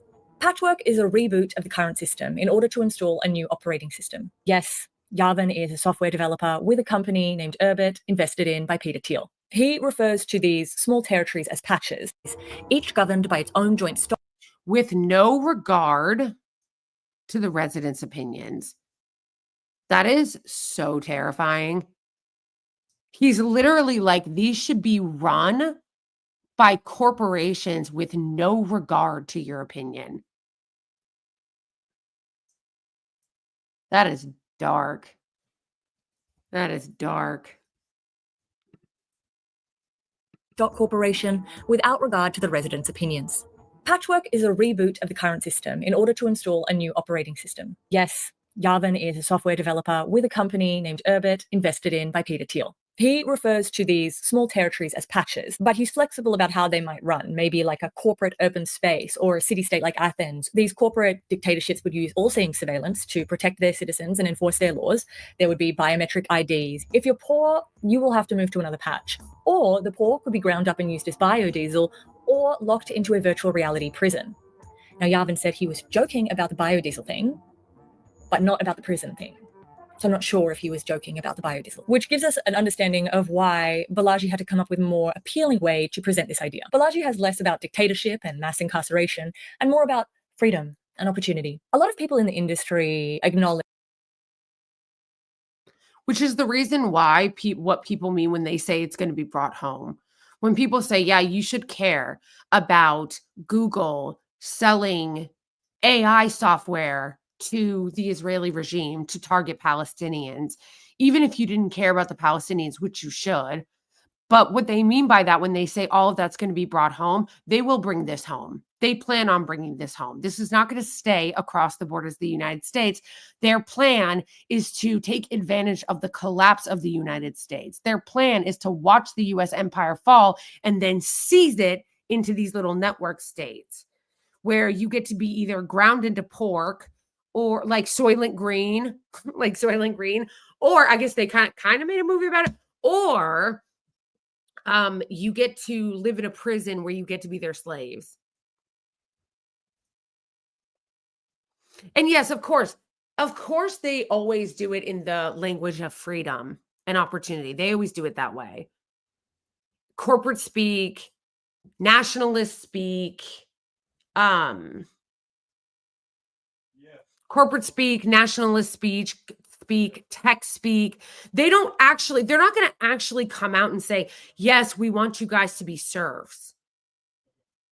Like, of course, they're not going to come out and say that, at least the not really dumb ones. They're going to couch it in the language of freedom. They're going to couch it in the language of opportunity, which is exactly what the tech bros do. So I felt like a boot off the throat. Like every morning I wake up. We're a developer with a company. She has less about dictatorship and mass incarceration and more about freedom and opportunity. A lot of people in the industry acknowledge that Balaji's ideas are a little out there. This is Balaji. Yeah, this is Balaji. And I would dismiss them too if those same people weren't actively funding them. Millions of dollars are being funneled into these projects as we speak. This is the website for Praxis, a network state funded by Peter Thiel, Mark Andreessen, Balaji, and Sam Altman, through their shared capital fund, Pronomus, which is dedicated to funding the creation of network cities. The website for Praxis says, as local communities dissolve and nation states stumble, network states will ascend. The next global superpower will be a network state. The next America will be on-chain. The stated goal of Praxis is to build a corporate government with a global footprint. It will have territories all over the world. Crypto will be its currency. The modern global system, once the greatest power in the history of man, has become a brittle, jerry-rigged contraption incapable of carrying out the most basic functions. As these governing institutions continue to degrade, people will come to realize that no one is truly on their side. As nation-states falter, network states become inevitable. I should mention that Pronomus Capital is funding the creation of other network states, many of which are further along than Praxis. Some examples are Prospera in Honduras, Afropolitan, Itana, and small farm cities in Africa, Metropolis in Palau, and I think Yangzheng City is planned for South Asia. On Pronomus' website, they claim, decades of research on economic development has shown that the primary determinant of prosperity is the quality of a country's laws and the integrity of its courts, administrators, and other legal institutions. When institutions are outmoded, corrupted, or failing, the result is untold human suffering. Yet upgrading national institutions is notoriously difficult. Our solution? Build the cities of tomorrow. Right now, they are creating cloud communities, virtual nations. Once they have access to land, they will get their citizens to migrate to that city. Have a look at the pledge that you sign when you join Praxis, which you can join right now, by the way. Pronomus isn't actually Peter Thiel's first flirtation with exiting democracy either. In 2009, he funded the Seasteading Institute. I want to say some things on why I think seasteading is not just possible or desirable, but why it is actually necessary. The Seasteading Institute envisioned building these floating cities in the ocean outside of government's jurisdiction where billionaires could live and create as they saw fit. This idea kind of ran out of steam because nobody wants to live at sea, especially not billionaires, which means they need land. But how do we get from a nation state to a network state? And this is actually related to a fundamental concept in political science, the concept of voice versus exit. If a company or a country is in decline, you can try voice or you can try exit. Voice is basically changing the system from within, whereas exit is leaving to create a new system, a new startup, or to join a competitor sometimes. There's another way that Balaji also talks about how this could possibly happen. He calls it tech Zionism. Right. You know, what I'm really calling for is something like tech Zionism. A movement supported by a global network to take back territory in the city, floor by floor, street by street, block by block, policeman by policeman. You have a foothold of private property, and you have a group membership of Great Tribe membership and private property. You also issue t-shirts. The tribal lens is like a virtual reality filter. Every single thing can be tagged as gray or blue in the city. I mean, like literally. So gray is the future, red is the past, blue is the present. So blue stands against both the past and the future. They're against both the self-driving cars, and they don't want to go back to the 50s. They prefer OnlyFans, Me Too, BLM, Ukraine. The hard part is to take control of the streets. How can you fence off a street and make clear that it's under gray control? Take total control of your neighborhood. Push out all blues, tell them they're as unwelcome as just as blues ethnically cleanse me out of San Francisco. Like, push out all blues, who has lost some territory in the cloud. They still control the land. once Gray starts taking back control of the land, that they're really going to howl. As they start losing, they're going to whistle for backup from California and eventually DC. Okay, they're going to try to get executive orders or things like that, which means you're going to need to have sympathizers at the level of California and DC who will side with you enough to block those actions, number one. And or number two, you actually get to the level of a sanctuary city and you say, I dare you. Keep in mind, actions like this are already being attempted in places like Solano County, where they're trying to build California forever, or the actions that Gary Tan is taking in San Francisco. But the people in these areas are putting up a fight, and it's costly, and it's slowing everything down. Fortunately, Trump is talking about something called freedom cities, the creation of new cities on federal land. Almost 1/3 of the landmass of the United States is owned by the federal government, with just a very, very small portion of that land, just a fraction, 1/2 of 1%. Would you believe that? We should hold it. See, this is what's so pathetic too about right-wingers and MAGA people is they don't realize that they are sheep being led to the slaughter. They think that Trump is, first of all, whenever fascists do anything, they always couch it in the language of freedom.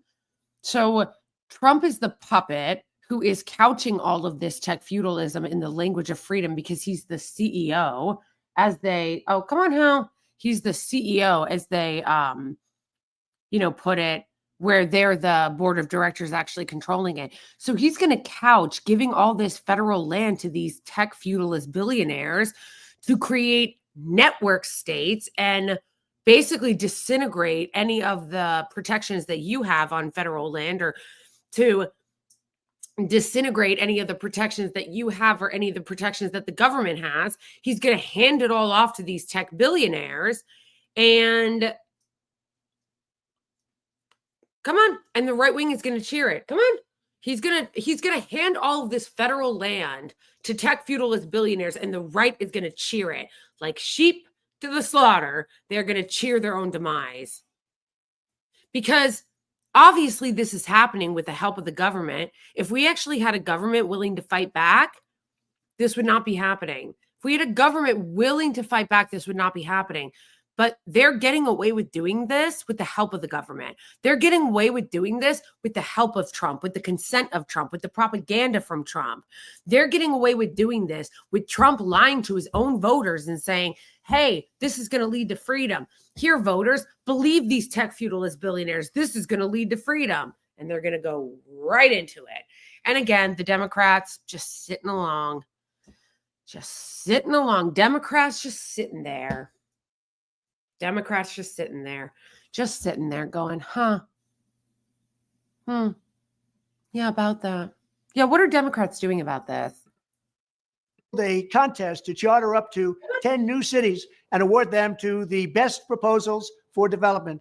These freedom cities will reopen the frontier, reignite American imagination. I wonder where he got that idea. This is where J.D. Vance comes in. J.D. Vance is seen as a mild-mannered, well-spoken success story, a populist who was born into tough circumstances in Appalachia, but managed to pull himself up by his bootstraps, graduate from Yale Law, become a best-selling author, become a tech venture capitalist, only to give all of that up for public service. When he was officially tapped on the shoulder for the vice presidential nomination, many of his former colleagues celebrated. Elon Musk, David Sachs, Mark Andreessen, and Balaji all tweeted their congratulations. After all, it was a strange choice for Donald Trump, especially compared to Mike Pence. But when it comes to J.D. Vance, a lot of people make strange choices. Peter Thiel invested $15 million in his campaign to become senator, the largest single donation to a Senate campaign in history. J.D. Vance is an extension of Peter Thiel. That doesn't mean that he is beholden to him, but it does mean that Peter Thiel has had such a huge influence on J.D. Vance's life that you cannot understand him without first understanding who Peter Thiel is. I'm Peter Thiel. I build companies and I support people who are building new things. I would say Peter Thiel is the most honest representation of what Silicon Valley is today. Worth up to $9 billion, extremely well connected. He started off as a member of the PayPal mafia, the guys who invented PayPal. And they originally intended for that to be a libertarian alternative to the US dollar. But when it wasn't that and they sold out, he used the money that he made from PayPal to invest in other companies, including being the first outside investor in Facebook. And today he has invested in a huge portion of the tech industry, including companies like Sam Altman's OpenAI. He's also a big deal in the tech defense sector. He owns Palantir, which is a surveillance software that is basically omnipresent in the US government. It's used by the CIA, FBI, ICE, Homeland Security, various police forces. Palantir is also used by private companies such as Cambridge Analytica. In 2009, Thiel wrote a manifesto called The Education of a Libertarian. In this manifesto, he disavows electoral politics. He said, hot take, I don't think that the conservatives are particularly cool. This is what you're not getting on Aniara. First of all, a lot of them are. A lot of them are like, yeah, just go to Elon Musk comments and all the bootlicking conservatives that are like, this is amazing. But even the ones that aren't, they don't know they're going to get controlled by him or them or the tech. Like, they don't understand this. That's why I said they're like sheep to the slaughter. They don't understand that they're going to be fully controlled by them. They think that when Trump says things like, let's give all the federal lands to the oligarchs, it's freedom. We're going to have freedom and opportunity. And look at how JD Vance pulled himself up by his bootstraps, having no idea that this is all a part of Big Tech's plan.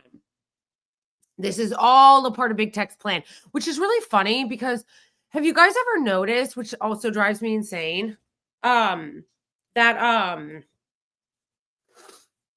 you guys ever noticed that none of the conspiracy theorists on the right ever actually go to interrogate any of the actual conspiracies that are happening? Isn't that just amazing? Whenever there is like a conspiracy theorist, like Alex Jones, who's a Fed, I'm convinced. I don't know that for a fact. I just know it's true. But somebody like Alex Jones, who is literally doing the work of the billionaire class, he's doing the work of the tech feudalists. But if you notice that the conspiracy theorists never actually want to actually talk about the real conspiracies, like this is a conspiracy of tech feudalist billionaires creating an entire network and buying politicians. I heard her say when I was laying my dogs out, I don't think it means that JD Vance is beholden to him. Yes, it does.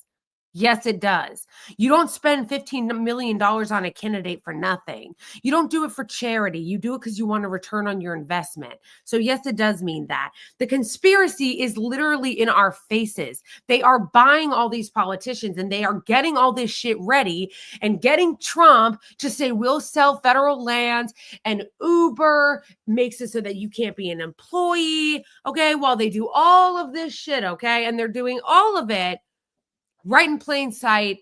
And it is a conspiracy, but none of the conspiracy theorists are looking for it. It's just amazing. And democracy, because he doesn't trust the people with big decisions, and he's come to believe that democracy and freedom are inherently incompatible. Over time, he has talked extensively, which is a surveillance software.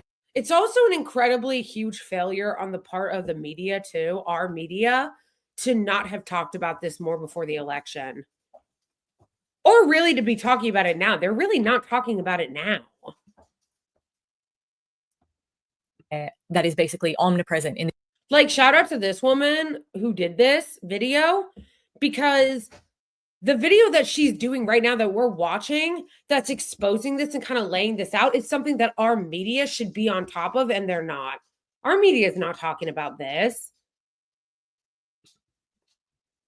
In the US government. It's used by the CIA, FBI, ICE, Homeland Security, various police forces. Palantir is also used by private companies such as Cambridge Analytica. In 2009, Thiel wrote a manifesto called The Education of a Libertarian. In this manifesto, he disavows electoral politics and democracy because he doesn't trust the people with big decisions, and he's come to believe that democracy and freedom are inherently incompatible. Over time, he has talked extensively about finding areas where great men can make choices as they see fit, unbridled by the law. Thiel gave the Trump campaign $1.25 million. What Trump represents isn't crazy, and it's not going away. He points toward a new Republican Party. It's so dark. It's so dark. People can't make their decisions on their own. Great men make the decisions. I do like, though, how they're acting like this is something they invented, when really this is just going back to the day of kings and lords and shit. Like, democracy was the newer thing. Like, throughout history, we have had brutal kings and lords and people in charge that rule with an iron fist over the people, and dictators. Like, so Peter Thiel is acting like he's invented something new. Great men being in charge. It's like, okay, it's always been like that. It's just that you guys have technology now. Like, in the past, we didn't have technology. Now we have technology. But at the end of the day, it's still the same bit. Rich, powerful men ruling over their populations. That's what he wants to return to, just in a modern context. Party. He points even beyond the remaking of one party to a new American politics. And in return, he got an office in the Trump Tower where he had the president's ear and suggested candidates for his administration. Some of his selections didn't make the cut, like Balaji, but some did. Michael Kratsios was... I love that. This is what the administration is doing. It's a new way forward. Is it though? Put in as the Chief Technology Officer of the United States of America, a position I did not know existed. And Michael Anton was put on the National Security Council. Michael Anton wrote a very concerning essay called The Flight 93 Election, which I have linked below. And it is very enlightening about who Peter Thiel thinks belongs on the National Security Council. And remember Curtis Yarvin, who we were talking about before? Yeah, it's actually really scary too to think about the fact that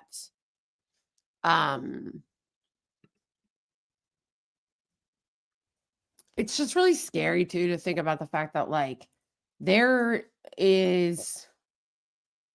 just walking right toward this. We're walking right toward this. Most people don't even know this is happening. They don't know who any of these people are. Our media has failed to educate the public in what's happening, and we're just walking right toward it. We are walking right toward it. The media doesn't talk about it. They don't educate people on it. Our politicians are complicit in it. Yeah, the media is not educating people on it. The media is not talking about it. The politicians are complicit. The public is either uneducated on it or they've been brainwashed and propagandized into thinking that it's actually some sort of new freedom, which is exactly what the tech oligarchs are doing on Twitter with all their little right-wing bootlickers. He is often referred to as Thiel's in-house philosopher. Sorry, one of the darkest things I see people say a lot on X is thank you so much, Elon Musk, for saving free speech. And it's like, okay, so basically you're aiding and abetting this tech feudalism, because if you actually live in a free society, you should never be thinking a single person and claiming a single person could say free speech. Free speech is us. It's our government. It's what we decide. So the idea that all these little bootlickers are like, oh, Elon Musk, thank you so much for saving free speech. That right there, you are being complicit in this feudalist takeover. Thiel has not only invested in a number of Yarvin's businesses, but he keeps Yarvin in his inner circle. Yarvin watched the 2016 election from Peter Thiel's house, where they celebrated with champagne at Thiel's successful investment in the Trump campaign. And while Peter Thiel may not be as explicit in his beliefs as someone like Balaji or Elon or even Mark Andreessen, Yarvin assured Milo Yiannopoulos over email that Peter Thiel was fully enlightened, just plays it very carefully. People in the new right. See, this is what I mean. Why'd they get rid of Milo Yiannopoulos? It's not like he was an outsider. That's why I'm so confused about the whole Milo Yiannopoulos thing. Like, Milo Yiannopoulos is not an outsider. He's getting emails with like Peter Thiel's team. What? Pretty sure he's also a Zionist shill for the Israeli regime. So like, what's the problem? He fits all their criteria.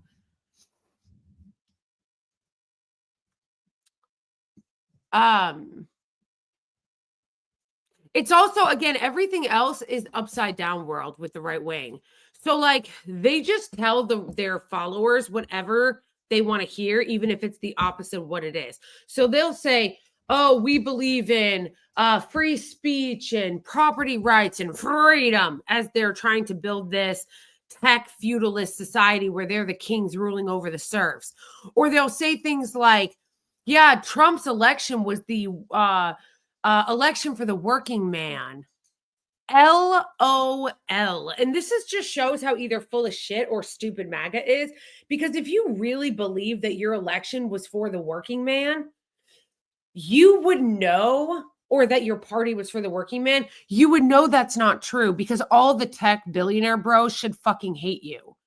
Like, if Trump really were for the working man, he would be despised by the elites. He's not. They love him. The tech billionaires love him. I love how the MAGA will be like, Trump, all the elites hate Trump. No, they don't. No, they don't. They love him. Circles refer to Yarvin as Lord Yarvin or the Prophet. This isn't someone on the fringe of the movement. This is someone who is respected. Just like Peter Thiel, JD Vance is an avid reader and friend of Curtis Yarvin. They are so creepy. They're such weirdos. The tech bros are such weirdos. Is this guy Curtis Yarvin, who's written about some of these things. Vance not only name checks Curtis Yarvin, but he often uses his languages and repeats his ideas. You actually popularized the term red pill in the political context, is that right? Yeah, that's actually true. Is this concept of red pilling. Yarvin writes a lot of strange things, but one thing I'm particularly interested in is the blueprint he wrote for Donald Trump. It's called The Butterfly Revolution. It's quite radical and another thing that would be easy to dismiss, but here's a clip of Yarvin talking about why he thinks it would be successful today. Americans of 2024 are incredibly frivolous, incredibly ironic. It is the most ironic society in history. I imagine people trying to cope with a film like The Matrix or Inception in like 1960. Total frame breaking of this kind in some ways is actually easier than the sort of incremental political logic that people have employed in the past. They can sort of more easily imagine, oh man, it's all the Truman Show. In fact, they mostly already believe that it's all the Truman Show. They just don't understand the implications of that. Something I find concerning is the many ways that the Butterfly Revolution perfectly aligns with Project 2025. Not a huge amount of the tech bros in Silicon Valley are religious, but that doesn't really stop these kinds of groups working together. Definitionally, both of these movements are fascistic. Fascism has never been a fully coherent ideology. That's one of the things that gives fascism its strength, its ability to bring together groups from different movements, all of whom see fascism as a viable mechanism to achieving their own program. And that's why... Exactly. That's 100% true. And that's how they co-opt the Christians and the religious people, because they all think they're working for their own ends, right?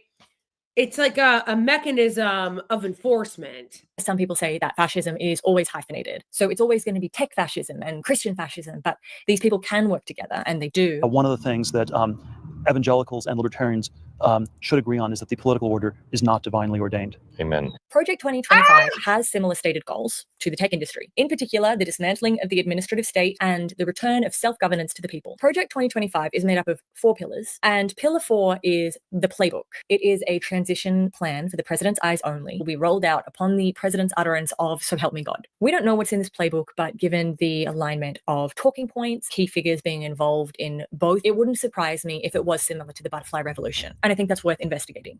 The Butterfly Revolution. Step 1. Campaign on autocracy. He says, "You're not going to be a dictator, are you?" I said, no, other than day one. Yarvin says that Donald Trump should run on his autocratic ambition, but he should frame it as destroying an inefficient and unworkable system. We are in the late Republican period. If we're going to push back against it, we have to get pretty wild and pretty far out there and go in directions that a lot of conservatives right now are uncomfortable with. We are in the process of the Second American Revolution, which will remain bloodless if the left allows it to be. Step 2.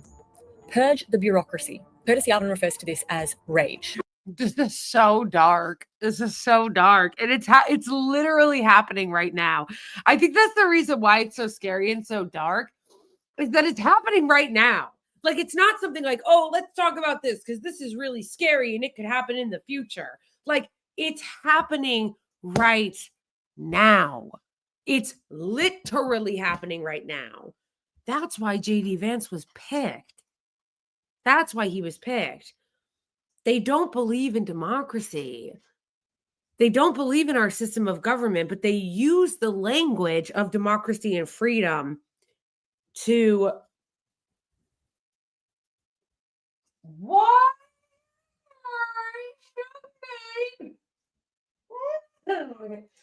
They are using the language of freedom and democracy to usher in this. Sorry, I was talking to my dog. It's so dystopian and dark how they're using the language of freedom and democracy to usher in this era. They're using the language of freedom and democracy to usher in this era. It's so scary. And none of them believe in democracy. None of them. Neither does JD Vance. RAGE stands for retire.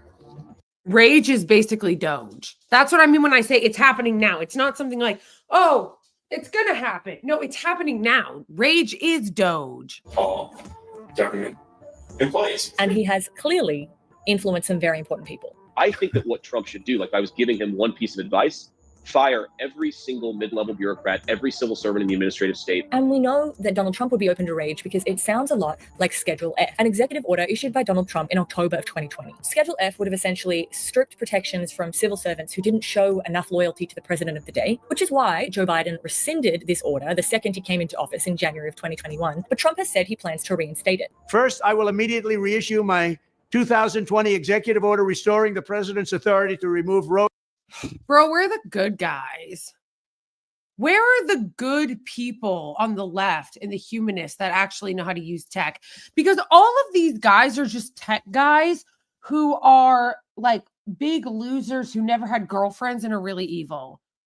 Okay, I know that there are good people who know how to utilize tech. Where are they?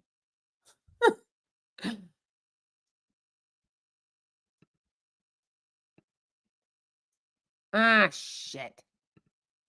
But Trump has said he plans to reinstate it. First, I will immediately reissue my 2020 executive order restoring the president's authority to remove rogue bureaucrats, and I will wield that power very aggressively. But how could you accomplish that so quickly? I mean, you need civil servants. Don't worry, Project 2025 is already on it. Pillar 2 of Project 2025 could be considered. Again, they're already doing it, and everything is upside down world. So like a perfect example of what they're doing with the bureaucracy, how I said they'll call everything the opposite of what it is as they erode your freedoms with your consent, as they manufacture your consent. Because that's exactly what is happening right now with the CFPB. The Consumer Financial Protection Bureau is one of those government agencies that has genuinely helped so many people and return money back to consumers and protect American consumers. But they're dismantling it, and they're dismantling it with the full consent of the right wing and the conservative, who will also be hurt by it, by saying that they're getting rid of bureaucracy and wokeness. They're just getting rid of bureaucracy. They're just getting rid of wokeness. They're just getting rid of inefficiencies as they rob you with your consent. They are robbing you with your consent. Considered MAGA LinkedIn. This platform is designed to pre-stream candidates for their loyalty and streamline the appointments process. We talk about conservative warriors, but we want people who've been canceled, who've kind of figuratively given blood for the movement. You can join it right now. Then pair that with Pillar 3, which is an online education platform known as the Presidential Administration Academy, and you have preemptively educated all future employees on what is expected of them from the conservative administration. The other thing too is, again, that is also so scary about this is that we have no opposition. There is no opposition. There is no opposition. There is no Democratic opposition. There is no left opposition. There was just an article that came out recently where Hakeem Jeffries was being reported is to going to Silicon Valley so he could kiss the ring and be like, I hope Silicon Valley still wants to bribe us. Please don't leave us, Silicon Valley. Please bribe us too. We want back in. That's your opposition, folks. Administration. Step 3. Ignore the courts. According to Yavin, the president should simply state that he believes Madison v. Marbury was decided incorrectly, declare a state of emergency, and that way Supreme Court rulings would be merely advisory. When the courts stop you, stand before the country like Andrew Jackson did and say the Chief Justice has made his ruling, now let him enforce it. But thanks to recent Supreme Court decisions, he may not even need to do that. The High Court has just issued one of its most consequential rulings in recent decades, a decision that not only affects the 2024 race for president following last week's contentious debate, but also the future. But literally, though, that's what's so dark about it is that, again, this is also what I mean when I say we have no opposition in the Democrats, because the Democrats will go, guys, sorry, we can't do anything because the parliamentarian, you know? I'm sorry, we can't do anything to protect your rights because of the parliamentarian and the filibuster and the process and the norms. So we can't do anything to protect your rights. Sorry. And then meanwhile, the right is like, courts? Ignore it. What do you mean courts? Courts, rule of law. Ignore it. Just say it was wrongly decided. Supreme Court, Schmuckreen Court, Fort. Like, literally. So that's what we're dealing with. Zero opposition on one side. We've got fascists on one side and then no opposition on the other. Okay, one more time for the people in the back. We have fascists on one side, and then we have no opposition to the fascism on the other side. We don't even have a fight. Future of the presidency itself. Trump v. United States has laid the groundwork to ensure that Donald Trump can ignore the court. Now, the president has absolute immunity for core official acts and presumptive immunity for all other official acts, a distinction that has not been clarified by the court, with only a few examples being provided and absolutely no guardrails to stop the misuse of this decision being put in place. Today's decision almost certainly means that there are virtually no limits on what the president can do, because the power of the office will no longer be constrained by the law, even including the Supreme Court of the United States. This is a perfect example of how I fucking hate the Democrats so much and they're so fucking useless, because this would have been the time for Joe Biden to be like, oh, okay, a president has full immunity. All right, let me use some of that power. Did they do anything to set up guardrails or to try to protect the people before Trump came in? No. Biden acknowledged that now as president, he had absolute immunity. And instead of him or the Democrats trying to set up any guardrails to protect the people from Trump's incoming administration or to take any dramatic executive action himself, for him trying to take any dramatic executive action himself to protect the people or do it on behalf of the people, take dramatic executive action that even might be considered illegal, but he can't be prosecuted so he could do it on behalf of the people. Did he? Did he? No, he did not. He did not. The only thing he did was pardon his fucking corrupt son. That's the Democrats for you. United States. The only limits will be self-imposed by the president alone. Step 4, co-opt Congress. Yavin suggests that Trump handpick candidates for every single seat, with the sole criterion being personal loyalty to him, because you can't have a parliamentary dictatorship if you don't have Congress. And while it seems like a big task, Yavin assures us you only need a couple of $1 billion. I know some people with a few $1 billion. While Peter Thiel may have decided to sit this election cycle out, Elon Musk, Mark Andreessen, Brian Armstrong have not. We got to get the congressmen elected and we got to get the senators elected, because we can take the Senate pretty easily. And I think with our little secret, we're going to do really well with the House, right? Our little secret is having a big impact. He and I have a secret. We'll tell you what it is when the race is over. Step 5, centralized police and government powers. In this declared state of emergency, Yavin suggests that Trump take direct control over all law enforcement agencies, federalize the National Guard, and effectively create a national police force that absorbs local bodies. I think that actually the support of the Democratic public is a cipher. I think that actually all you need is command of the police. This is so that a centralized police state can be created to back the power grab, and I'd say there's no way. Bro, think about how dark that is. It's a cipher. All you need is control of the police. So dark. This could happen if Donald Trump hadn't tried to do it before. We know that he sent the National Guard during the George Floyd protests. And then I was insistent on having the National Guard go in and do their work.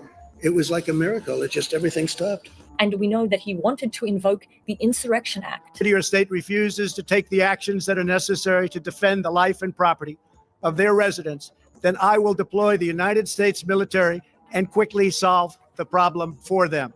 Now, there are, of course, protections within the law, posse comitatus, to stop a president from doing this, but Donald Trump has found a loophole before. I'm sure he'll find one again, especially in a state of emergency where he has absolute immunity for core official acts. Step 6, shut down elite media and academic institutions. Yavin has explicitly said that you cannot have a New York Times. Also, it doesn't matter, right? Because as he said, it doesn't really matter. You can just do whatever the fuck you want when you have power. Like J.D. Vance, who is now the vice president, even said, now let them enforce it. He is the vice president, and he's like, let them enforce it. See what they'll do. Try us. Or a Harvard past April. He has a popular theory that true power in America is held by something he calls the cathedral, a term that should alert you whenever you hear it to this kind of thing. The cathedral is made up of elite media and academic institutions that, according to Yavin, set the bounds of acceptable political discourse and distort reality to conform with their ideological beliefs. So the cathedral is essentially performing the functions that a ministry of truth would perform in a classic Orwellian, environment. This guy is like an open fascist. It's insane. He's just like out and proud about it. He's like, yeah, Ministry of Truth, it's kind of like, you know, the way it would be in an Orwellian state, you know, Ministry of Truth. Like, this is so fucking crazy. And it's performing the. And honestly, it's kind of already happening on Twitter. Like, a lot of this tech media and this billionaire run media, it's already happening. Think about the way they all talk, all of our media, including the New York Times, talk about Gaza. That's already Orwellian as fuck. In fact, good boy.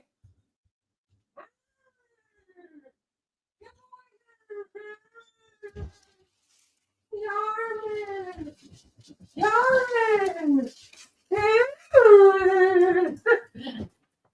In fact, Yarman. In fact, think about the way that all of the media talk about Gaza and the gaslighting and what is and is not acceptable. They're already doing it. It's just going to get a lot worse. Think about it. Again, whether it's what happened to me on YouTube by them demonetizing me because I talked about Palestine and said that the Palestinians should be free, or whether it's talking about anything having to do with Palestine and the way that they censor people and the way that they shut down. As they put it, they put what the bounds of what is acceptable discourse. So yeah, you could look at what happened to me on YouTube or other people for talking about Gaza, the demonetization, be like, oh, that's just small, peanuts, whatever. It's not a big deal. But when you think about it in the context of the way that this guy is talking, this is just the beginning. This is just the beginning. This is the beginning of, first it's, you can't talk about that. You can't talk about Gaza. You can't talk about Gaza in the New York Times. You can't write about what's really happening in Gaza in the New York Times. You can't talk about what's really happening in Gaza on YouTube, or else you'll be demonetized, or else you'll be censored. You can't talk about that. And then it becomes, you can't talk about this and this and this and this. And they close the window even smaller and smaller of what is acceptable, to the point where eventually you'll get arrested for it. That's one of the reasons why I also say that it is a big deal and other people should care about it and defend me and defend the concept of what has been happening to me, because people can look at what happened to me on YouTube and just say it's a small thing, it doesn't matter. But it's like, no, it really does, though, because it's a microcosm. It's a microcosm of what is happening in the country.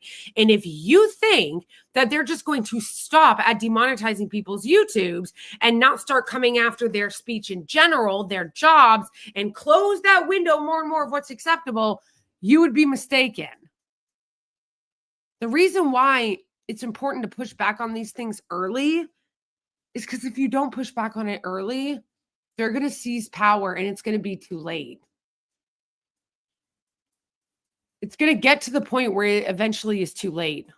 The functions that a religion would in a classic theocracy. Therefore, existing media and academic institutions need to be dismantled. Vance has been quite vocal about his disdain for academic institutions, despite graduating from Yale, and often repeats Yarvin's ideas in his own words. So much of what we want to do in this movement in this country, I think, are fundamentally dependent on going through a set of very hostile institutions, specifically the universities, which control the knowledge in our society, which control what we call truth and what we call falsity, that provides research that gives credibility to some of the most ridiculous ideas that exist in our country. And so I think if any of us want to do the things that we want to do for our country and for the people who live in it, we have to honestly and aggressively attack the universities in this country. Trump has said that if elected, he will reclaim the university. And by that, again, look at what they did to all the students that were protesting about Palestine. That is exactly what they've done. They fired the university heads. They fired the university heads. They shut down the protests. They suspended the protesters. They arrested protesters. They beat protesters. And they changed the rules to appease the Israeli regime. What do you guys think that is? That is literally them seizing the universities on what's allowed to be said and taught. That's exactly what happened. They are seizing the university so they can decide what you can and cannot say. And just like my complaint about YouTube and how people should stand up about what's happening at YouTube, I say the same thing about the universities. They might say, oh, it doesn't matter. It's not that big of a deal. No, it's a huge deal. Because when you allow the universities to be co-opted like that, fire the professors, arrest the students, and tell them they can't talk about what's happening in Gaza, you are only making it easier for the fascists to take over.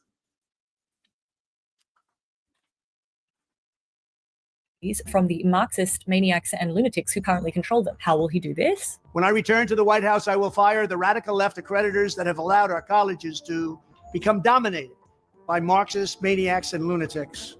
We will then accept applications for new accreditors who will impose real standards on colleges. In his Agenda 47, Trump has proposed a law to monitor universities for civil rights violations. I will advance a measure to have them fined up to the entire amount of their endowment. That means he could essentially put an institution like Harvard out of business overnight. Elon Musk spends a significant portion of his time trying to undermine existing media in favor of his own platform X. Trump has absolutely no problem getting rid of legacy media. He has repeatedly talked about the government's licensing of broadcast airwaves and about 15 times threatened to revoke licenses. And it's also very dark because if you guys notice, and those of you who are paying attention know that the media has already capitulated to Trump. They're not even fighting him. Trump has sued multiple media outlets and they've all just settled with him and capitulated. None of the media have been fighting back against him. He sued CBS. They cowed. He's suing the Des Moines Register. Or the woman who runs the Seltzer poll. He sued ABC and they settled with him. Like, they're capitulating to him already. They're not fighting him at all. Of existing stations. And it's frankly disgusting the way the press is able to write whatever they want to write. And people should look into it. Step 7, turn out your people. Get your people out in the street to show their support for you anytime a government agency tries to obstruct you. Yavin says it should be like the post-Soviet revolutions. It should be masses of people. It should be joyful. And we know that Donald Trump has no problem in asking people to physically show their support for him. We're going to walk down to the Capitol. Yeah, what's because pathetic you'll never is that, take back. What's pathetic is that you're not going to get any people getting out in the streets to protect democracy. You're going to get a bunch of simps getting out in the street to protect the fascists. And in the meantime, eroding their own rights. They don't realize they're eroding their own rights. Back our country with weakness. You have to show. Because also understand that the reason why he pardoned the violent criminals on January 6th is because he wanted to send a message to other people saying it's okay. Don't worry about being violent because as long as you're doing it for my cause, you won't get in trouble. You won't get in trouble. As long as you're doing it for my cause, you won't get in trouble. He just put that on Twitter yesterday. He said something like, what was it? It was something like, he said something like, if you're defending the law or whatever. Hold on. Trump. Again, we're already there. This is not something that is coming. It's already there.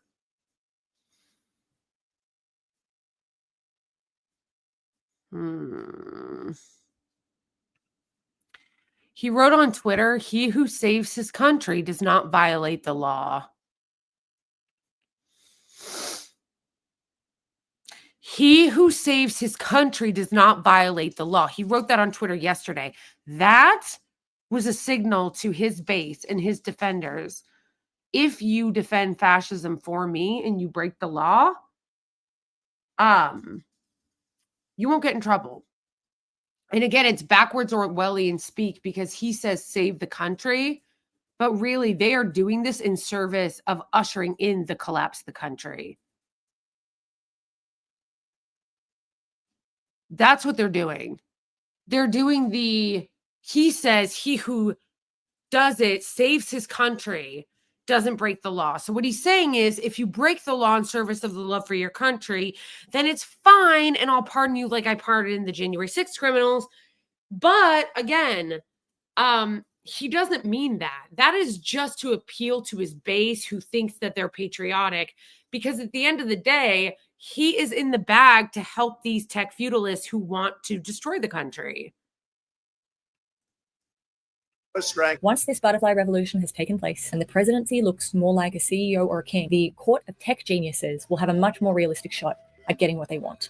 One thing I can tell you about these Silicon Valley tech bros is that they are long-term thinkers. They are planning for years and years and years into the future. In case you needed more evidence that Silicon Valley and Project 2025 are in bed together, there is this strange tech conference called Reboot.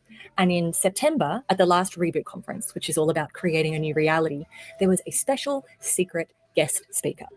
That secret guest speaker ended up being Kevin Roberts, who gave a speech titled Tech and the American Republic. The point of trying to put Vance in the VP position wasn't just to have him one heartbeat away from an old and ailing president. It was to introduce him to the world as the new blueprint of the Republican Party, to provide a strong option for a post-MAGA Republican Party, a party that will co-opt the government to destroy the country in order to allow self-described great men to install themselves as mini kings. That was really good. Yeah, good for her. This was really good. She did a very good job with that.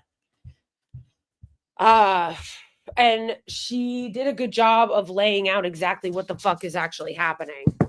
I would say, like I said, a lot of people I think that it is something that's happening in the future instead of looking at it as what it actually is, which is something that is happening now. And I think that the way that they're going to get a lot of MAGA to go along with it is because, like I said, they couch it in patriotism. That's how they get the conservatives to go along with it. He says, he who saves his country doesn't break the law. But he is just the front. They know that the conservatives love patriotic iconography. And so they do it all in this, like he is the front man of this. I'm not even thinking of I'm starting to lose it. He is the front of this feudalism, the CEO, whatever, behind what with all these guys sitting behind him, but he uses American iconography and lore and patriotism and language of freedom as a way to get his base to be on board with this and go along with it, when it is all the fucking opposite. It is all meant to usher in this age of tech feudalism that has nothing to do with democracy, has nothing to do with even the traditional, like any traditional American values. In fact, it will be the dissolution of the nation state. It'll be the dissolution of America, because none of these guys care about America. They care about being kings in their own little tech fiefdoms. They want to be kings in their own little tech fiefdoms. So, like, they don't care about democracy. They don't care about the country. They don't care about any of that. So people really should be aware. But like I said, they know, because they are long-term thinkers and planners, they know that MAGA would not just go along with that if they were to be on, like, if Curtis Yarvin were going out and like basically just saying all the things that he says to MAGA, they would likely not go along with it, right? They'd likely not go along with it. They go along with it because they have Donald Trump as basically the sheep herder to get them to go along with it. That's how they do it. MAGA would most likely not go along with it if they really thought, oh, like Trump is going to like usher in this era of tech feudalism, but they go along with it because they couch it in, oh no, this is about America first and freedom and patriotism, and Doge isn't about looting the treasury. Doge is about cleaning up corruption and stopping the bureaucracy. And let's get rid of fucking the CFPB because we're getting rid of the wokeness and the bureaucracy. And they couch it in all this fucking different language so that MAGA will go along with it, when in actuality, all it is Curtis Yarvin's butterfly effect and takeover of tech feudalism, actually. So... oh man, that shit's dark. But yeah, that was really good. That was a good piece.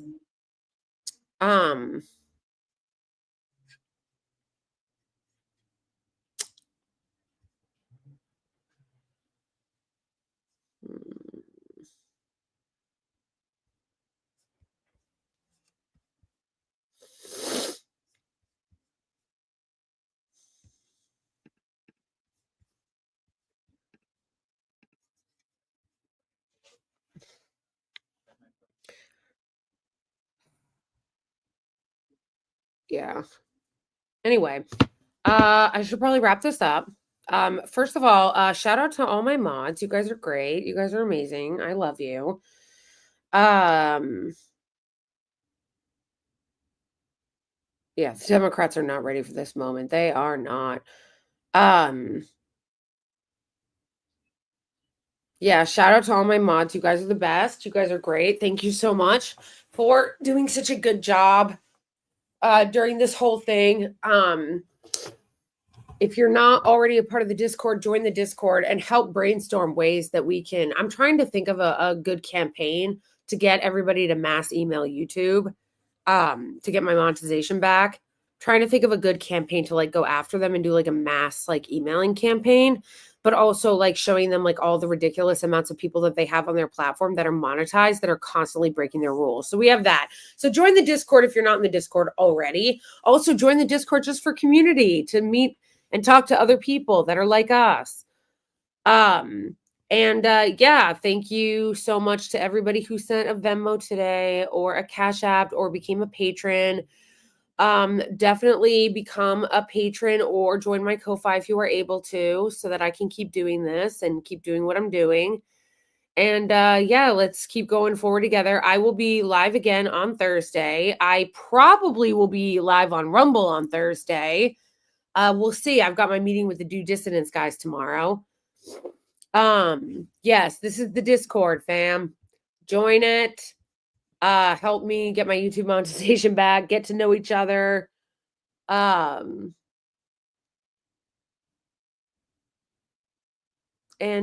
thank you again for everybody who supports me on Ko-Fi and Patreon, who sent me a Venmo. I love you guys, and this has definitely been a challenging time, but having your support helps a lot. All right, everybody. I love you. Free Palestine. I will see you on Thursday. Yes, I love the Twitch emojis. All right, everybody. Thanks for joining. I'll see you guys all on Thursday. And if you want to watch my content in the meantime, you can watch it on YouTube or on TikTok or on Instagram or on X. Follow me on X too, because, you know, that's always fun. And I talk a lot of shit on there too. Don't forget to follow me on Rumble too. All right. Love you guys. Bye, everybody. Free Palestine. Free America too. Jeez.